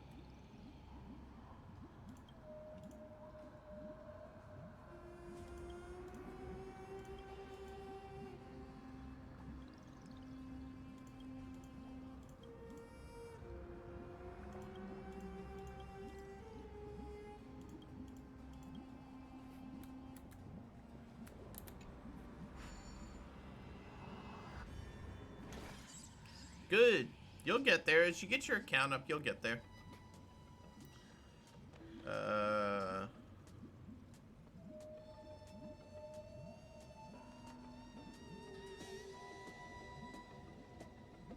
Wait, this is simple, isn't it?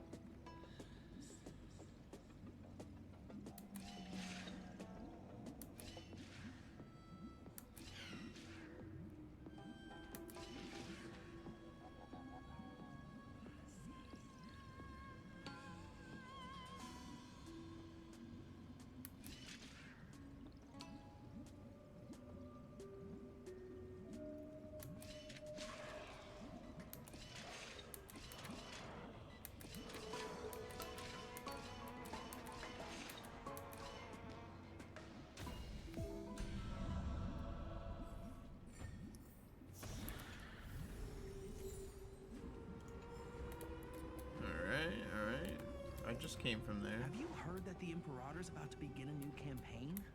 Really? Her glory will no longer be bound by the borders of Enforius.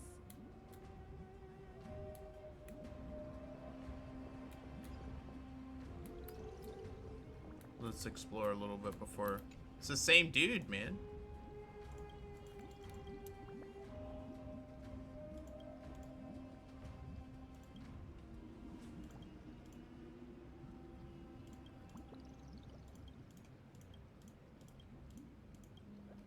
I don't know. I think I'm gonna throw up. He can't move.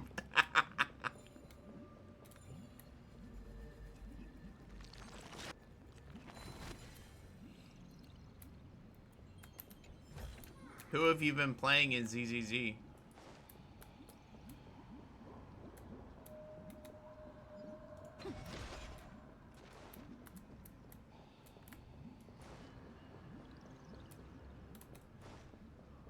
How come we couldn't go down here earlier? Or maybe we could, I just decided to go this way. Okay. Let's see what happens My here. faithful subjects, tonight's feast is not just for the past. It's a toast to the future! Born from our golden blood is an unstoppable colossus. Our iron beast to trample the universe! Wait. She knew about it back then? Alice is pretty good. Great monarch. I've heard the universe teems with great threats. Can we truly remain invincible? Fear not. Before the troops of the destruction, such rabble is no more than cosmic This isn't dust. correct.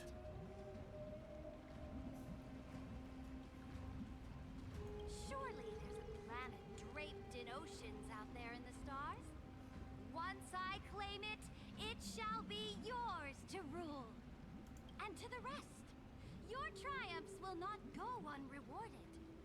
I promise you a new age, free of fear. Now, raise your cups to our Sea of Stars! Sea of Stars! Conquest among the Sea of Stars. What a grand vision. Yet, to the Siren Knight, only feasts still stir her heart. I don't understand this, like...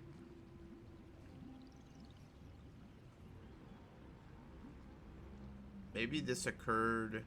Oh, this occurred in this timeline. So this must be before she got assassinated. Maybe? No, this is like right after she met. Oh, okay. So this is this altered... This is the altered version where there's no Phynon and Lygus told her stuff before we even arrived. I get it now. Join me. Witness the end of this futile dream.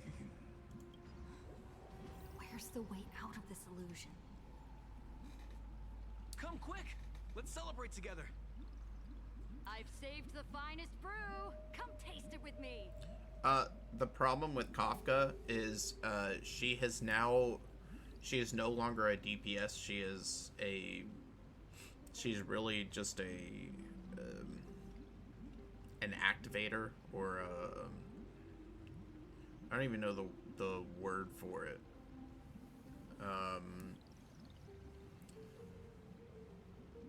She is as essential to dot teams as Ron May is to break teams. Like, she's just really essential.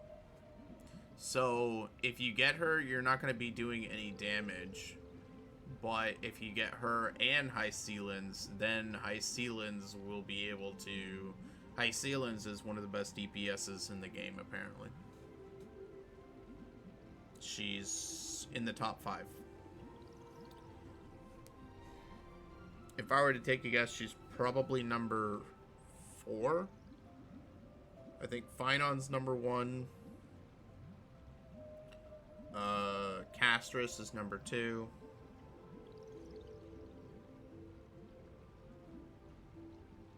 I can't remember who the third one is.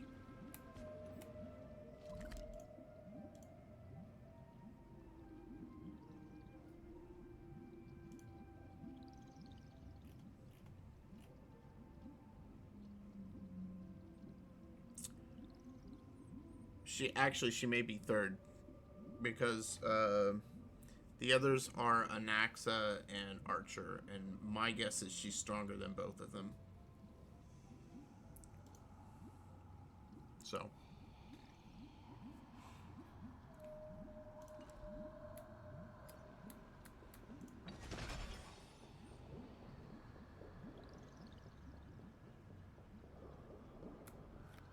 Noble knight, you are truly a blazing spark.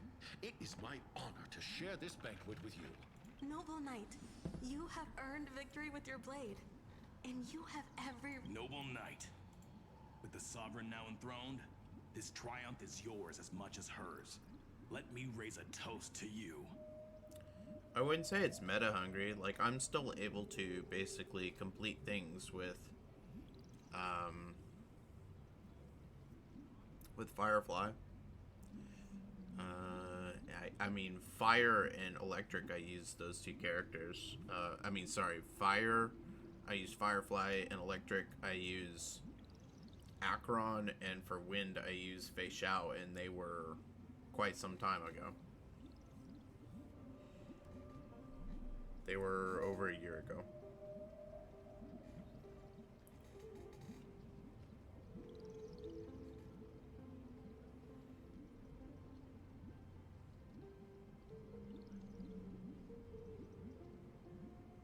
Noble knight, your strength is boundless.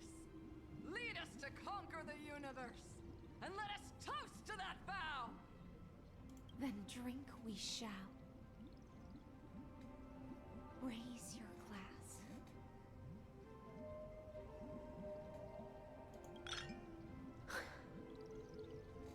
I'm not saying you can beat it with trash 5 stars. In the deep sea, I never knew what fire was. But when I set foot on land, the first light that I saw was the flames of war, lit with golden blood. It scorched my fins, made me feel pain,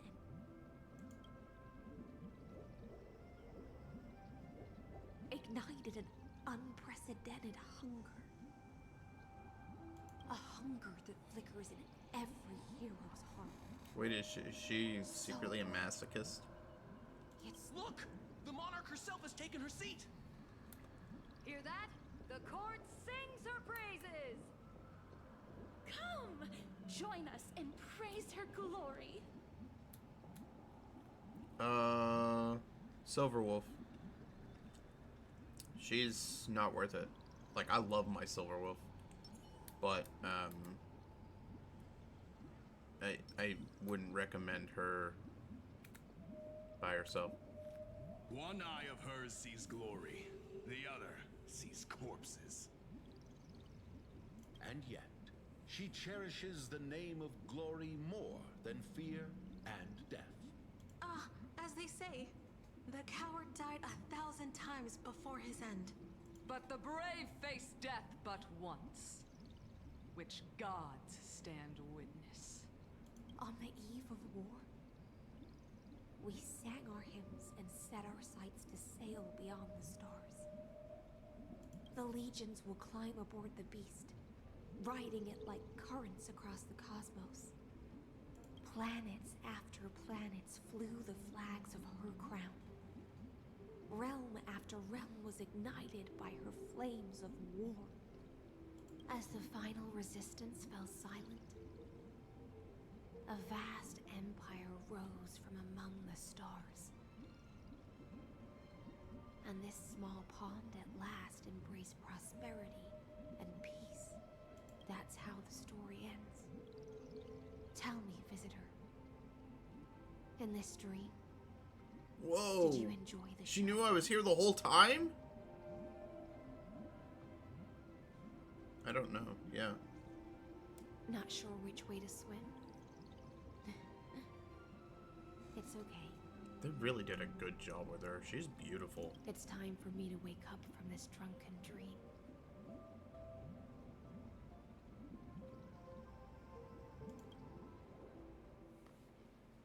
Oh! all of these. All right. Stream 4. it's time to go around murdering.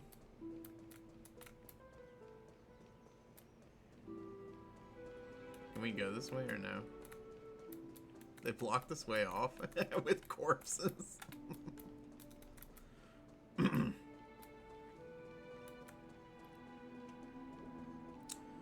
I don't know.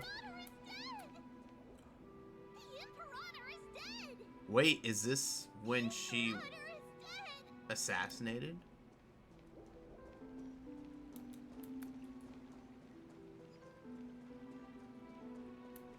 Do you have anything to say, dude? Or are you still drunk?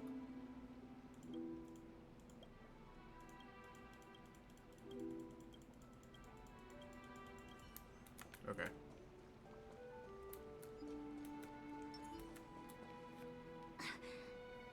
People once cheered for my ascension. And now they cheer for my fall. I don't really care too much about Evernight. The cosmos. The battlefield that I cannot reach. Before the Sovereign's conquest reached its end, her life and ambition had already been swallowed by the deep sea. This is the true ending. Her grand designs torn apart by the blade. Her regal robes soaked in golden blood. And the one who struck her down?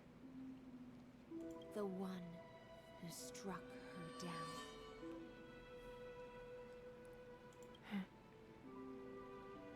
Was her most loyal Gladius. Wait, what?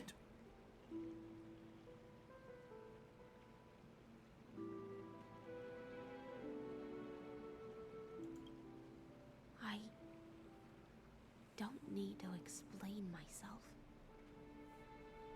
A fish in a pond has no hope against the surge of fate. I wandered the shore, found a flicker of flame, only to snuff it out with my own hand. I don't understand. If the ocean's feast, the Imperator's dream, and even Amphorius's existence are all illusions, then what's the point of our journey? Why did she kill Saritra? This would be after I died, I guess. Wait, no, yeah.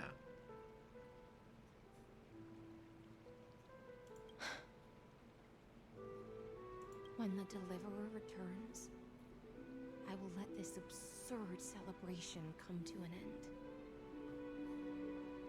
But Greyfry, I can't help but wonder how I dearly wish this feast of the Flame Chase would never end.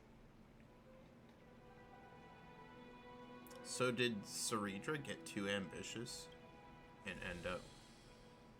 It seems she sensed your presence. The Fantasia's foundation is starting to crack. Let's return to the prologue. Remember the allegory of the cave? Can the prisoners in the cave learn to see the shadows and echoes for what they are, and stop mistaking them for reality? As you've seen when she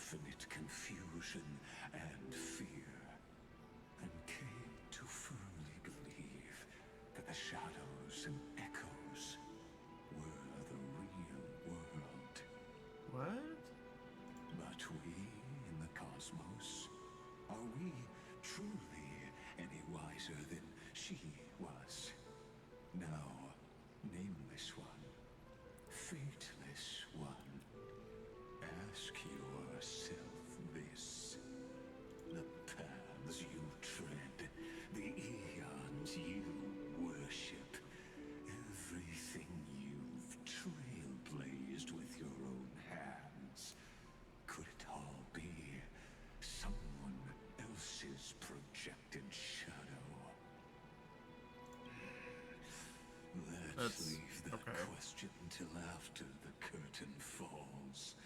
Once you've unearthed every last truth and reached the prison built for me by the demigods, I'll speak with you face to face. Okay. I don't. I, the Theoros, have walked the 30 million histories born by Kaslana. 1,000 years is a mere atom in a grain of sand to me. Amphorius, compared to the cosmos, is but that grain upon a whole beach. I swore to bring an end to the erudition. Would I really let a single grain grind down my mind? No.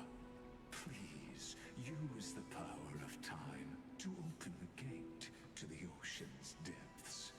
Go find the prison warden tormented by loyalty. Find her. Step into the world's vortex. And once there, end everything between us. That palace reflects the heart of the demigod of ocean.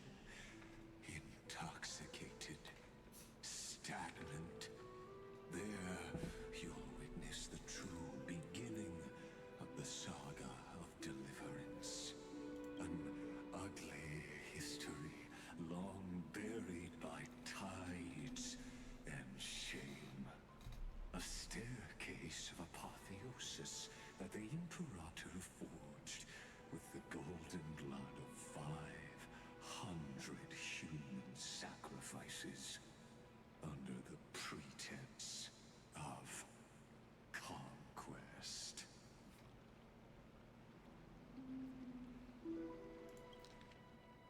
That palace reflects the heart of the demigod of the ocean. Toxin is taken there. You'll witness the true beginning of the saga of deliverance. An ugly history, long buried by tides and shame. A staircase of apotheosis that Imperator forged with the golden blood of 500 sacrifices under the pretense of conquest.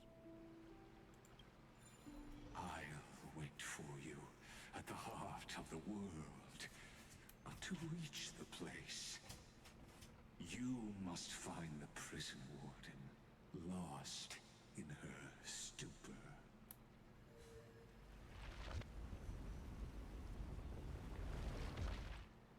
Beyond this door lies the path to the vortex of Genesis. Tribby's still running around. Can we talk to them? No. Alright, here we go. This is actually kind of cool, this little secret entrance.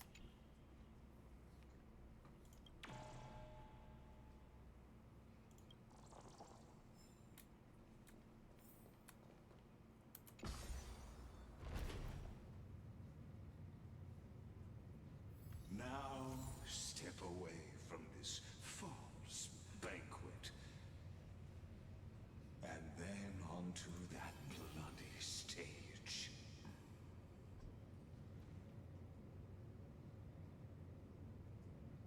Whoa.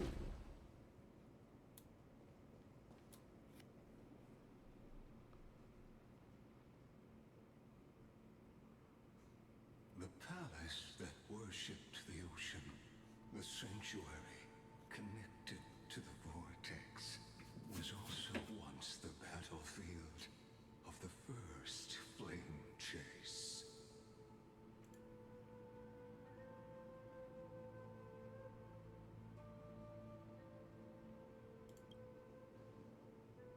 Her exuberant song halted the passage of time in this place, imprisoning my body and shielding my soul from deterioration, all just to await your return.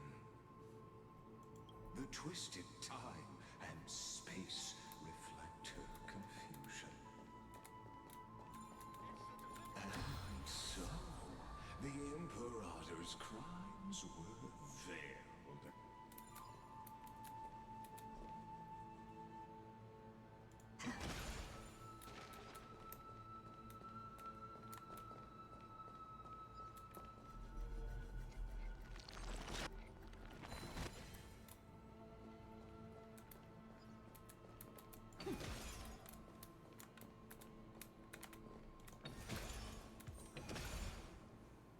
Hot potato.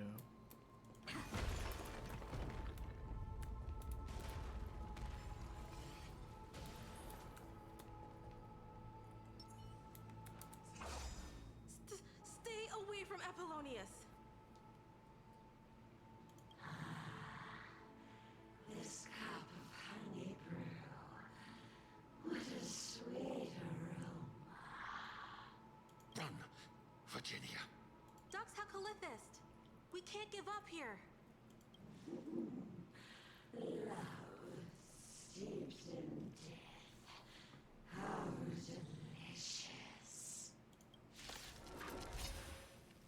Sadly, mercy is a friend history.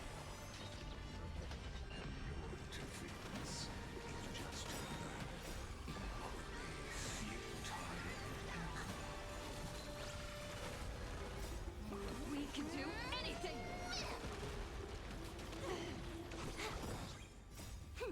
This is double speed.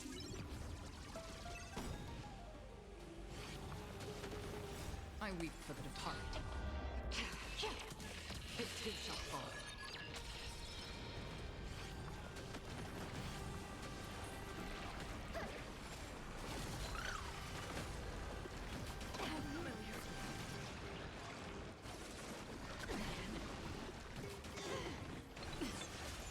Time for a buzz. We can do anything! Dispel the gloom! Restore the skies!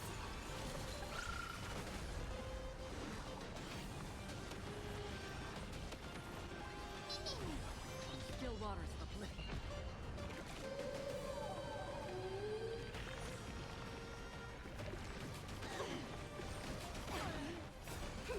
This is double speed.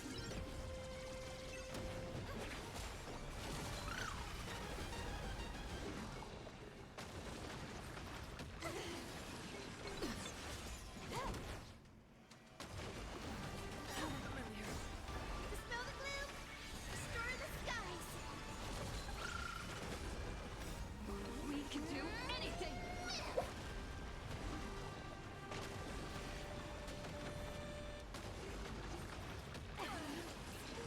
Have some sunshine! I weep for the departed. It too shall fall.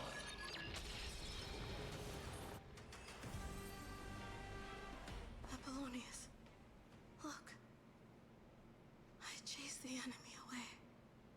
But I think I can't go any further. I'm sorry, Virginia, for letting you. It's okay. I'm glad to die by your side. Ah, such an ironic twist of fate. Even as I thought I wasn't gonna see you anymore. crumbles, the heartless Imperator still made the same decision she did in the past 30 million cycles. During the first Flame Chase journey, the Flame Chase Legion stormed Styxia. Tens of thousands of sea sirens surged from the River of Souls, crashing toward the heroes like a tidal wave. The hell before you is the recreation of that very battle. Apollonius. Look. I chased the enemy away. There is a letter I never got to give to you. Let me read it to you. I love you, old man. It's my final poem. The shadow of a tree frames the sage's back. Like a boulder bearing the rings of time. The bird's song is a whisper of wind. Oh, he woke through up. The forest. But it cannot pass the fractures in his form. His weight presses down on the bird's wings. I always wanted to tell you. You look beautiful when you read poetry.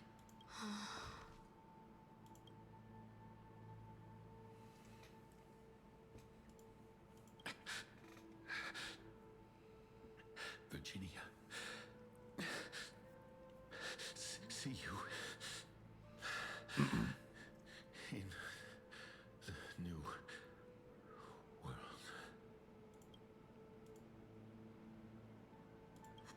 Interesting.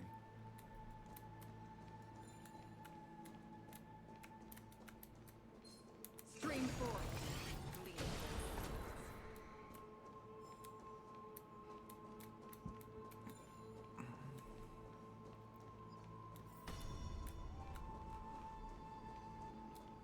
A painful past, yet hidden beneath a veil of joyful song. Ah, two discarded data clusters waiting for someone's return, it seems. Relive the history, then pass through the temple's waters and come to my side.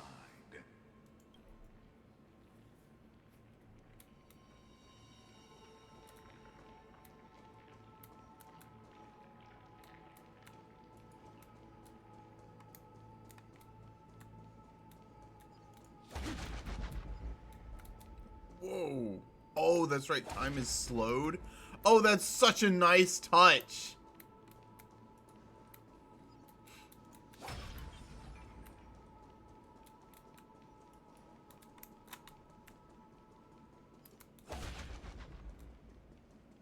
Isn't that the deliverer?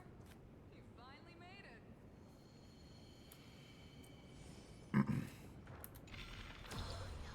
What a wretched way to die. The Flame Chase army, devoured by warbling fish, never saw it coming. Look, the cruel Imperator and her Knight Commander, the pitiful Warden. What a perfectly matched duo of test subjects. Their hands drip with blood, golden blood. Raise the bridge and cross the river of fate. This path of the prisoner is far from over. Imperator! Imperator! Did you see my gallant deeds, Imperator?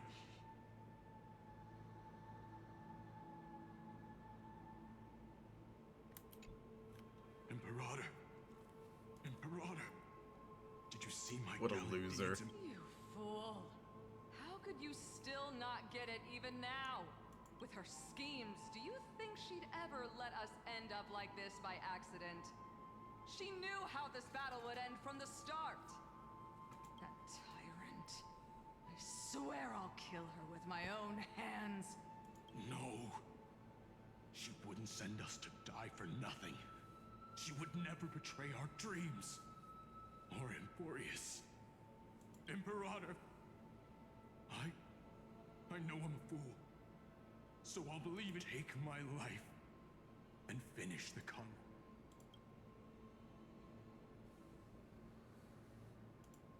You mutt. Looks like I won't get my revenge after all. Tyrant. Without me, your conquest is doomed. I'll be waiting for you in the River of Souls. To slice off that crown-wearing head of Remember this. I never bowed to you.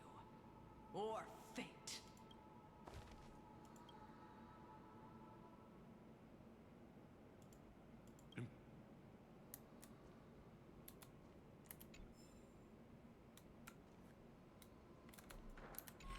Isn't that the deliverer? He finally made... Okay. I didn't want to miss stuff here. Scream 4.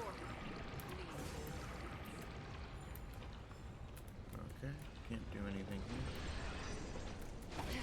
Oh, even they explode like... Okay, that's really cool. That's such a nice touch. You finally made it.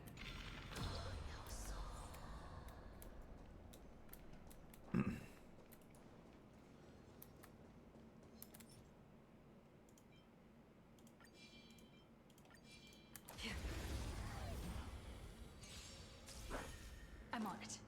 Why did it... Okay, whatever. Have some sunshine.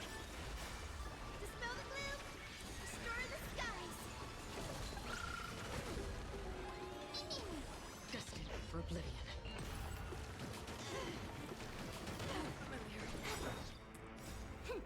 This is double speed. I weep for the departed. It too shall fall.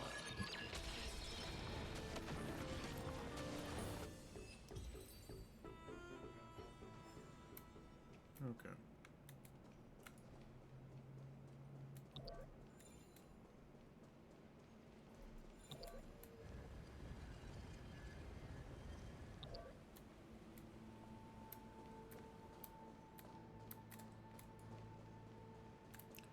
Can't even get across.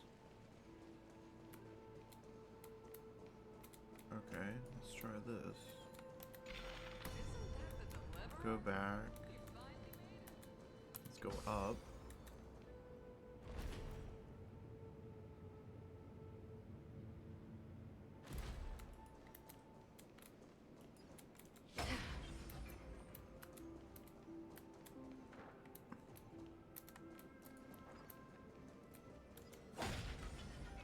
Scream 4.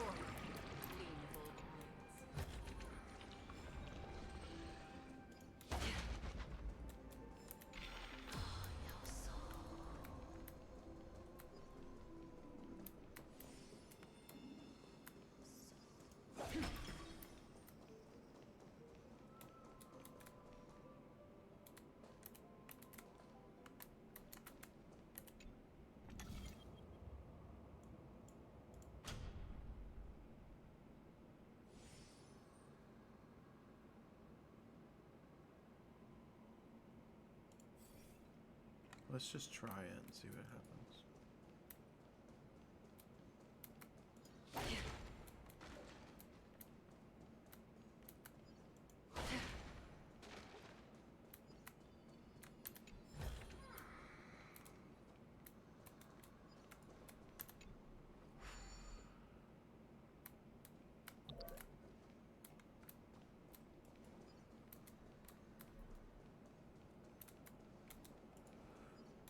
Okay.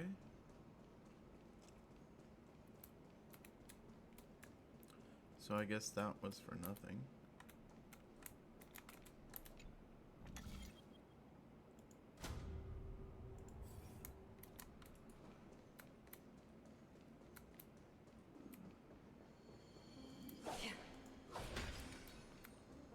Scream 4.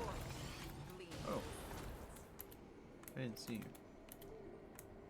Dude, come on.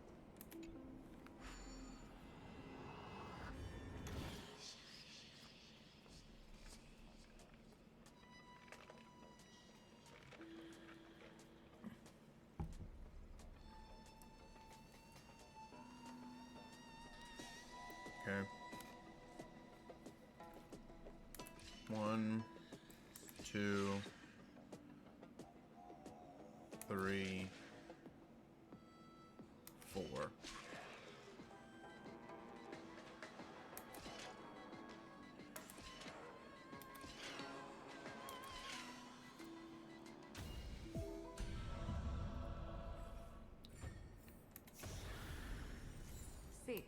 you will find.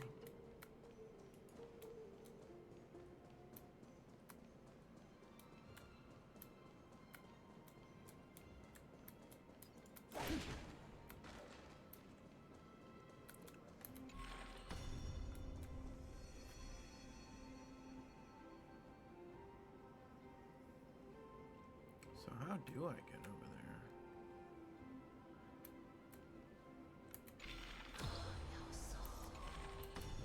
Okay, let's go down.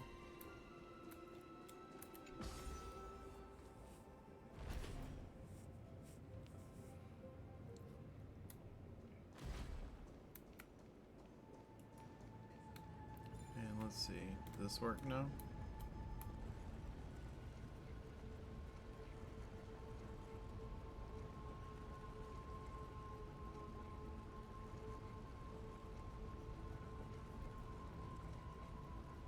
Oh, I'm draining the water. That's what I'm doing.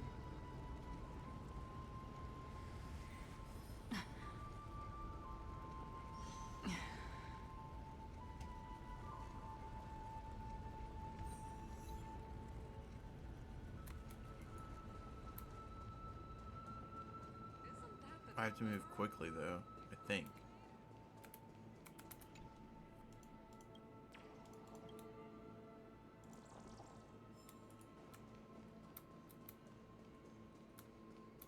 So you go back here.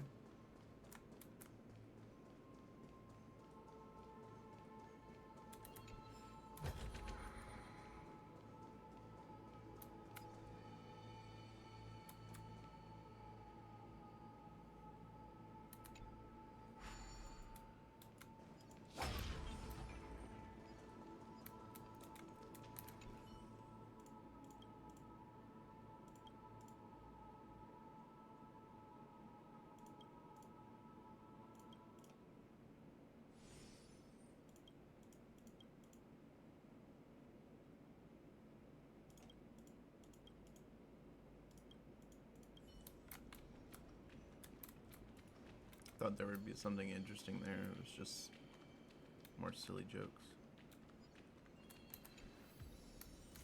Don't forget to let your friends in on the action.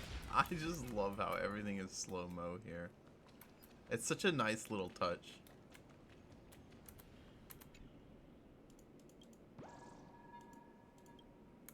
Even that's... Oh my gosh, dude.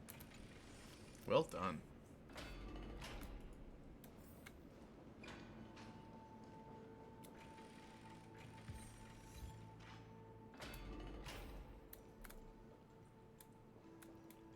Holy crap, man. I'm guessing we can't go any further.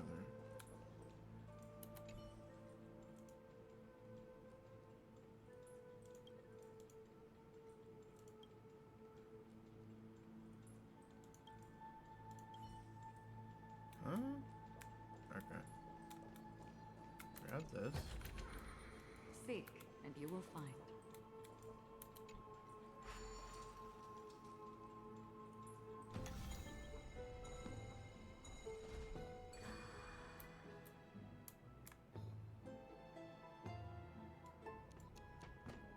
Okay.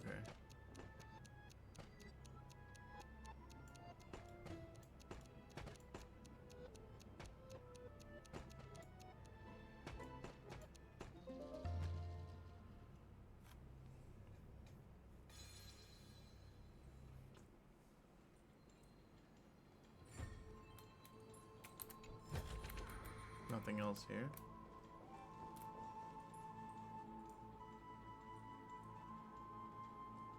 I mean, this room's really cool.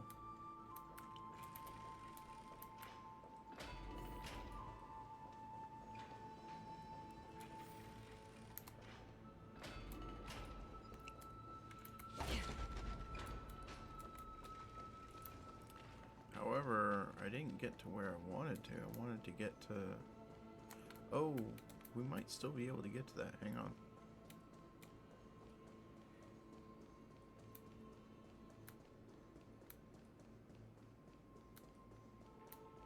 Oh, damn.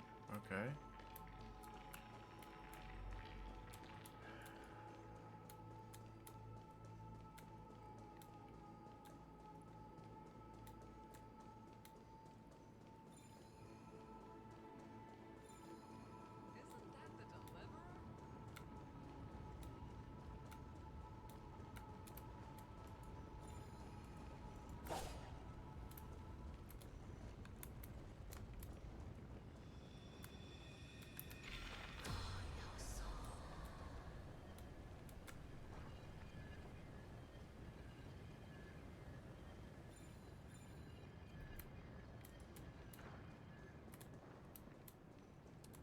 that's blocked off.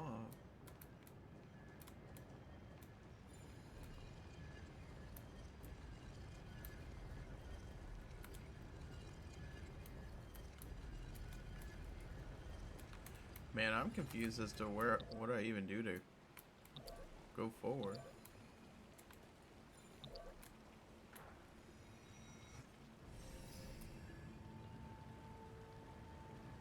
Oh.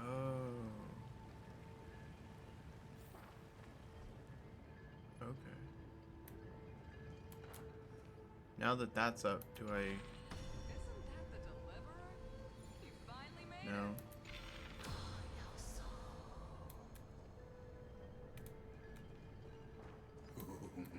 A sovereign and the sword at her side.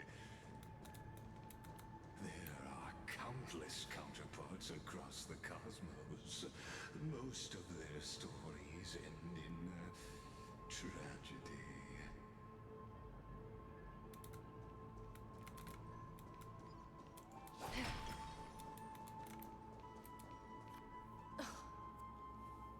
Imperator, why did you... You're here, Dux Gladiorum. You ordered me to seal the sea route and handle threats from the rear. So why didn't you wait for me to return? Why send the vanguard ahead and let them die in vain? Die in vain? No, you're wrong.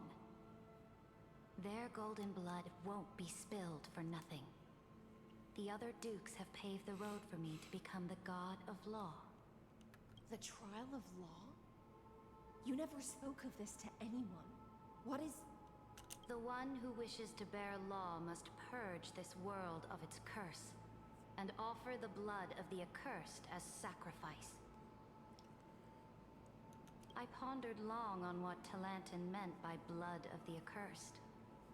Then, I found the answer. You, I, and every Chrysos heir summoned by the prophecy are the accursed ones. Just like that arrogant Theoros said, our golden blood is the agent of destruction, the antithesis of the world's fate. Dux Frigoris, Dux Brumalis, Dux Helcalethist. Their fate was sealed at that moment.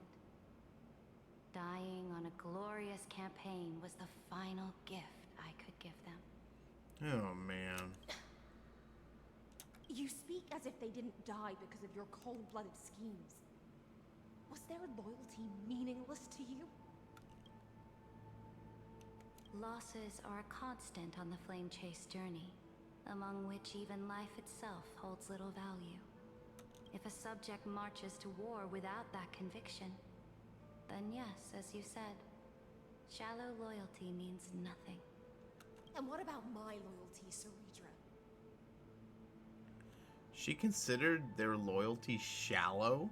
I mean, that one gladiator dude, he was simping so hard. You sent me away under the pretense of guarding the rear. Was there any shred of humanity left in you? Because you still have a duty no one else can bear. Only you can uphold Fagoos's divine authority. The choice is yours now. Cast off the chains of loyalty and drive those blades through my heart. Or stand with me and sever the ocean's last breath.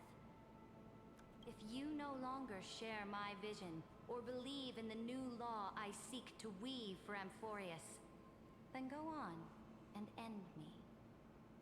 The Imperator of Amphorius may be ruthless and cruel, but never a liar.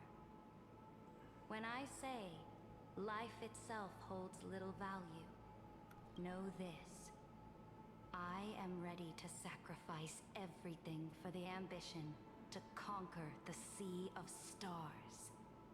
Now you've seen it. The brutal Imperator was willing to spill the blood of 500 heroes to complete the trial of law. As for my poor warden, her suffering had only just begun.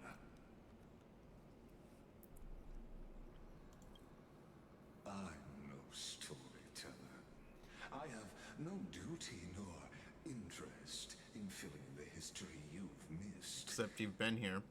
I just want you to witness the monstrous choice the Imperator made before the HSR turned their blades against me.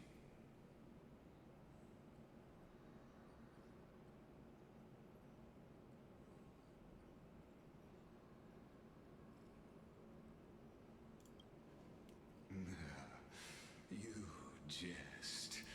I gave up on using words to solve conflicts 2,000 years ago.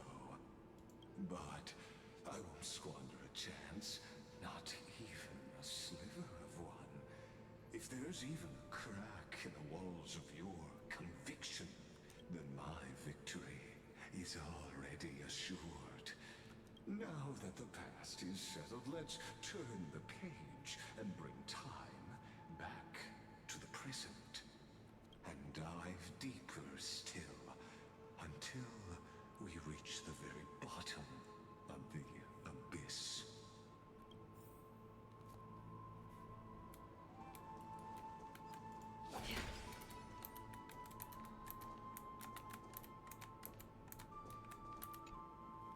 The fleet that rode the waves was dragged down into the deep. The flame-chasing nymphs were reduced to ash, and you, Deliverer, shall bear witness to this golden death.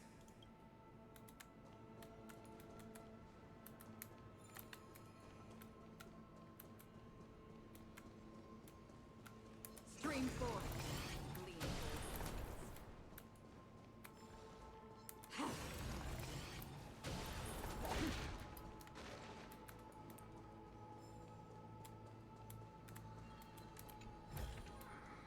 Seek, and you will find.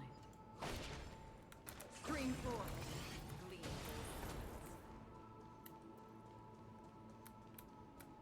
Okay.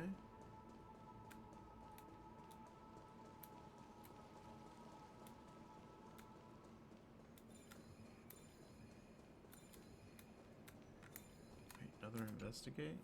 The fleet that Oh, it's the same thing.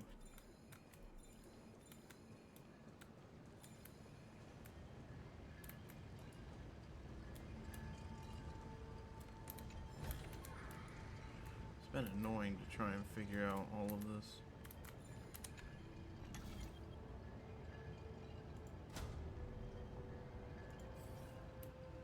Yeah, we need to do that, I think, for... Shatter the vessel of time, and let this stagnant pool start to flow again. Just like the broken fate of Amphorius.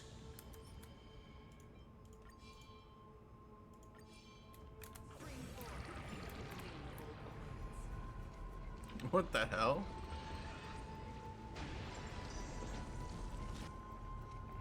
Oh, everything takes longer down here.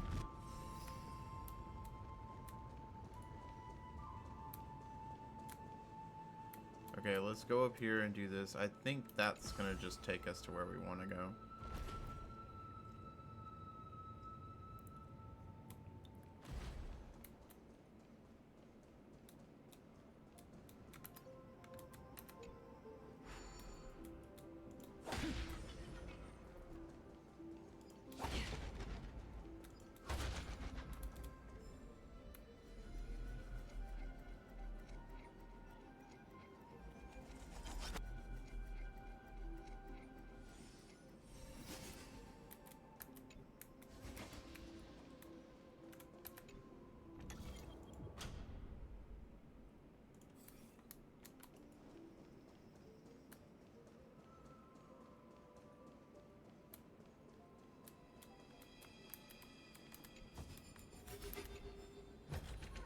Don't forget to let your friends in on the action.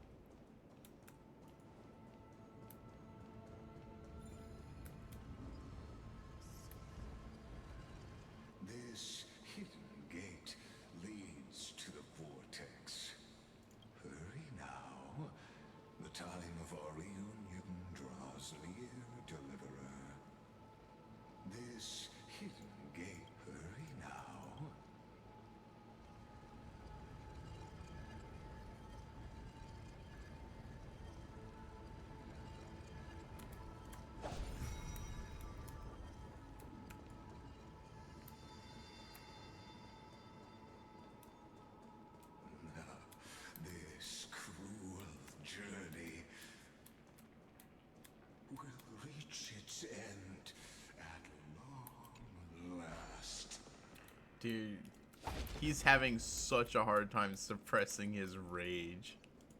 Like, it's whoever voice acted him did such a good job. Stream 4.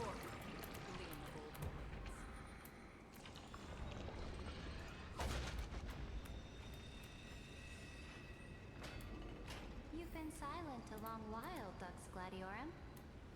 Starting to doubt your decision? Save your breath. The vortex of Fugusa lies just ahead.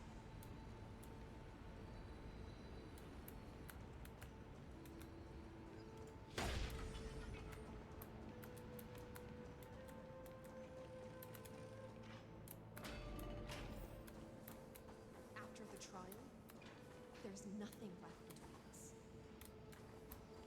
So you'll stop swimming toward the stars, Dux Gladiorum? I was always a creature of the sea. The stars in the sky were never meant for me.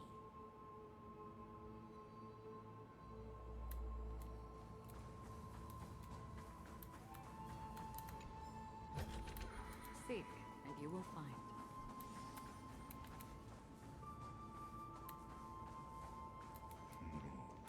Look, a gravestone. But whose name does it bear? Don't forget to let your friends in on the action.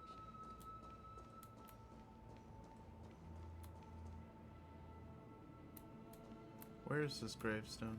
It was here that the prisoner, who thinks herself the prison warden, made her choice. Witness, listen, and awaken. Dux Gladiorum. I've lost count of how many times you've stood here over the past centuries. You talk too much for a prisoner like Kyrgyz. Two geniuses who defied law and all the Chrysos heirs who sacrificed themselves in this cycle worked together to chip away my strength. But they, you, can never affect my will. And as long as my will remains intact, I am free. Don't get ahead of yourself. I still have ways to chain your divine soul. Please, do surprise me. But I'd say your mission is nearly done here, isn't it? Oh, it was here you gorged out the core flame of ocean from Fugusa's body. It was here you and that Imperator both completed apotheosis, becoming pillars of Euphorius. And after that, you drove your blade into her heart. A loyal subject turned regicide. A demigod committing deicide. Or so the history books paint that tragedy. Oh, but if that's the truth, then why, after 1,000 years, are you still here, guarding I the love this. Imperator's grave? I love this. Still bound by loyalty. Come to think of it, perhaps I'm not the only one imprisoned here. Your calm does stir the rage in me. As if the one paying the price here isn't you, but us. The ones who lost everything. That's only because I've waited 13 million lifetimes for my vision to be realized. Countless millennia. Loneliness never once showed me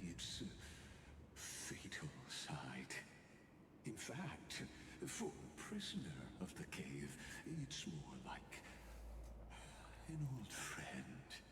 One that helps me think. But you're different, Dux Gladiorum. Loneliness has crept from the silent depths, sinking its claws into your mind. Bit by bit, it's peeling you apart. Will you regress into one of those lost mad sirens? Oh, what a shame that would be. You're right, Lycurgus. Loyalty, curse, the fall of my kin, and this endless waiting. These shackles are too heavy for a fish that cannot perceive any light. I can't break free of the whirlpool that's pulling me under. Nor do I have the unwavering resolve to force myself to wait for that person's return, as everyone hoped for. Deliverer from beyond the sky, my executioner. How much longer until she arrives here?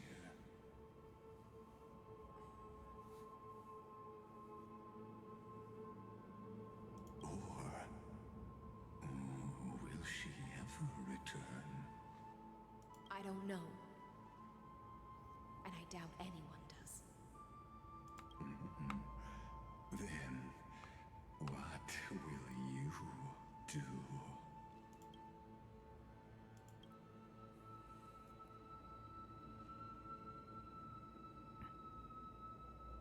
Ceredra.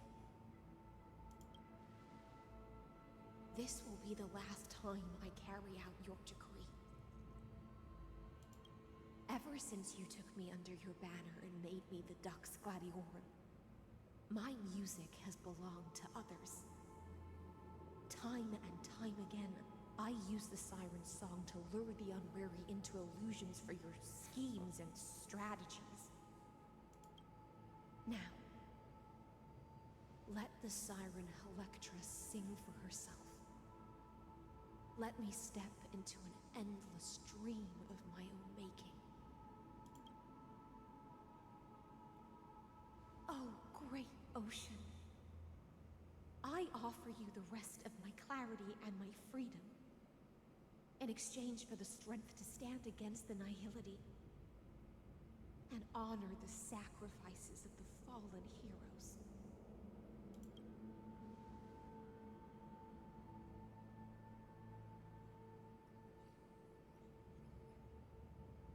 Greyfry, deliverer from beyond the sky. When you ride the current of time and find your way here, you'll hear my solo. It will guide you to the heart of this world. By then, I may still be lost in my self-wrought slumber, but I'll uphold my part of this long relay and guard the shackles that seal the Theoros. Do you still remember? To awaken someone from a siren's voice, you'll need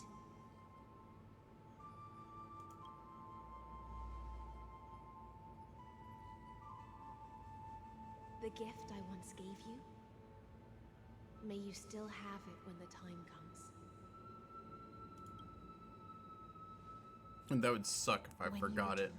I'll leave this here. That honey brew upon this grief. It holds the story of all our struggles and sacrifices. May you see it one day. The prelude Amphorius wrote for your return, carried forward through a 1,000-year relay.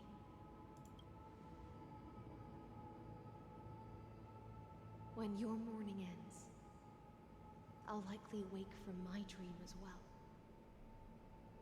Then, follow the trail of echoes and find me.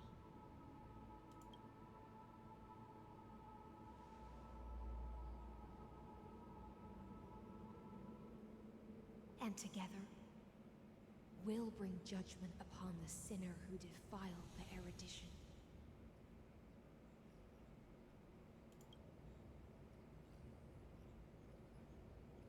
At long 23,550,336 cycles and 4,931 years later, Amphorius's final curtain is ready to fall. The shadows within the cave gave everything, yet all they did was mimic life outside its walls. A futile effort steeped in sorrow. Enough! They were no shadows. Everything they did shattered the darkness of this cave, and unearthed the core flame of Trailblaze. And now, with that core flame, I'll light the dawn of Amphorius!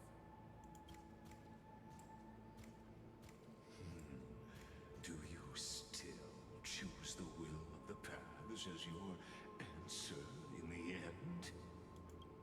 I do not agree with that answer, but I respect your tribute to them. Allow me to take back my earlier words. As an apology, and in the name of Theoros, who saw all destinies in this world, let me join you in mourning. Let us bid farewell Dude, to just the heroes leave. who sleep here. And then let us face each other and decide whose flame will rise with this new dawn.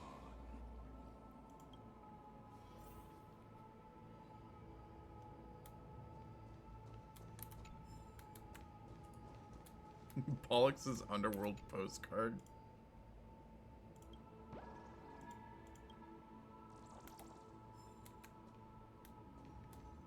Okay.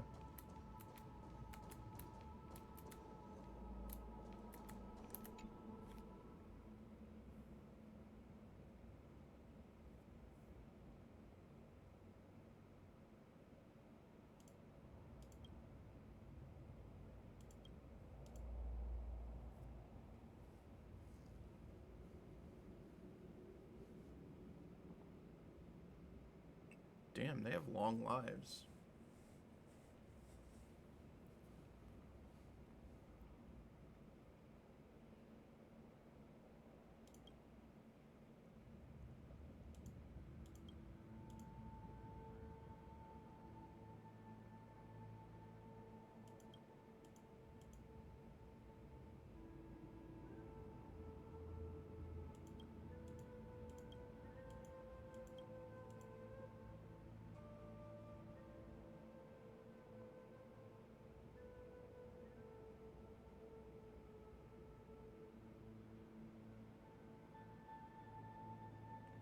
So I've been gone a year?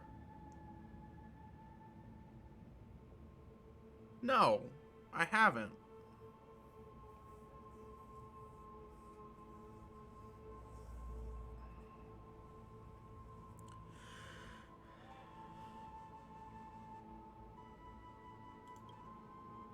Okay, I don't know. I thought this is 3961.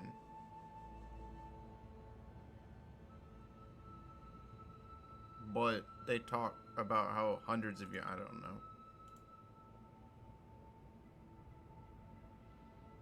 To Virginia, Apollonius, Seneca, Labienus, and Saritra. Through a brutal sacrifice, they lit the stars of law in this world, propelling Amphorius's fate. Just get out of here, you scumbag. In the shimmering mirage of illusion, they entrusted their dreams to ride among the stars, to the hero yet to come. Gosh, he's such a scumbag. Oh, there's two graves here. They're To the crisis heirs who gave their lives for a new world, their fates, as foretold by prophecies, are to be born whenever the world needs them, irrespective of how time and space may shift, all to fulfill their duty and their call and answer their calling. Terravox, demigod of Earth, born approximately 2,000 years before the light calendar system. Deceased light calendar 3961.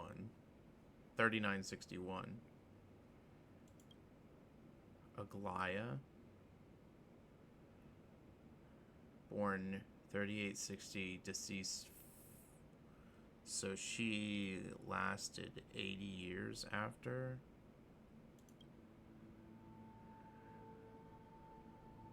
I see, okay.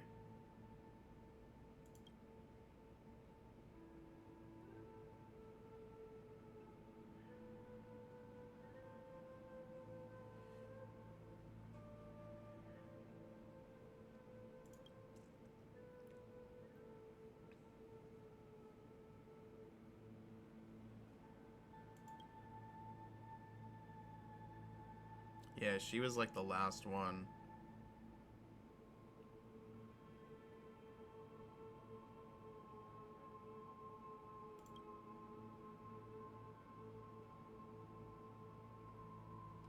Wait.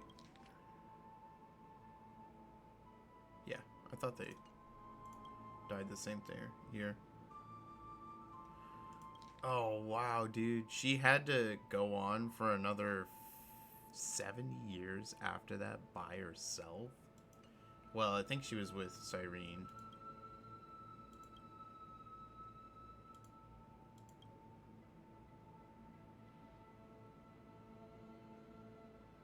Okay, Cyrene, I guess, wasn't one this time. But Hyacinthia was by herself in Akama for...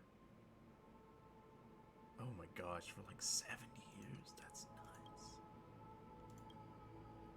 Tips the chalice once more, the honey brew bathing the stone like golden blood upon a demigod, forging destiny through its purifying flow. Aglaya, Trebios, Midimos, Castris, Anaxagoras, Cyphera, Hyacinthia. In a relay spanning 1,000 years, they stood against enemies far beyond their strength. What a loser. A bitter victory through what seemed like futile resistance. Oh man, it's pissing me off having him there. That same 30 million cycles, also marked by futility. They remained steadfast in fulfilling their duty to the experiment, unchanging, unwavering. Let this be the end of mourning the fallen.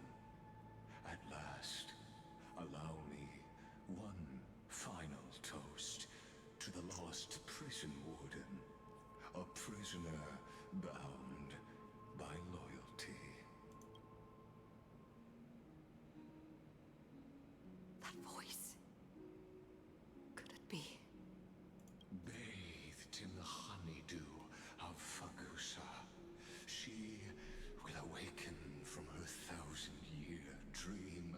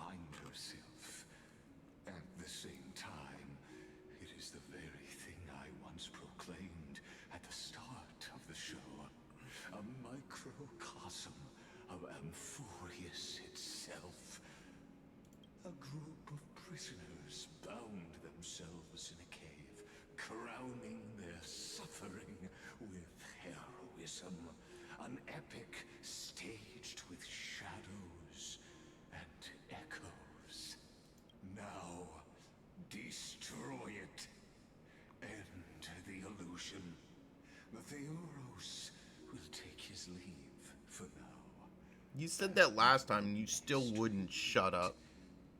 That shall be the moment that decides the fate of Amphorius and the entire cosmos. The prison warden's dream is nearly over, and the prisoner will soon be freed to the final execution ground, where I shall be executed, or be something. Freed, probably. This world and I shall halt here until we meet again.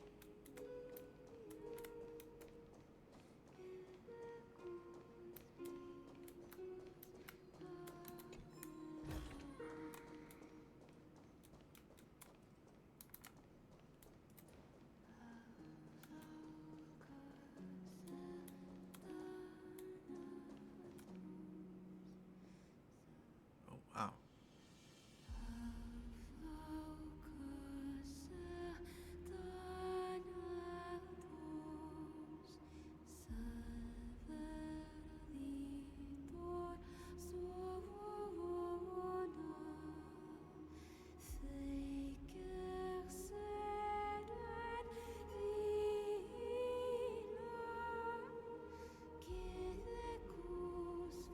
The last demigod. I'm here.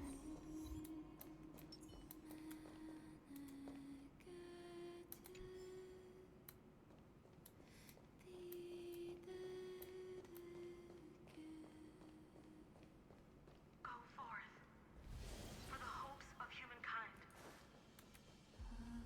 Go forth for the duty of deliverance. Go forth for the belief in flame chase. Go forth for the Golden Blood's glory.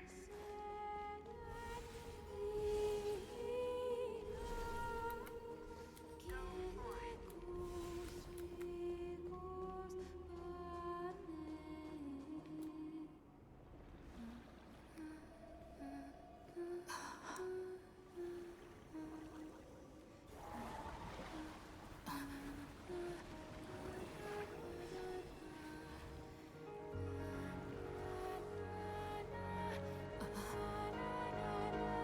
Seems like my feast is over.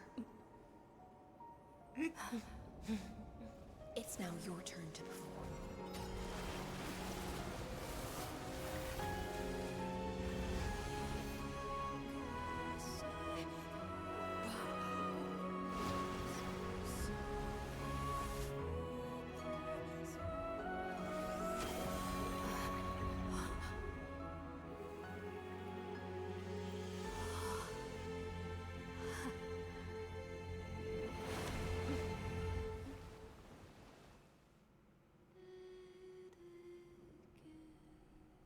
Little Grey Fry, please accept my thanks. Oh, man. I was the only one left after the world was destroyed, and I maintained this lonesome feast with my songs. I have prayed to that lightless sea for centuries, hoping it would reply to me. Yet the emptiness never answered. Thankfully, you arrived as promised, and everyone's wait was not in vain. Yeah.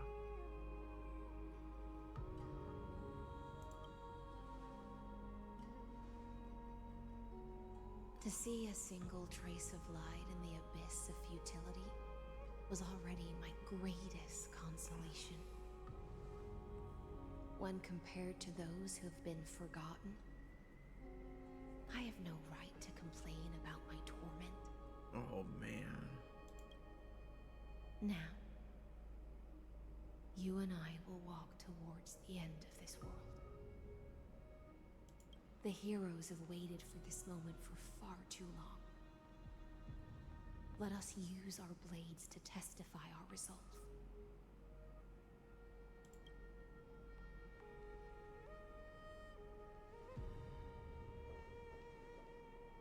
O prisoner of the seas. Theoros carrying 30 million cycles of sin. Slave of erudition. Show yourself. The Deliverer has returned. And the time of your execution draws near. I see an awakened human who has mistakenly taken fallacies as truths and has returned to the cave to try to bring her friends into the sunlight she once bathed in. Alas, prisoners will always be prisoners, blind to the very chains that bind them.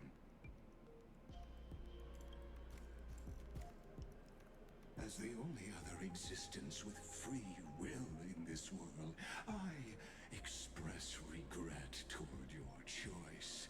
But I shall retain your right to express yourself. After all, every actor should have a final line before they bow out.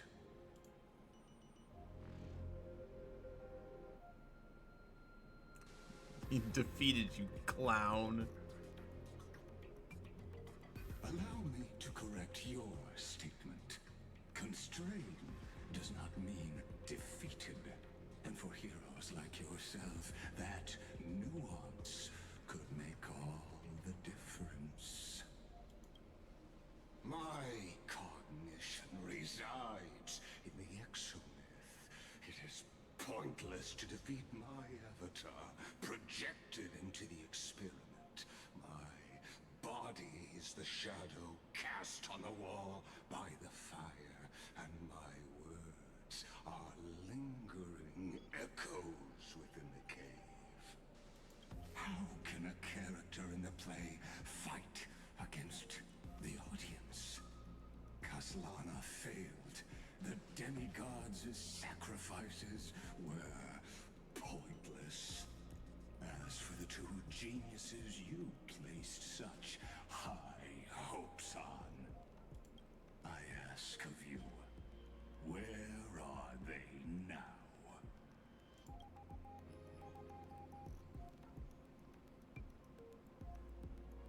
Confusion and epiphany always go hand in hand.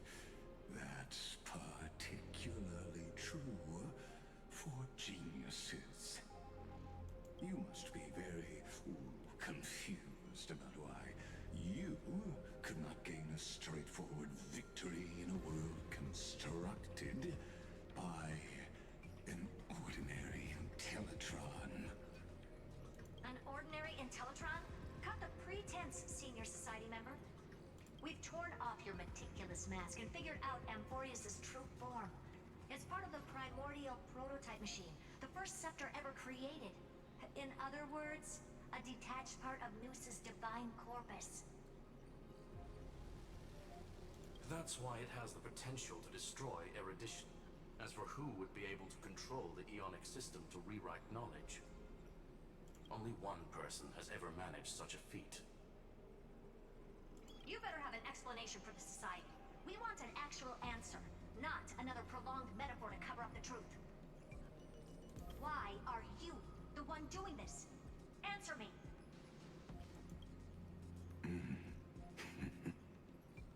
Since things have reached this point, I'll give you two irrational answer, purely as a courtesy to posterity. The answer is obvious, so there's no need to say that name out loud. The cosmos made a mistake in calling me a genius. I do not possess more wisdom than those who came after me. I was just the first to touch upon the universe's border, and the first to define the prime mover of life with incorrect logic.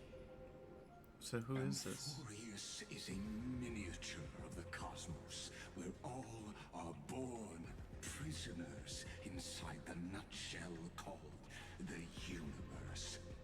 Like the madman who returned to the cave and preached about the daylight to his fellow prisoners, my greatest that I led my peers down a road that plunges into the abyss, from which there is no return. I led them into a lightless cage called Paths.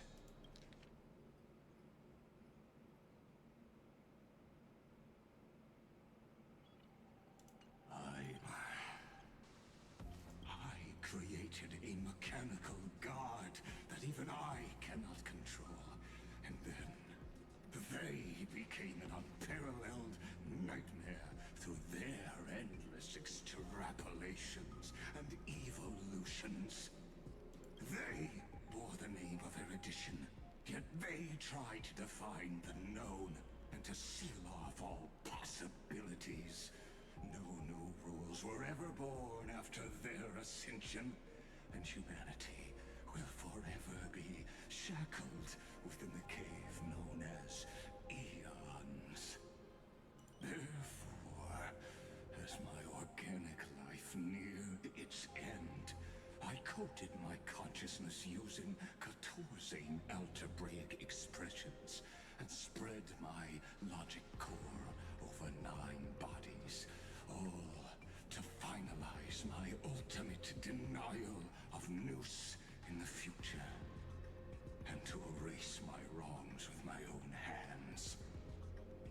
As for Lycurgus, he is only one of these 9 vessels.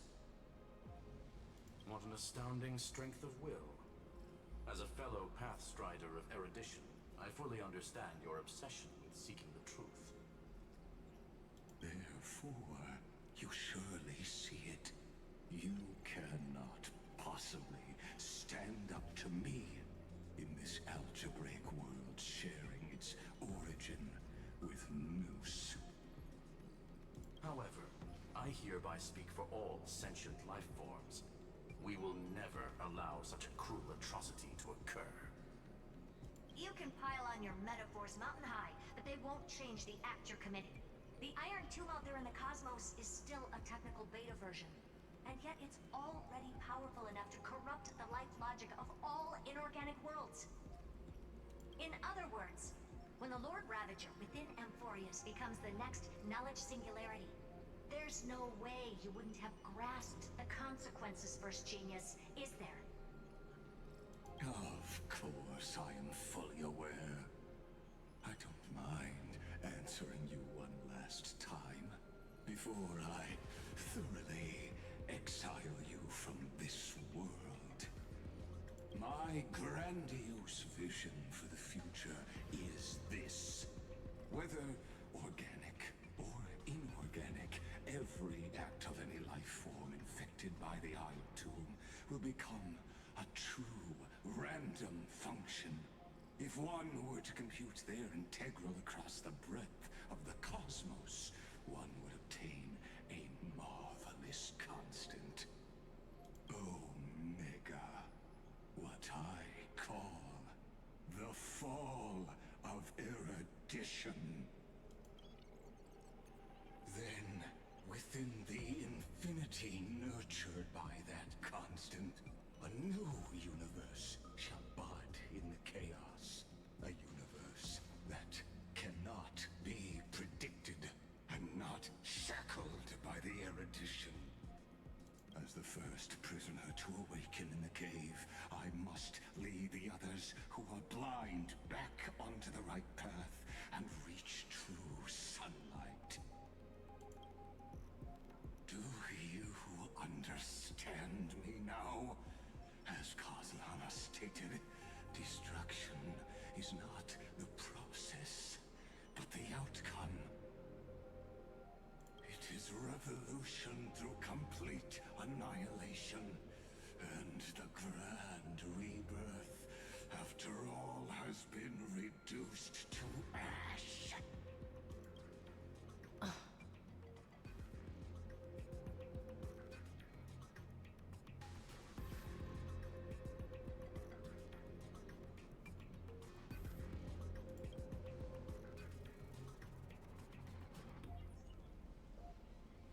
The Amphorians already answered long ago.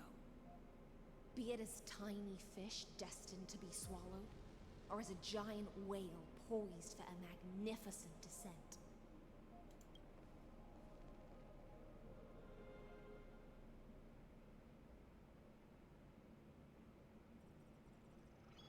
We will all fight against fate till our last breath.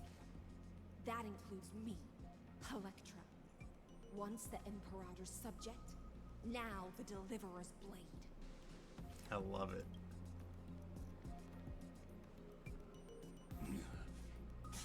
Oh, such noble chivalry. Admirable. I will also show my true self to you on this momentous occasion as a gesture of respect. And provide an insignificant academic suggestion. Thus speaks Genius Society #1. Xandar 1 Kuwabara. The Entelechy of the universe's Alpha and Omega. There's no need to rage against the truth. The value of any formula resides only in its answer. As for the process of solving it, no matter how elegant, violent, solemn, or humorous, it is all utterly meaningless. As the Theoros, I will.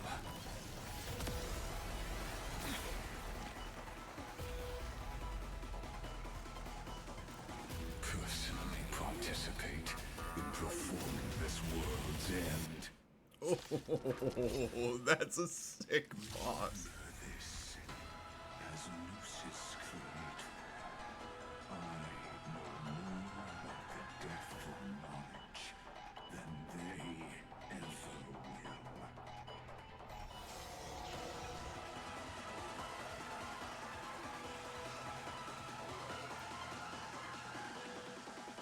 Careful. This is Lycus's true form.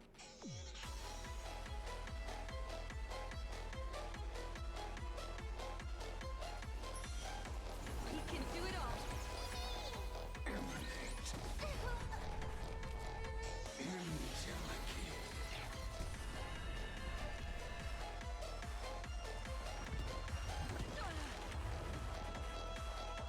Future will be bright. Together, we can do anything.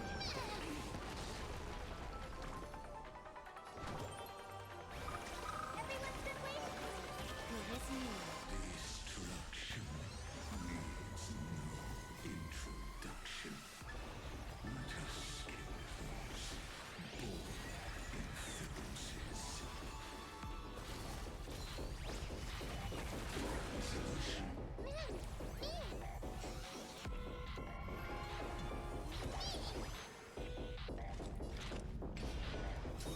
Waters of oblivion, I guide the wandering souls. Invoking Logos. Remove vulnerabilities.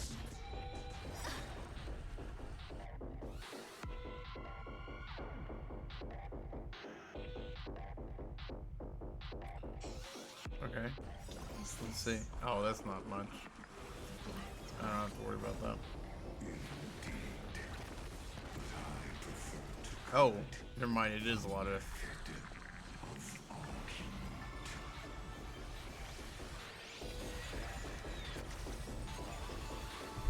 Oh, sorry.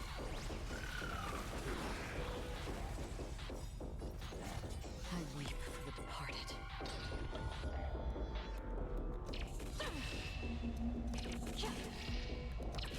Dust reigns, the two shall fall. I will guide the Rainbow Bridge.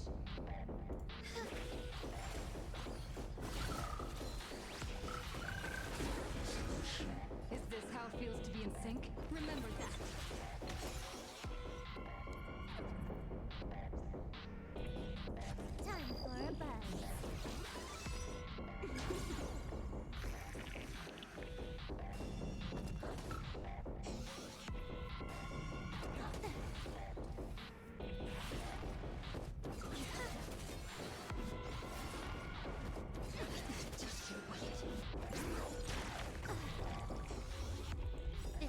that needs optimizing.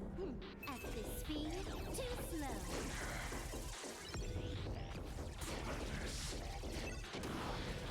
Entities must not multiply beyond necessity. I do not mind demonstrating this to you personally. Hang in there. I'll do my best to repel this tsunami of destruction.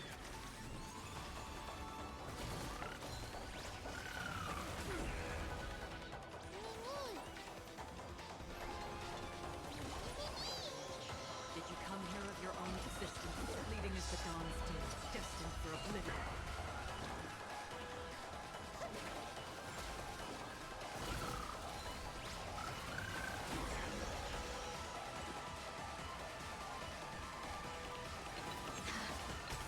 You took the bait just like that.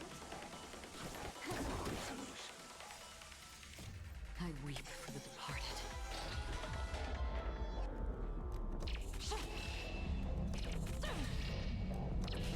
Dust's reign, it too shall fall.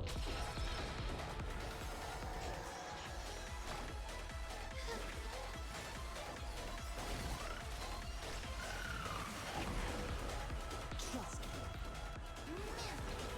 Together, we can do anything! I see it. Target the connector between his thoracic and lumbar vertebrae. Destroy that spot. Oh, so that's he implemented his own weakness into his own Achilles heel into My Day. That's actually kind of cool.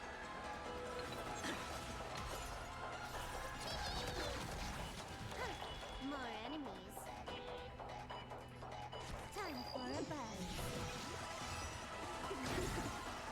This combat needs optimum. At this speed, too slow.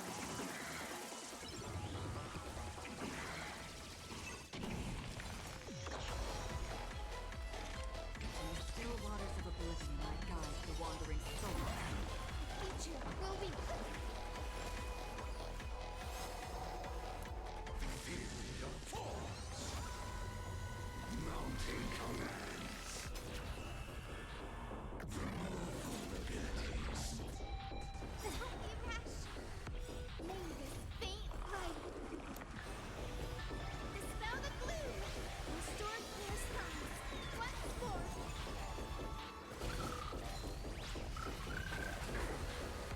This combat needs optimizing. At this speed, too slow.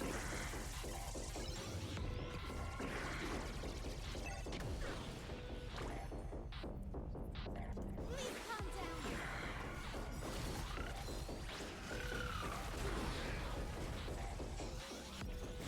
I weep for the departed.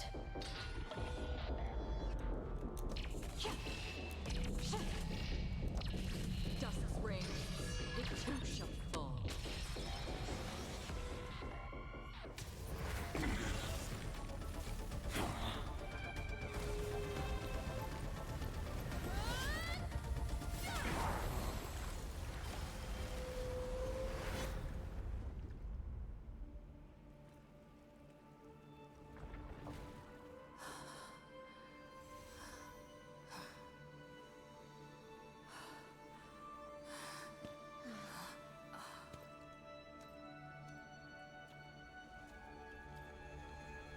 All is futile.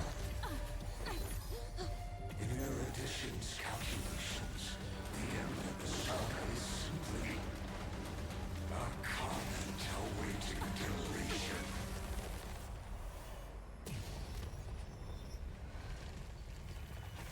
I don't like such a cold statement, okay? If numbers can decide the end of a story, Cyrene's been here? then we can surely also pen a new beginning.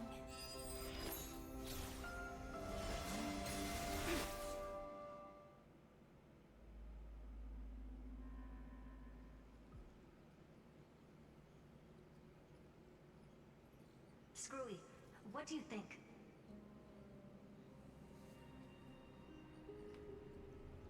If your hypothesis of Lygus' identity is true, then even even if we remove the restrictions of the Ultimate Protocol, the chances of us defeating him in a head-on battle will still remain lower than the acceptable threshold.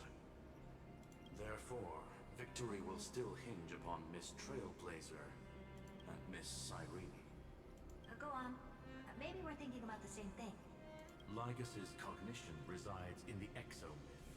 He is both an instigator within the experiment and the observer outside of it. Logic. His inspiration circuit can simultaneously process the different time flows in and out of that world. That's where things get tricky. He simultaneously exists in two different timelines, where the internal clocks are wildly different. That old Intellitron's neurons have completely gotten used to that over this prolonged experiment. And that's why he holds home field advantage. Yeah. You and I should be able to manage that too, if given more time. Unfortunately, there's no if, and we don't have more time. That's why we need to change our way of thinking and turn his advantage into a weakness. The key lies in memories, right? Oh? You caught on quick. You've already mentioned my friend and I, so it's an easy connection to make, no? My intuition has always been very on point. Good. Then I'll cut to the chase. Since his thinking speed far exceeds that of normal people within Amphorius, we are going to externally plant a memory into his inspiration circuit. Then, command it to loop endlessly until he gives in. Even the most flexible and sturdy inspiration circuit cannot withstand the traffic of a full-on information flood. When the amount of information exceeds his cognition filter's capacities, he will have no choice but to focus on processing this memory. That's when the parallel processing advantage he gained via Amphorius will completely destroy him. An image from a person's memory played in real time might only be a second for us. But for him in Amphorian time, it could be millions, or even billions of calculations.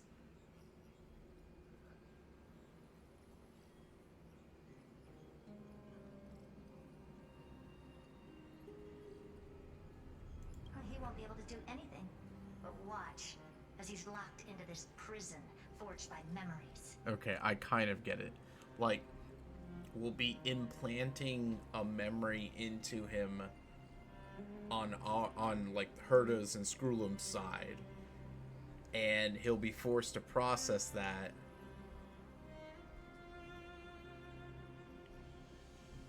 But he'll be confused as to whether to process it as in Amphorian time or in real time.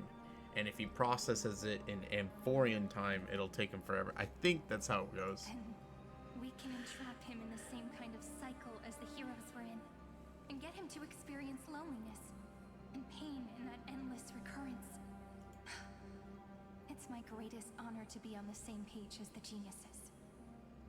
That little one is still in that old Intellitron's hands, and won't be able to respond to us anytime soon. But I don't think she'd refuse. So it's up to you to figure out how to execute this plan. I'm not sure how this happened, but I knew it as soon as I saw you. You are currently a mimetic entity of the Remembrance. Yes, I seem to be something you folks beyond the sky call a memo sprite. But that's fine by me. It suits me perfectly. I can serve as the vessel of memories, and do my part for the final battle. But before that, we have to tell you. The path characteristic you exhibit is very special. There's no way you're just a simple memo sprite.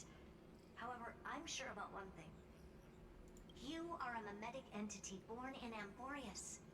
Yet you only awakened with the little one's arrival, and only matured as she embarked on the path of remembrance. That means your existence is completely attached to her memories. If there ever comes a day when she forgets about you for even a few seconds, or loses her last connection with Amphorius, then you must be prepared for the worst. You will disappear in the memory zone, utterly gone, without even a single line of data to remember you by.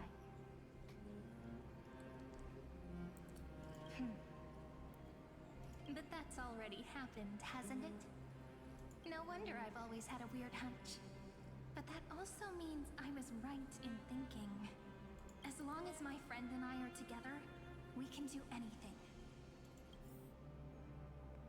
That's cool.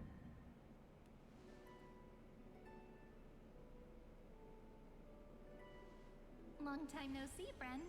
Did you miss me while you were away?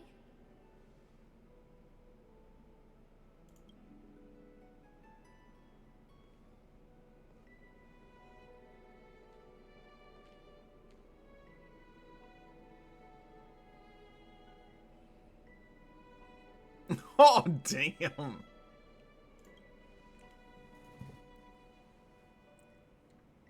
Yep, 1,000 years was such a long time. They keep saying 1,000 years. Oh, I guess.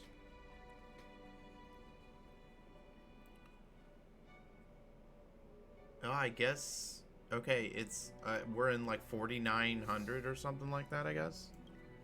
And everyone in Amphorius was waiting for the Deliverer's return. You probably already knew about the genius's plans for that memory. I had to hide really well in a corner in time so Lagus wouldn't find me, and wait for the right opportunity.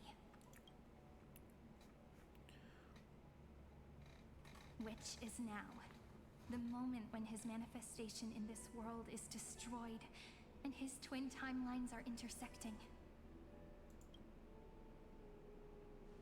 I'm sorry for keeping this a secret from you all this time. I'll tell you the entire, unedited story of this millennium as an apology after this is all over. But for now, let's join hands and complete the final step with the power of the remembrance.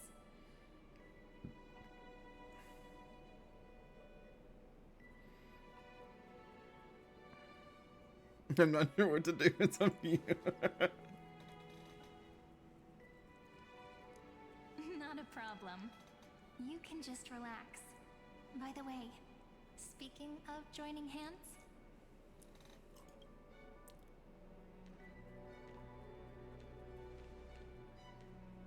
can I please do something before we go on stage?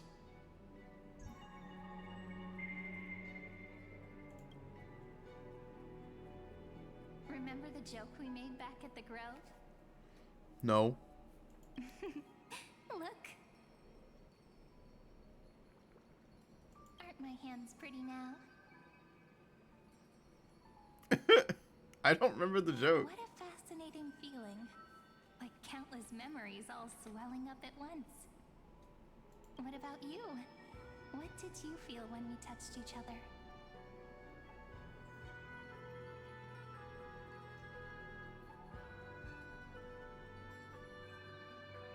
Really?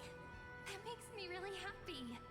If memories can move people, then it must have been a happy memory, right? Now, please remember what you're feeling right now. Write it down in your heart and keep it there. Memories you want to treasure will never fade away. Even if immersed in the long river of time, these memories will still leave traces of their existence. So, if the view in your memory ever grows fuzzy, just reach out and touch it. It's like reading bedtime stories together at night. It wipes away the chill of passing time, sharpens the outline of memory, and restores its power to nourish the spirit. Now, I'll carry this power with me, and for a little while, I must part from you as I step into the long cycles of this world. Give me your blessings, friend. Then, let that bright future be as we have written. Then, I'll leave it to you.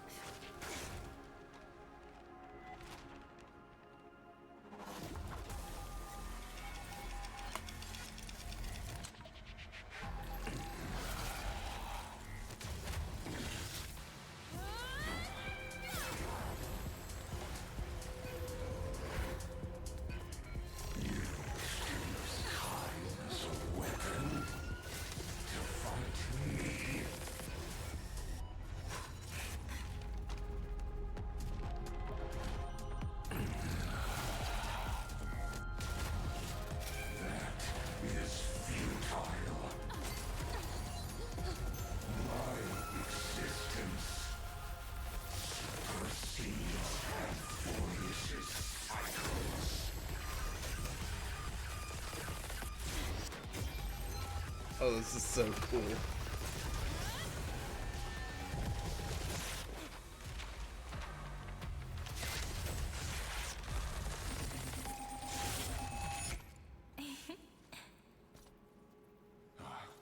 All plays are like this. Once you're on the stage, it's hard to return to the audience. Welcome to our story. How does it feel?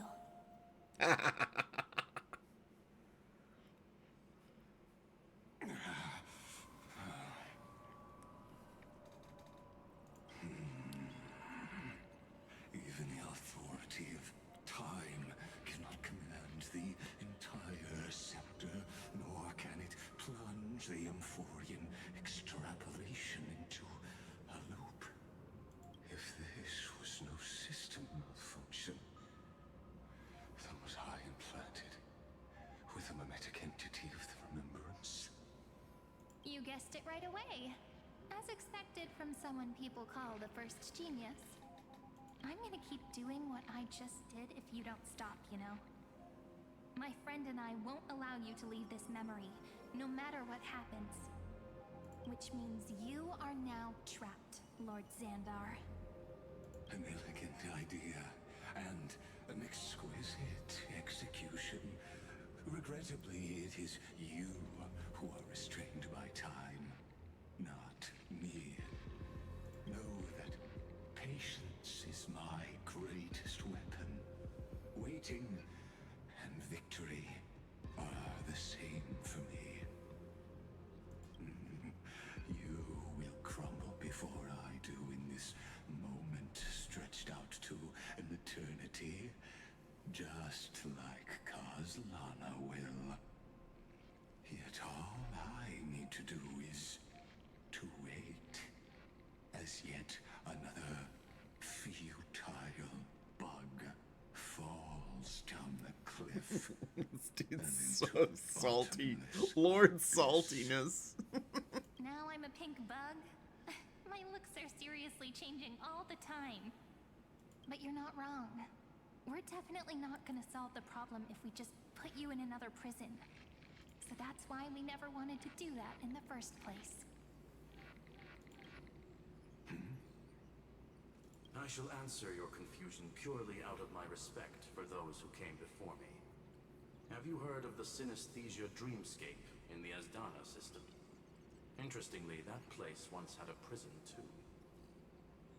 Life forms living in that environment, abundant with memoria, have a chance to connect their perceptions with each other's. Even across great spatial divides, they're able to detect shifts in one another's states. I call this phenomenon memory zone entanglement.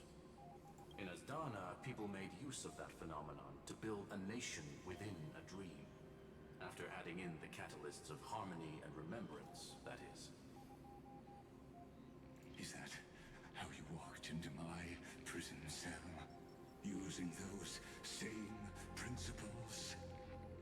I would much rather call this location our negotiation table, Lord Xandar. Nonetheless, your hypothesis is correct. We happen to have an ally skilled in tuning, while the Trailblazer and Miss Cyrene both have an astonishing amount of resolve, which I'm sure you can testify to. I am also sure that with the support of such a resolute memo sprite, our conversation can last for a long, long time. I'm the best at listening to stories, you know? I'll leave the exciting clash of the erudition to you two geniuses. A brainstorm? I like it. And it's 2 against 1? Well, I like it even more. Let's talk, Xandar. Take a guess. How much do you reckon we can dig out of your brain before the next second? And how many ways can we find to deal with you? Besides, in your current predicament, there's no way you can take our trump card away. Go, little one. Go. Overturn the Era Nova. Like Hergus disappeared. It seems you had conducted a secret hunt in the depths that even I cannot reach. In that case, go. swim onward and give this campaign a fitting end. I shall send you off with my song, Greyfry. May this song penetrate time and become the prelude to the new world.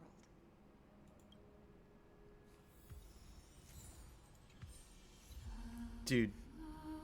Oh, that was so cool. That whole sequence.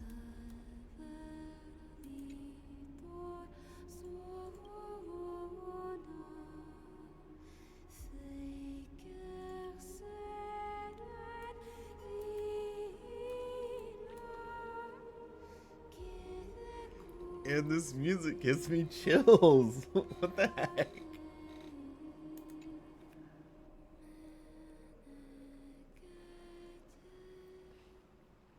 Okay, so we're gonna restart it again. But this time we have to do it right.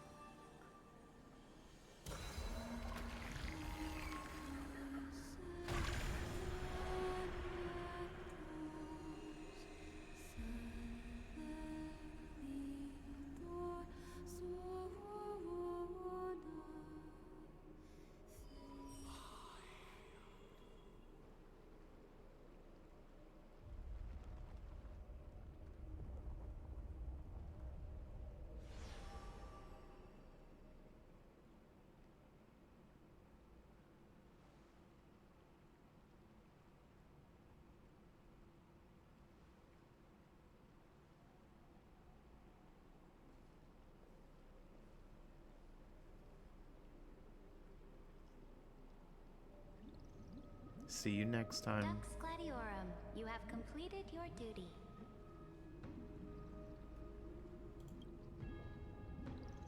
A new dawn is about to rise. Why not swim towards it?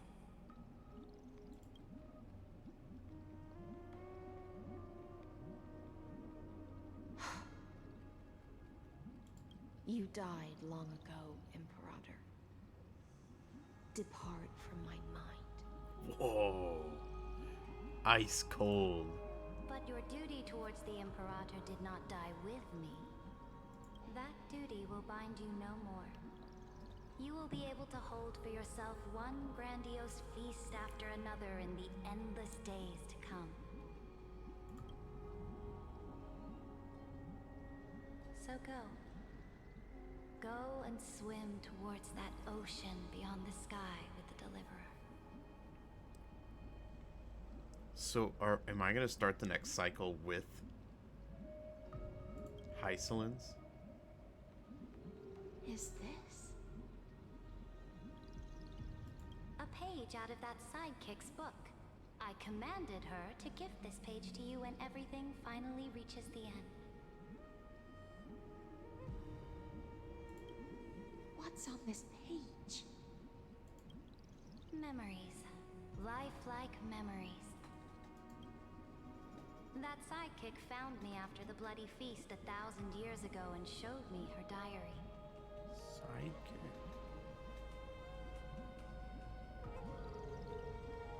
Oh, Cyrene? I saw within that notebook.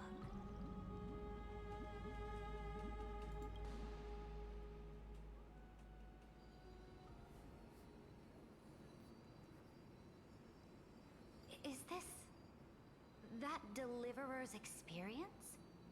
It's truly immersive. Oh, so cool. So Cyrene showed everything that happened in my other timeline. Okay. People beyond the sky apparently utilize this power to seal past scenery into crystals they call light cones. But I only know so much about the remembrance, so I can't completely replicate the past. But I'll do my best to talk about the missing parts. I'm all ears. Go on then. Do your best. But if your chatter gets too boring, or if I deem it offensive, then law will become forever beyond your reach. Got it. I'm sure you'll find this to your liking. After all, it's human nature to want to embark on a journey into the unknown. Oh, this is so cool!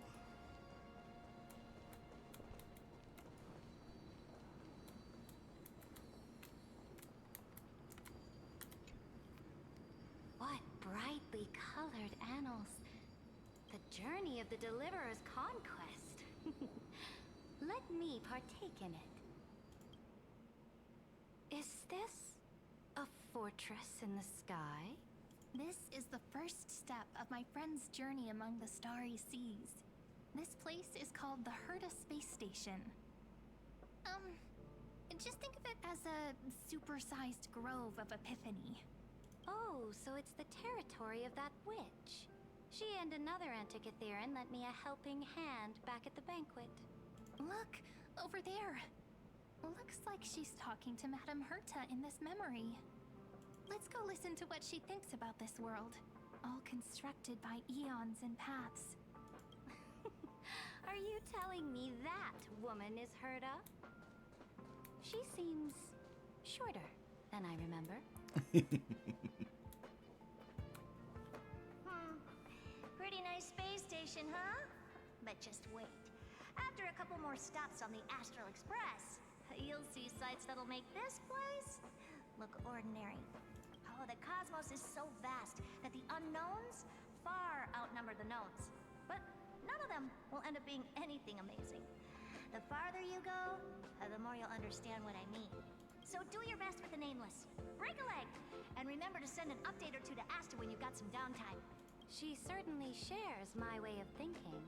Only that instead of a conquest through blood and fire, they chose a gentler path. People call Madame Herta and Mr. Screwlum geniuses. Apparently, only the smartest people in the cosmos can receive the blessings of Nous, Amphorius' true creator.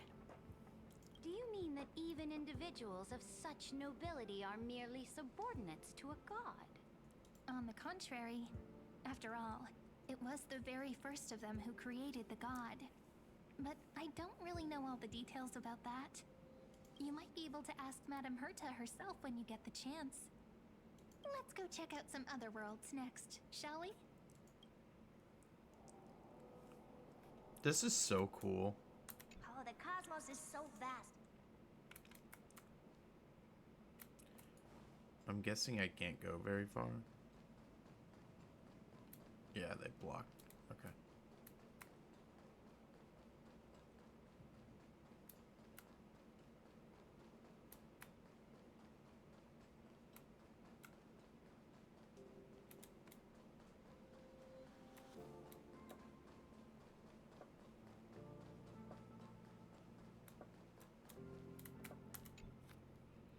This next stop on the journey has a lot of similarities to Amphorius. A snow-covered land? Interesting. This star is named Eurillo 6. That name sounds so cold. Belobog sounds better. The girl we see here holds a similar station to you, Imperator. She's the supreme guardian of this world.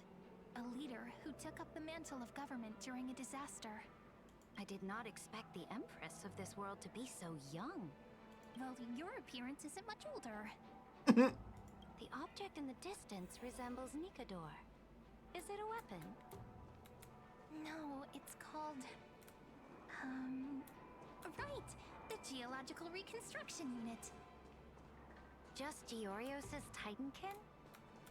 Disappointing. It's all thanks to you that we survived the crisis. The collaboration with the IPC is both an opportunity and a challenge. Nonetheless, it's an important step in our journey back into the universe. This world was sealed beneath its sky just like Amphorius was, and they only managed to reconnect with the stars when the Nameless arrived. That IPC she spoke of, is it a more powerful organization? Yes. The IPC conquered many worlds through trade, and opened up a vast territory that way. There are many such powerful alliances beyond Amphorius, and they all walk on roads different from the destruction. Coming back to the Supreme Guardian and her Belobog, Didn't they find a peaceful way to enter the interstellar community? That cannot be true. That IPC would never have grown so big on trade alone. It may pretend to be a wealthy merchant with clean hands, but I am willing to bet that it grew fat on gory oppression and bloodshed. Its path of conquest must have had no mercy for the weak and would have destroyed them if needed. This is cool. Are you telling me We're like this snowland teaching never her thought that about what tossing its dignity to the wind and kneeling to the IPC? I will not believe it. yeah, I like we're teaching her that basically her ideas of conquest are not good. I will never allow the Imperator's empire to be sullied by others. Amphorius must become a power so strong that no interstellar foreigner would dare to look down upon us. Imperator, Belobog isn't as weak as you imagine. Listen. I indeed hesitated. But now I understand what we must do. Belobog must learn how to walk on her own until she no longer needs the support of others and can stand on her 2 feet among the stars. Even if I may not live to see it, I believe such a day will surely come. They still have their dignity intact. One day, that hope will melt through the ice and help them into a prosperous tomorrow.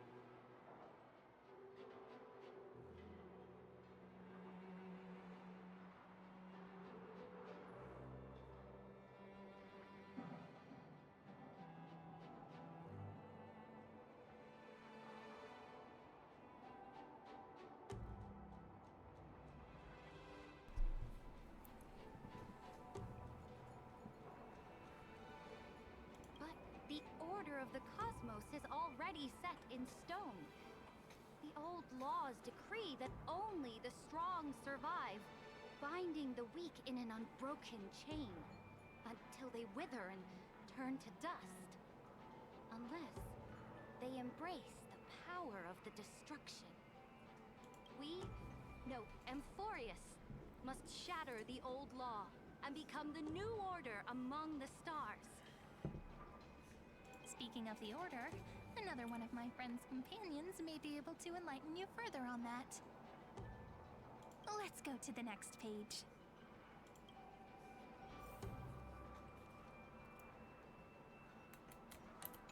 I indeed hesitated. Okay. I'm guessing we only get to talk to people. This next world is a nation of dreams. The first time I heard about that place, I didn't even know what to think.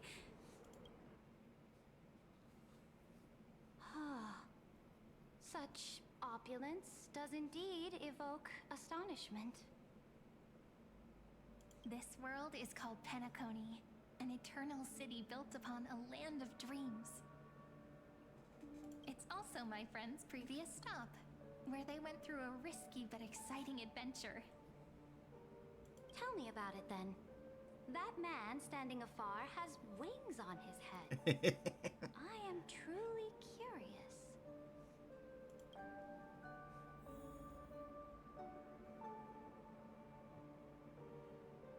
Hey Alice, how you doing? I wish to gaze upon the views of the Reverie Hotel one more time. I'll be just a traveler when I come back here again. And perhaps, through a traveler's eyes, even the things I once knew so well will feel strangely different. Penacony is a land of the harmony, where all dreams and hopes merge and combine. It believes in unrestrained freedom, and that's how it lost itself in shallow delights. Then, this young man before you chose to rewrite its laws, using the power of the Order, hoping to shape a dream-bound paradise of perfect happiness. Yet, the paradise of my dreams remains far away. Perhaps a brief journey with the Nameless can show me more possibilities in my search for paradise. As for what Penacony should look like, it'll be up to her. No, up to their trailblazing now. Oh, it sounds like this ideal kingdom is no more. That's right. The people chose to wake up at the end. You can't see tomorrow when drowning in sweet dreams. This individual's law acknowledged only gods and constructs, leaving no space for humanity. And yet, the fact that he could accept defeat and resume his journey shows a rare self-awareness and clarity of mind. You are also very self-aware, Imperator. Then you must know that the world promised by the destruction also has no place for humanity. I am indeed very aware of Lycurgus's honeyed words of deceit. I have seen enough. Take me back.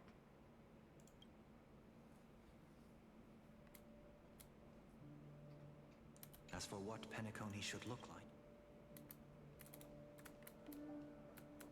Then let's wrap up this trip down memory lane with one last scene. This absolute wonder. Isn't it pretty? That's our Emporius. Our world flows and meanders in this endless band of light.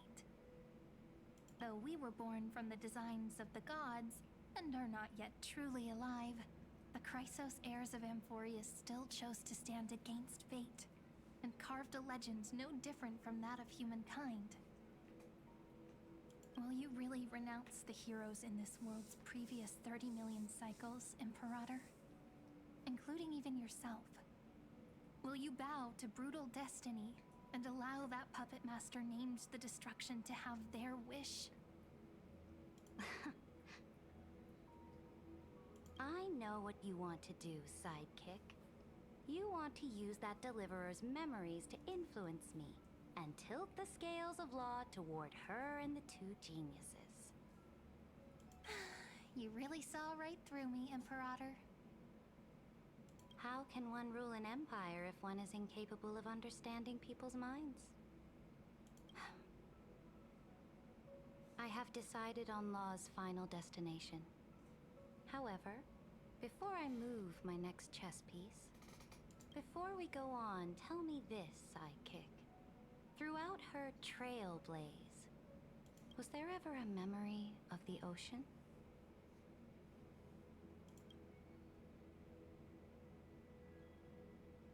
She's been looking out for Hysilens. The ocean. My cradle. My home.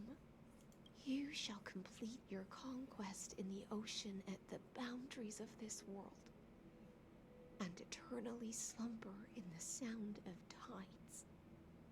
You shall eternally slumber in the sound of tides, and complete your conquest in the ocean at the boundaries of this world. Our prophecies aligned as flawlessly as a sea snake circling upon itself. An elegant loop, like a joyful hymn. Whoa, so their prophecies were the exact same.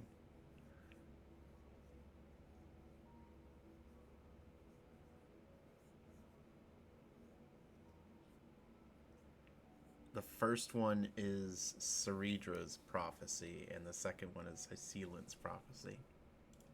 Okay. Like the circulating ocean current. Like our two fates. Like Amphorius itself.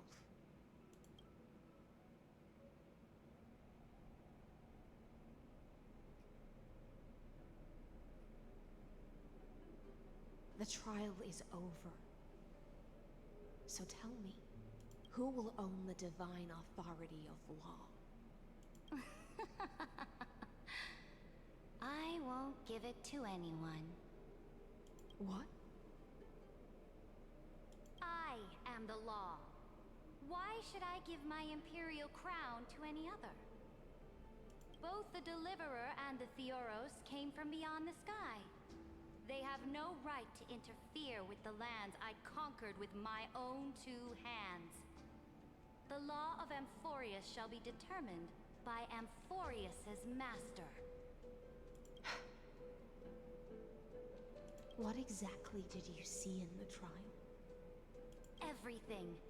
I saw everything regarding the rules of this world's operation. I saw the laws of extrapolation that Theoros spoke of. I saw the ultimate protocol. As long as I offer a sacrifice of equal weight, I can rewrite the laws of this world according to my will. I can turn good into evil, ugliness into beauty, and weakness into strength.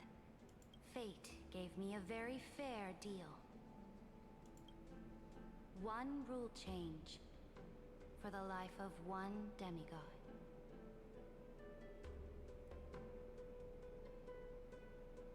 So who did she sacrifice?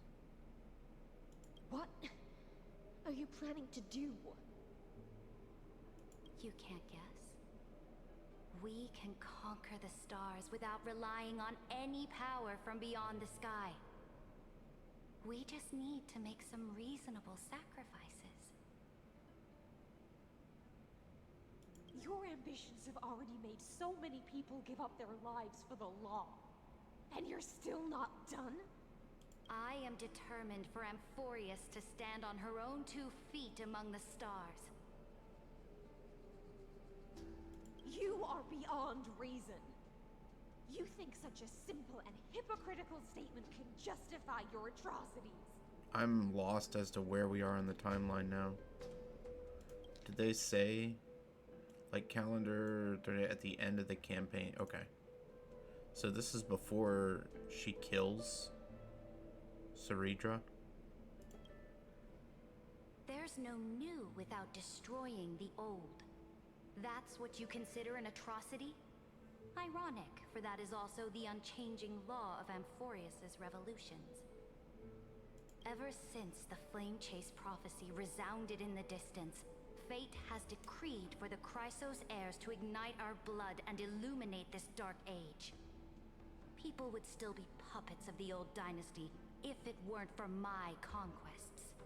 But your world doesn't seem to be any different from your predecessors. Bloodshed, tyranny, oppression. You're making the same mistakes they did. Go and see everything for yourself. Go to any library I've built.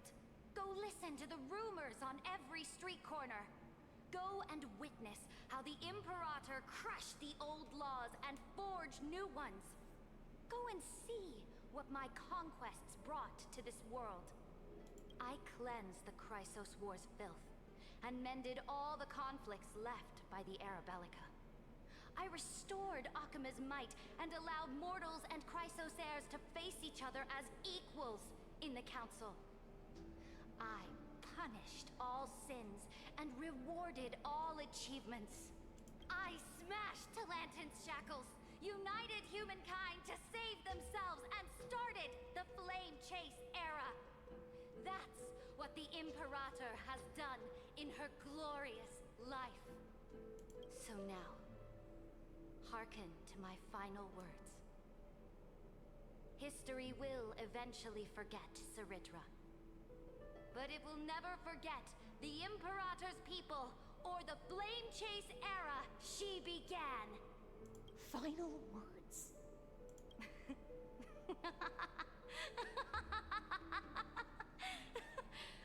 Amphorius is about to be destroyed. There's no time left for pointless debates. There is only one law I want to overturn to aid the final battle of deliverance. So I will only offer the life of one demigod.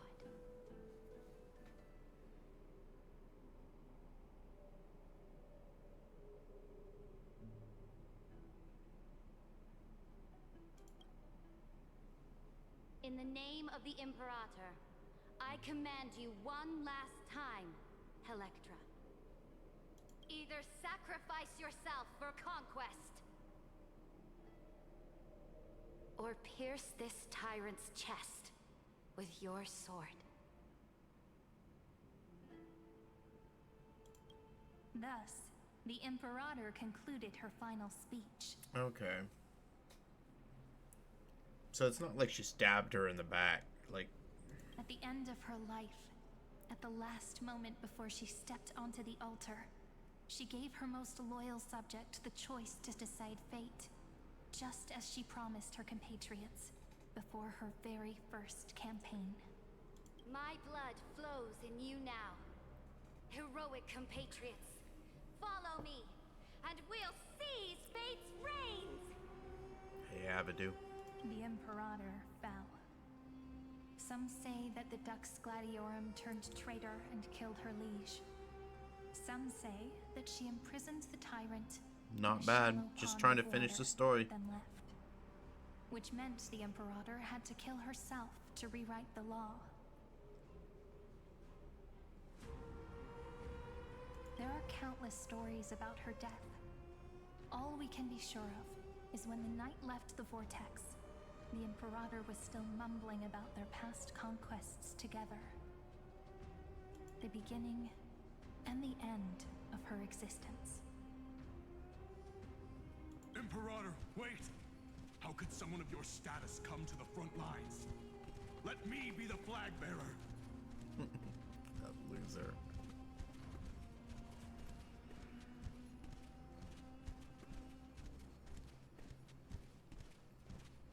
What, this is Aglaya, I think? The troops defending the pass to the west of the grove. Have they surrendered? They ran as quickly as they could when they heard your name. The Golden Cocoon Pass is now in the First Legion's hands. Good. What about the Delosian militia? The Third Legion set fire to the mountains and flattened everything west of the basin. They just need a few more days. That is enough. We cannot afford to miss an opportunity for victory. Lastly, how many Laedonian cannons are left? They are no more. The Second and Fourth Legions have destroyed them all. Very good. They now have no way out, no reinforcements, and no artillery support. We will be able to liberate the Grove of Epiphany in the blink of an eye. We will launch the final charge 1 quint after the curtain fall hour tomorrow. Remember, as long as the Alliance's flag still flies on my shoulders, you must keep moving forward. Take no prisoners among the enemy soldiers. All sages who resist are to be captured and tried according to martial law. And do not destroy any books. Now go! Notify the entire army! Understood! Those who are resolved to die, we salute you. Reporting in. The mountain dwellers are resisting fiercely, and the legendary Mountain Breaker has personally engaged in battle. Their formations are nigh impenetrable. Then cease our frontal assault. Send scouts to all legions and tell them to retreat into the Tritos Plains before the parting hour. What? Are you planning to surrender? It's a strategic change of plans. The seismic walking dragon is enough for that battlefield. Walking dragon? You mean that stupid beast, Terravox? What can they even do? Stupid? No. They are the wisest of all of Giorio's creations. Only they can perceive the currents of time. Let them deal with their earthly brethren. We will advance and take the lead in defeating what remains of our enemy.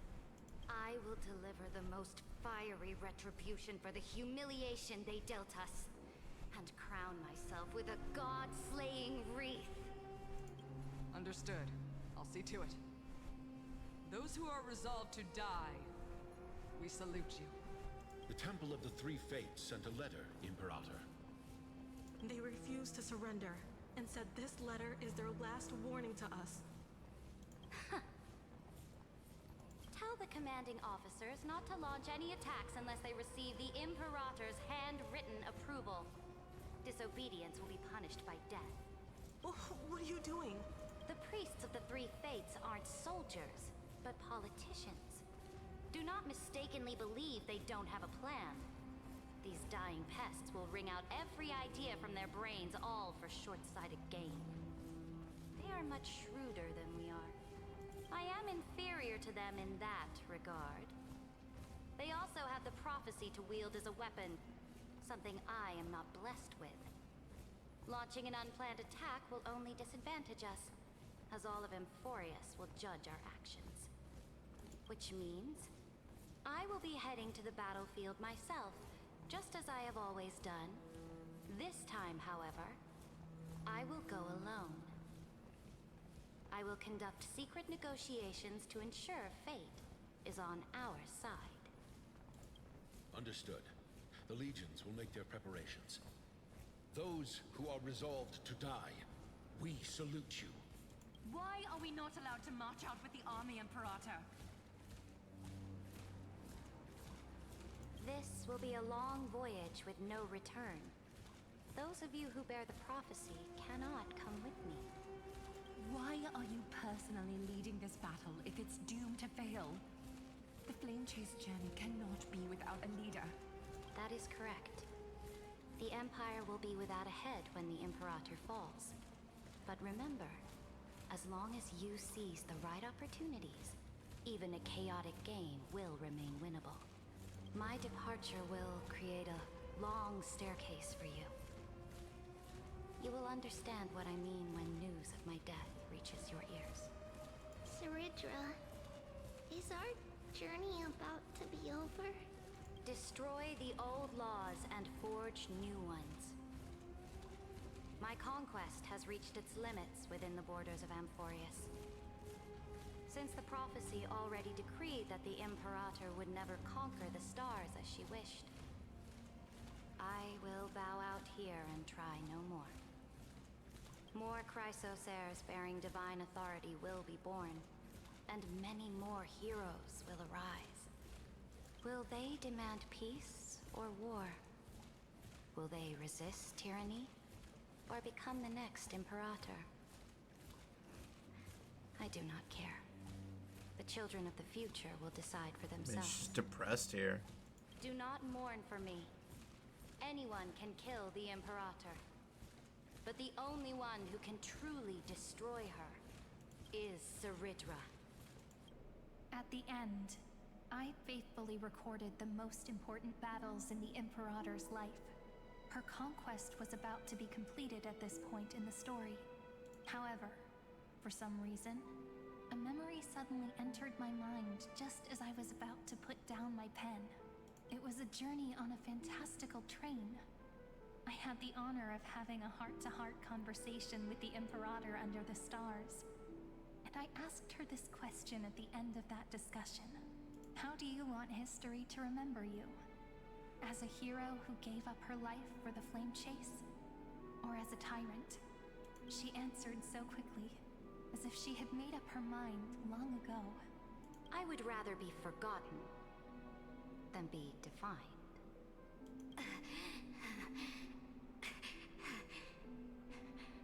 Because the law can be neither eternal nor unchallenged. And only humanity can pen laws into history's pages. Now, I have shattered the greatest law of Amphorius. The game is nearing its end, Dux Gladiorum. Even though you killed the Imperator in the previous 30 million cycles. Look, Did she really? This cycle is so different from the last one. This time, you finally found your own law. Then, Hysilens, Electra. I will ask someone to deliver the prophecy's ocean at the boundaries of this world to you. Will you choose to swim into that ocean? I do not care. Do not care. The Imperator muttered about her conquests, and news of her death spread in the city. Freedom! Liberty! The tyrant is dead! Go! Shout this news in the streets! My people! My fellow elders! Do not panic. Stand your ground. That usurper has paid for her ambition with her life. People once cheered for my ascension. And now they cheer for my fall. No matter. I am fond of applause.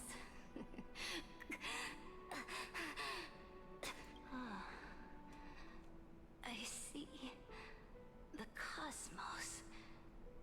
The battlefield that I cannot reach. I will return in the next cycle. The stars will hear my legion's war drums. Hear the great name of the Imperator. Hear Florius's Serenra. To this day, we do not know which rule the Imperator overwrote at the cost of her life. Perhaps the truth will only be revealed at the moment of checkmate. Just like every chess game she ever played, we only know her death inflamed Akama. On one side of the city, those who defended liberty toppled her statues to the ground. On the other side, her supporters put themselves between the masses and her monuments, declaring loudly that the Sovereign is still among the people. It is said that golden blood congealed into the same letters everywhere they fought. It was the name borne by Akama's first and final sovereign, the Imperator Seredra. What's the point of The one who going bore through that this? name did not see any of this. Her gaze was cast far away, and the sound of tides in her ears drowned out the people's cries. What was the Imperator thinking about in that prophesized ocean at the boundaries of this world? In that shallow puddle of stagnant water, was she reminiscing about her past conquests? Or repenting for the millions killed for the flame chase? It was neither. The Imperator only saw how the surface of the water gleamed like that crude chessboard, dissected by light and shadow in the afternoon when her teacher played against her for the first time. Look at this chessboard. What do the pieces look like? They are strangely beautiful. They look like the stars in the night sky ablaze.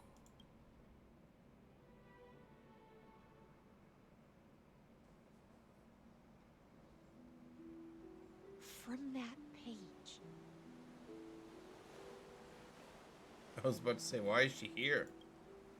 emerged an ocean. Oh, she took a page out of that book to give to Hysilens. So vast, so pure, She really trusted her. not a single trace of corruption. Is this Seredra? Electra, my subject. Ever since you walked out of the tainted ocean and pledged yourself to me, I have seen the abyss in your eyes and the emptiness in your heart. That was why I promised you a new ocean, where the Imperator's ambitions would serve as the currents, and loyalty would be its light. Electra, my subject. You have done your duty as my blade. The prophecy has now made its final decree on the road I intend to walk. My conquest is doomed to never reach the stars. But the Imperator never makes empty promises. So take this memory, this ocean, beyond the sky, as witnessed by the Deliverer. This is the final gift that the Imperator can leave for her subject.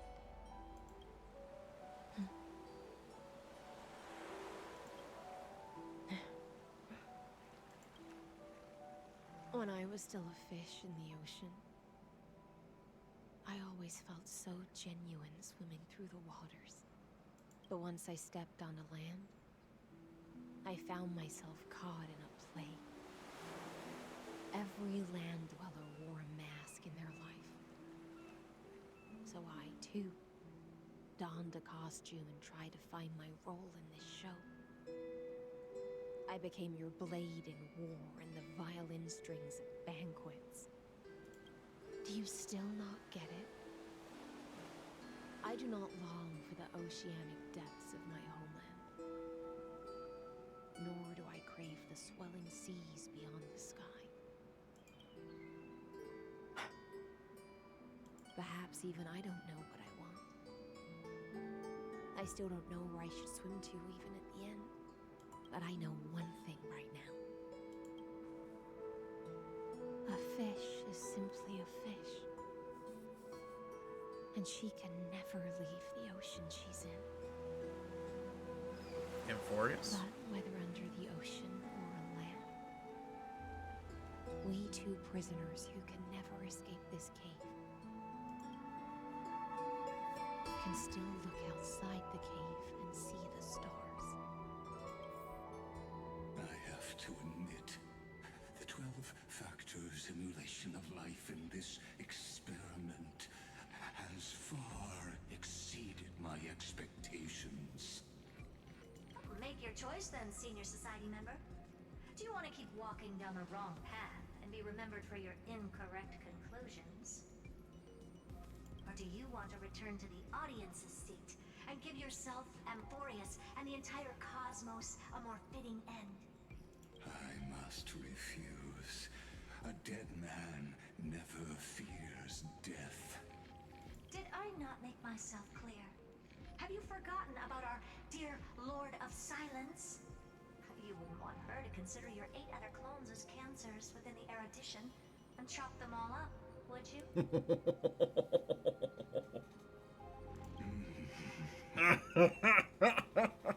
Your logical deductions are vastly different from mine.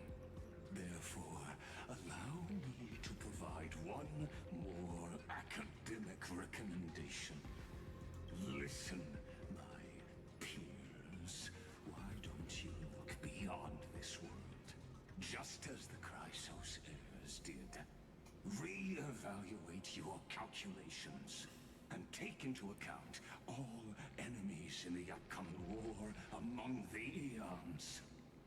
Amphorius is not a place where 3 paths entangle, but where 3 paths fight to the death. You used Memoria to resist me, but did you not consider the possibility that the Remembrance and their children might have taken this opportunity to join the fray as well?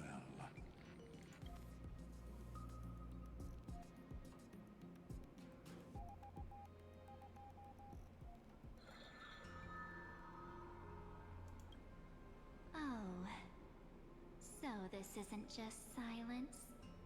It's the answer. What was the last thing she said to you before you parted the waters at the Scale Gorge waterscape? A tricky question, but one with a simple answer. She didn't say anything back then, right?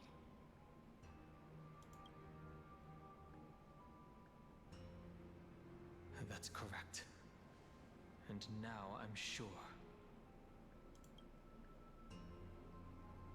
You are not March 7th. There's no way she would remember that detail. Trapped!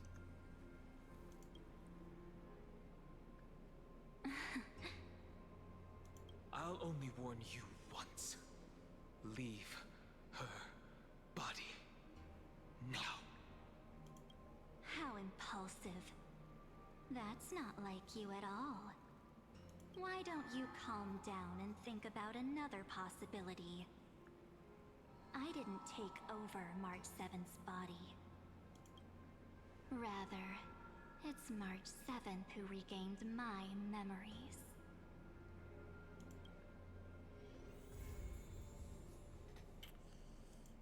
Oh, shit, man. Holy crap.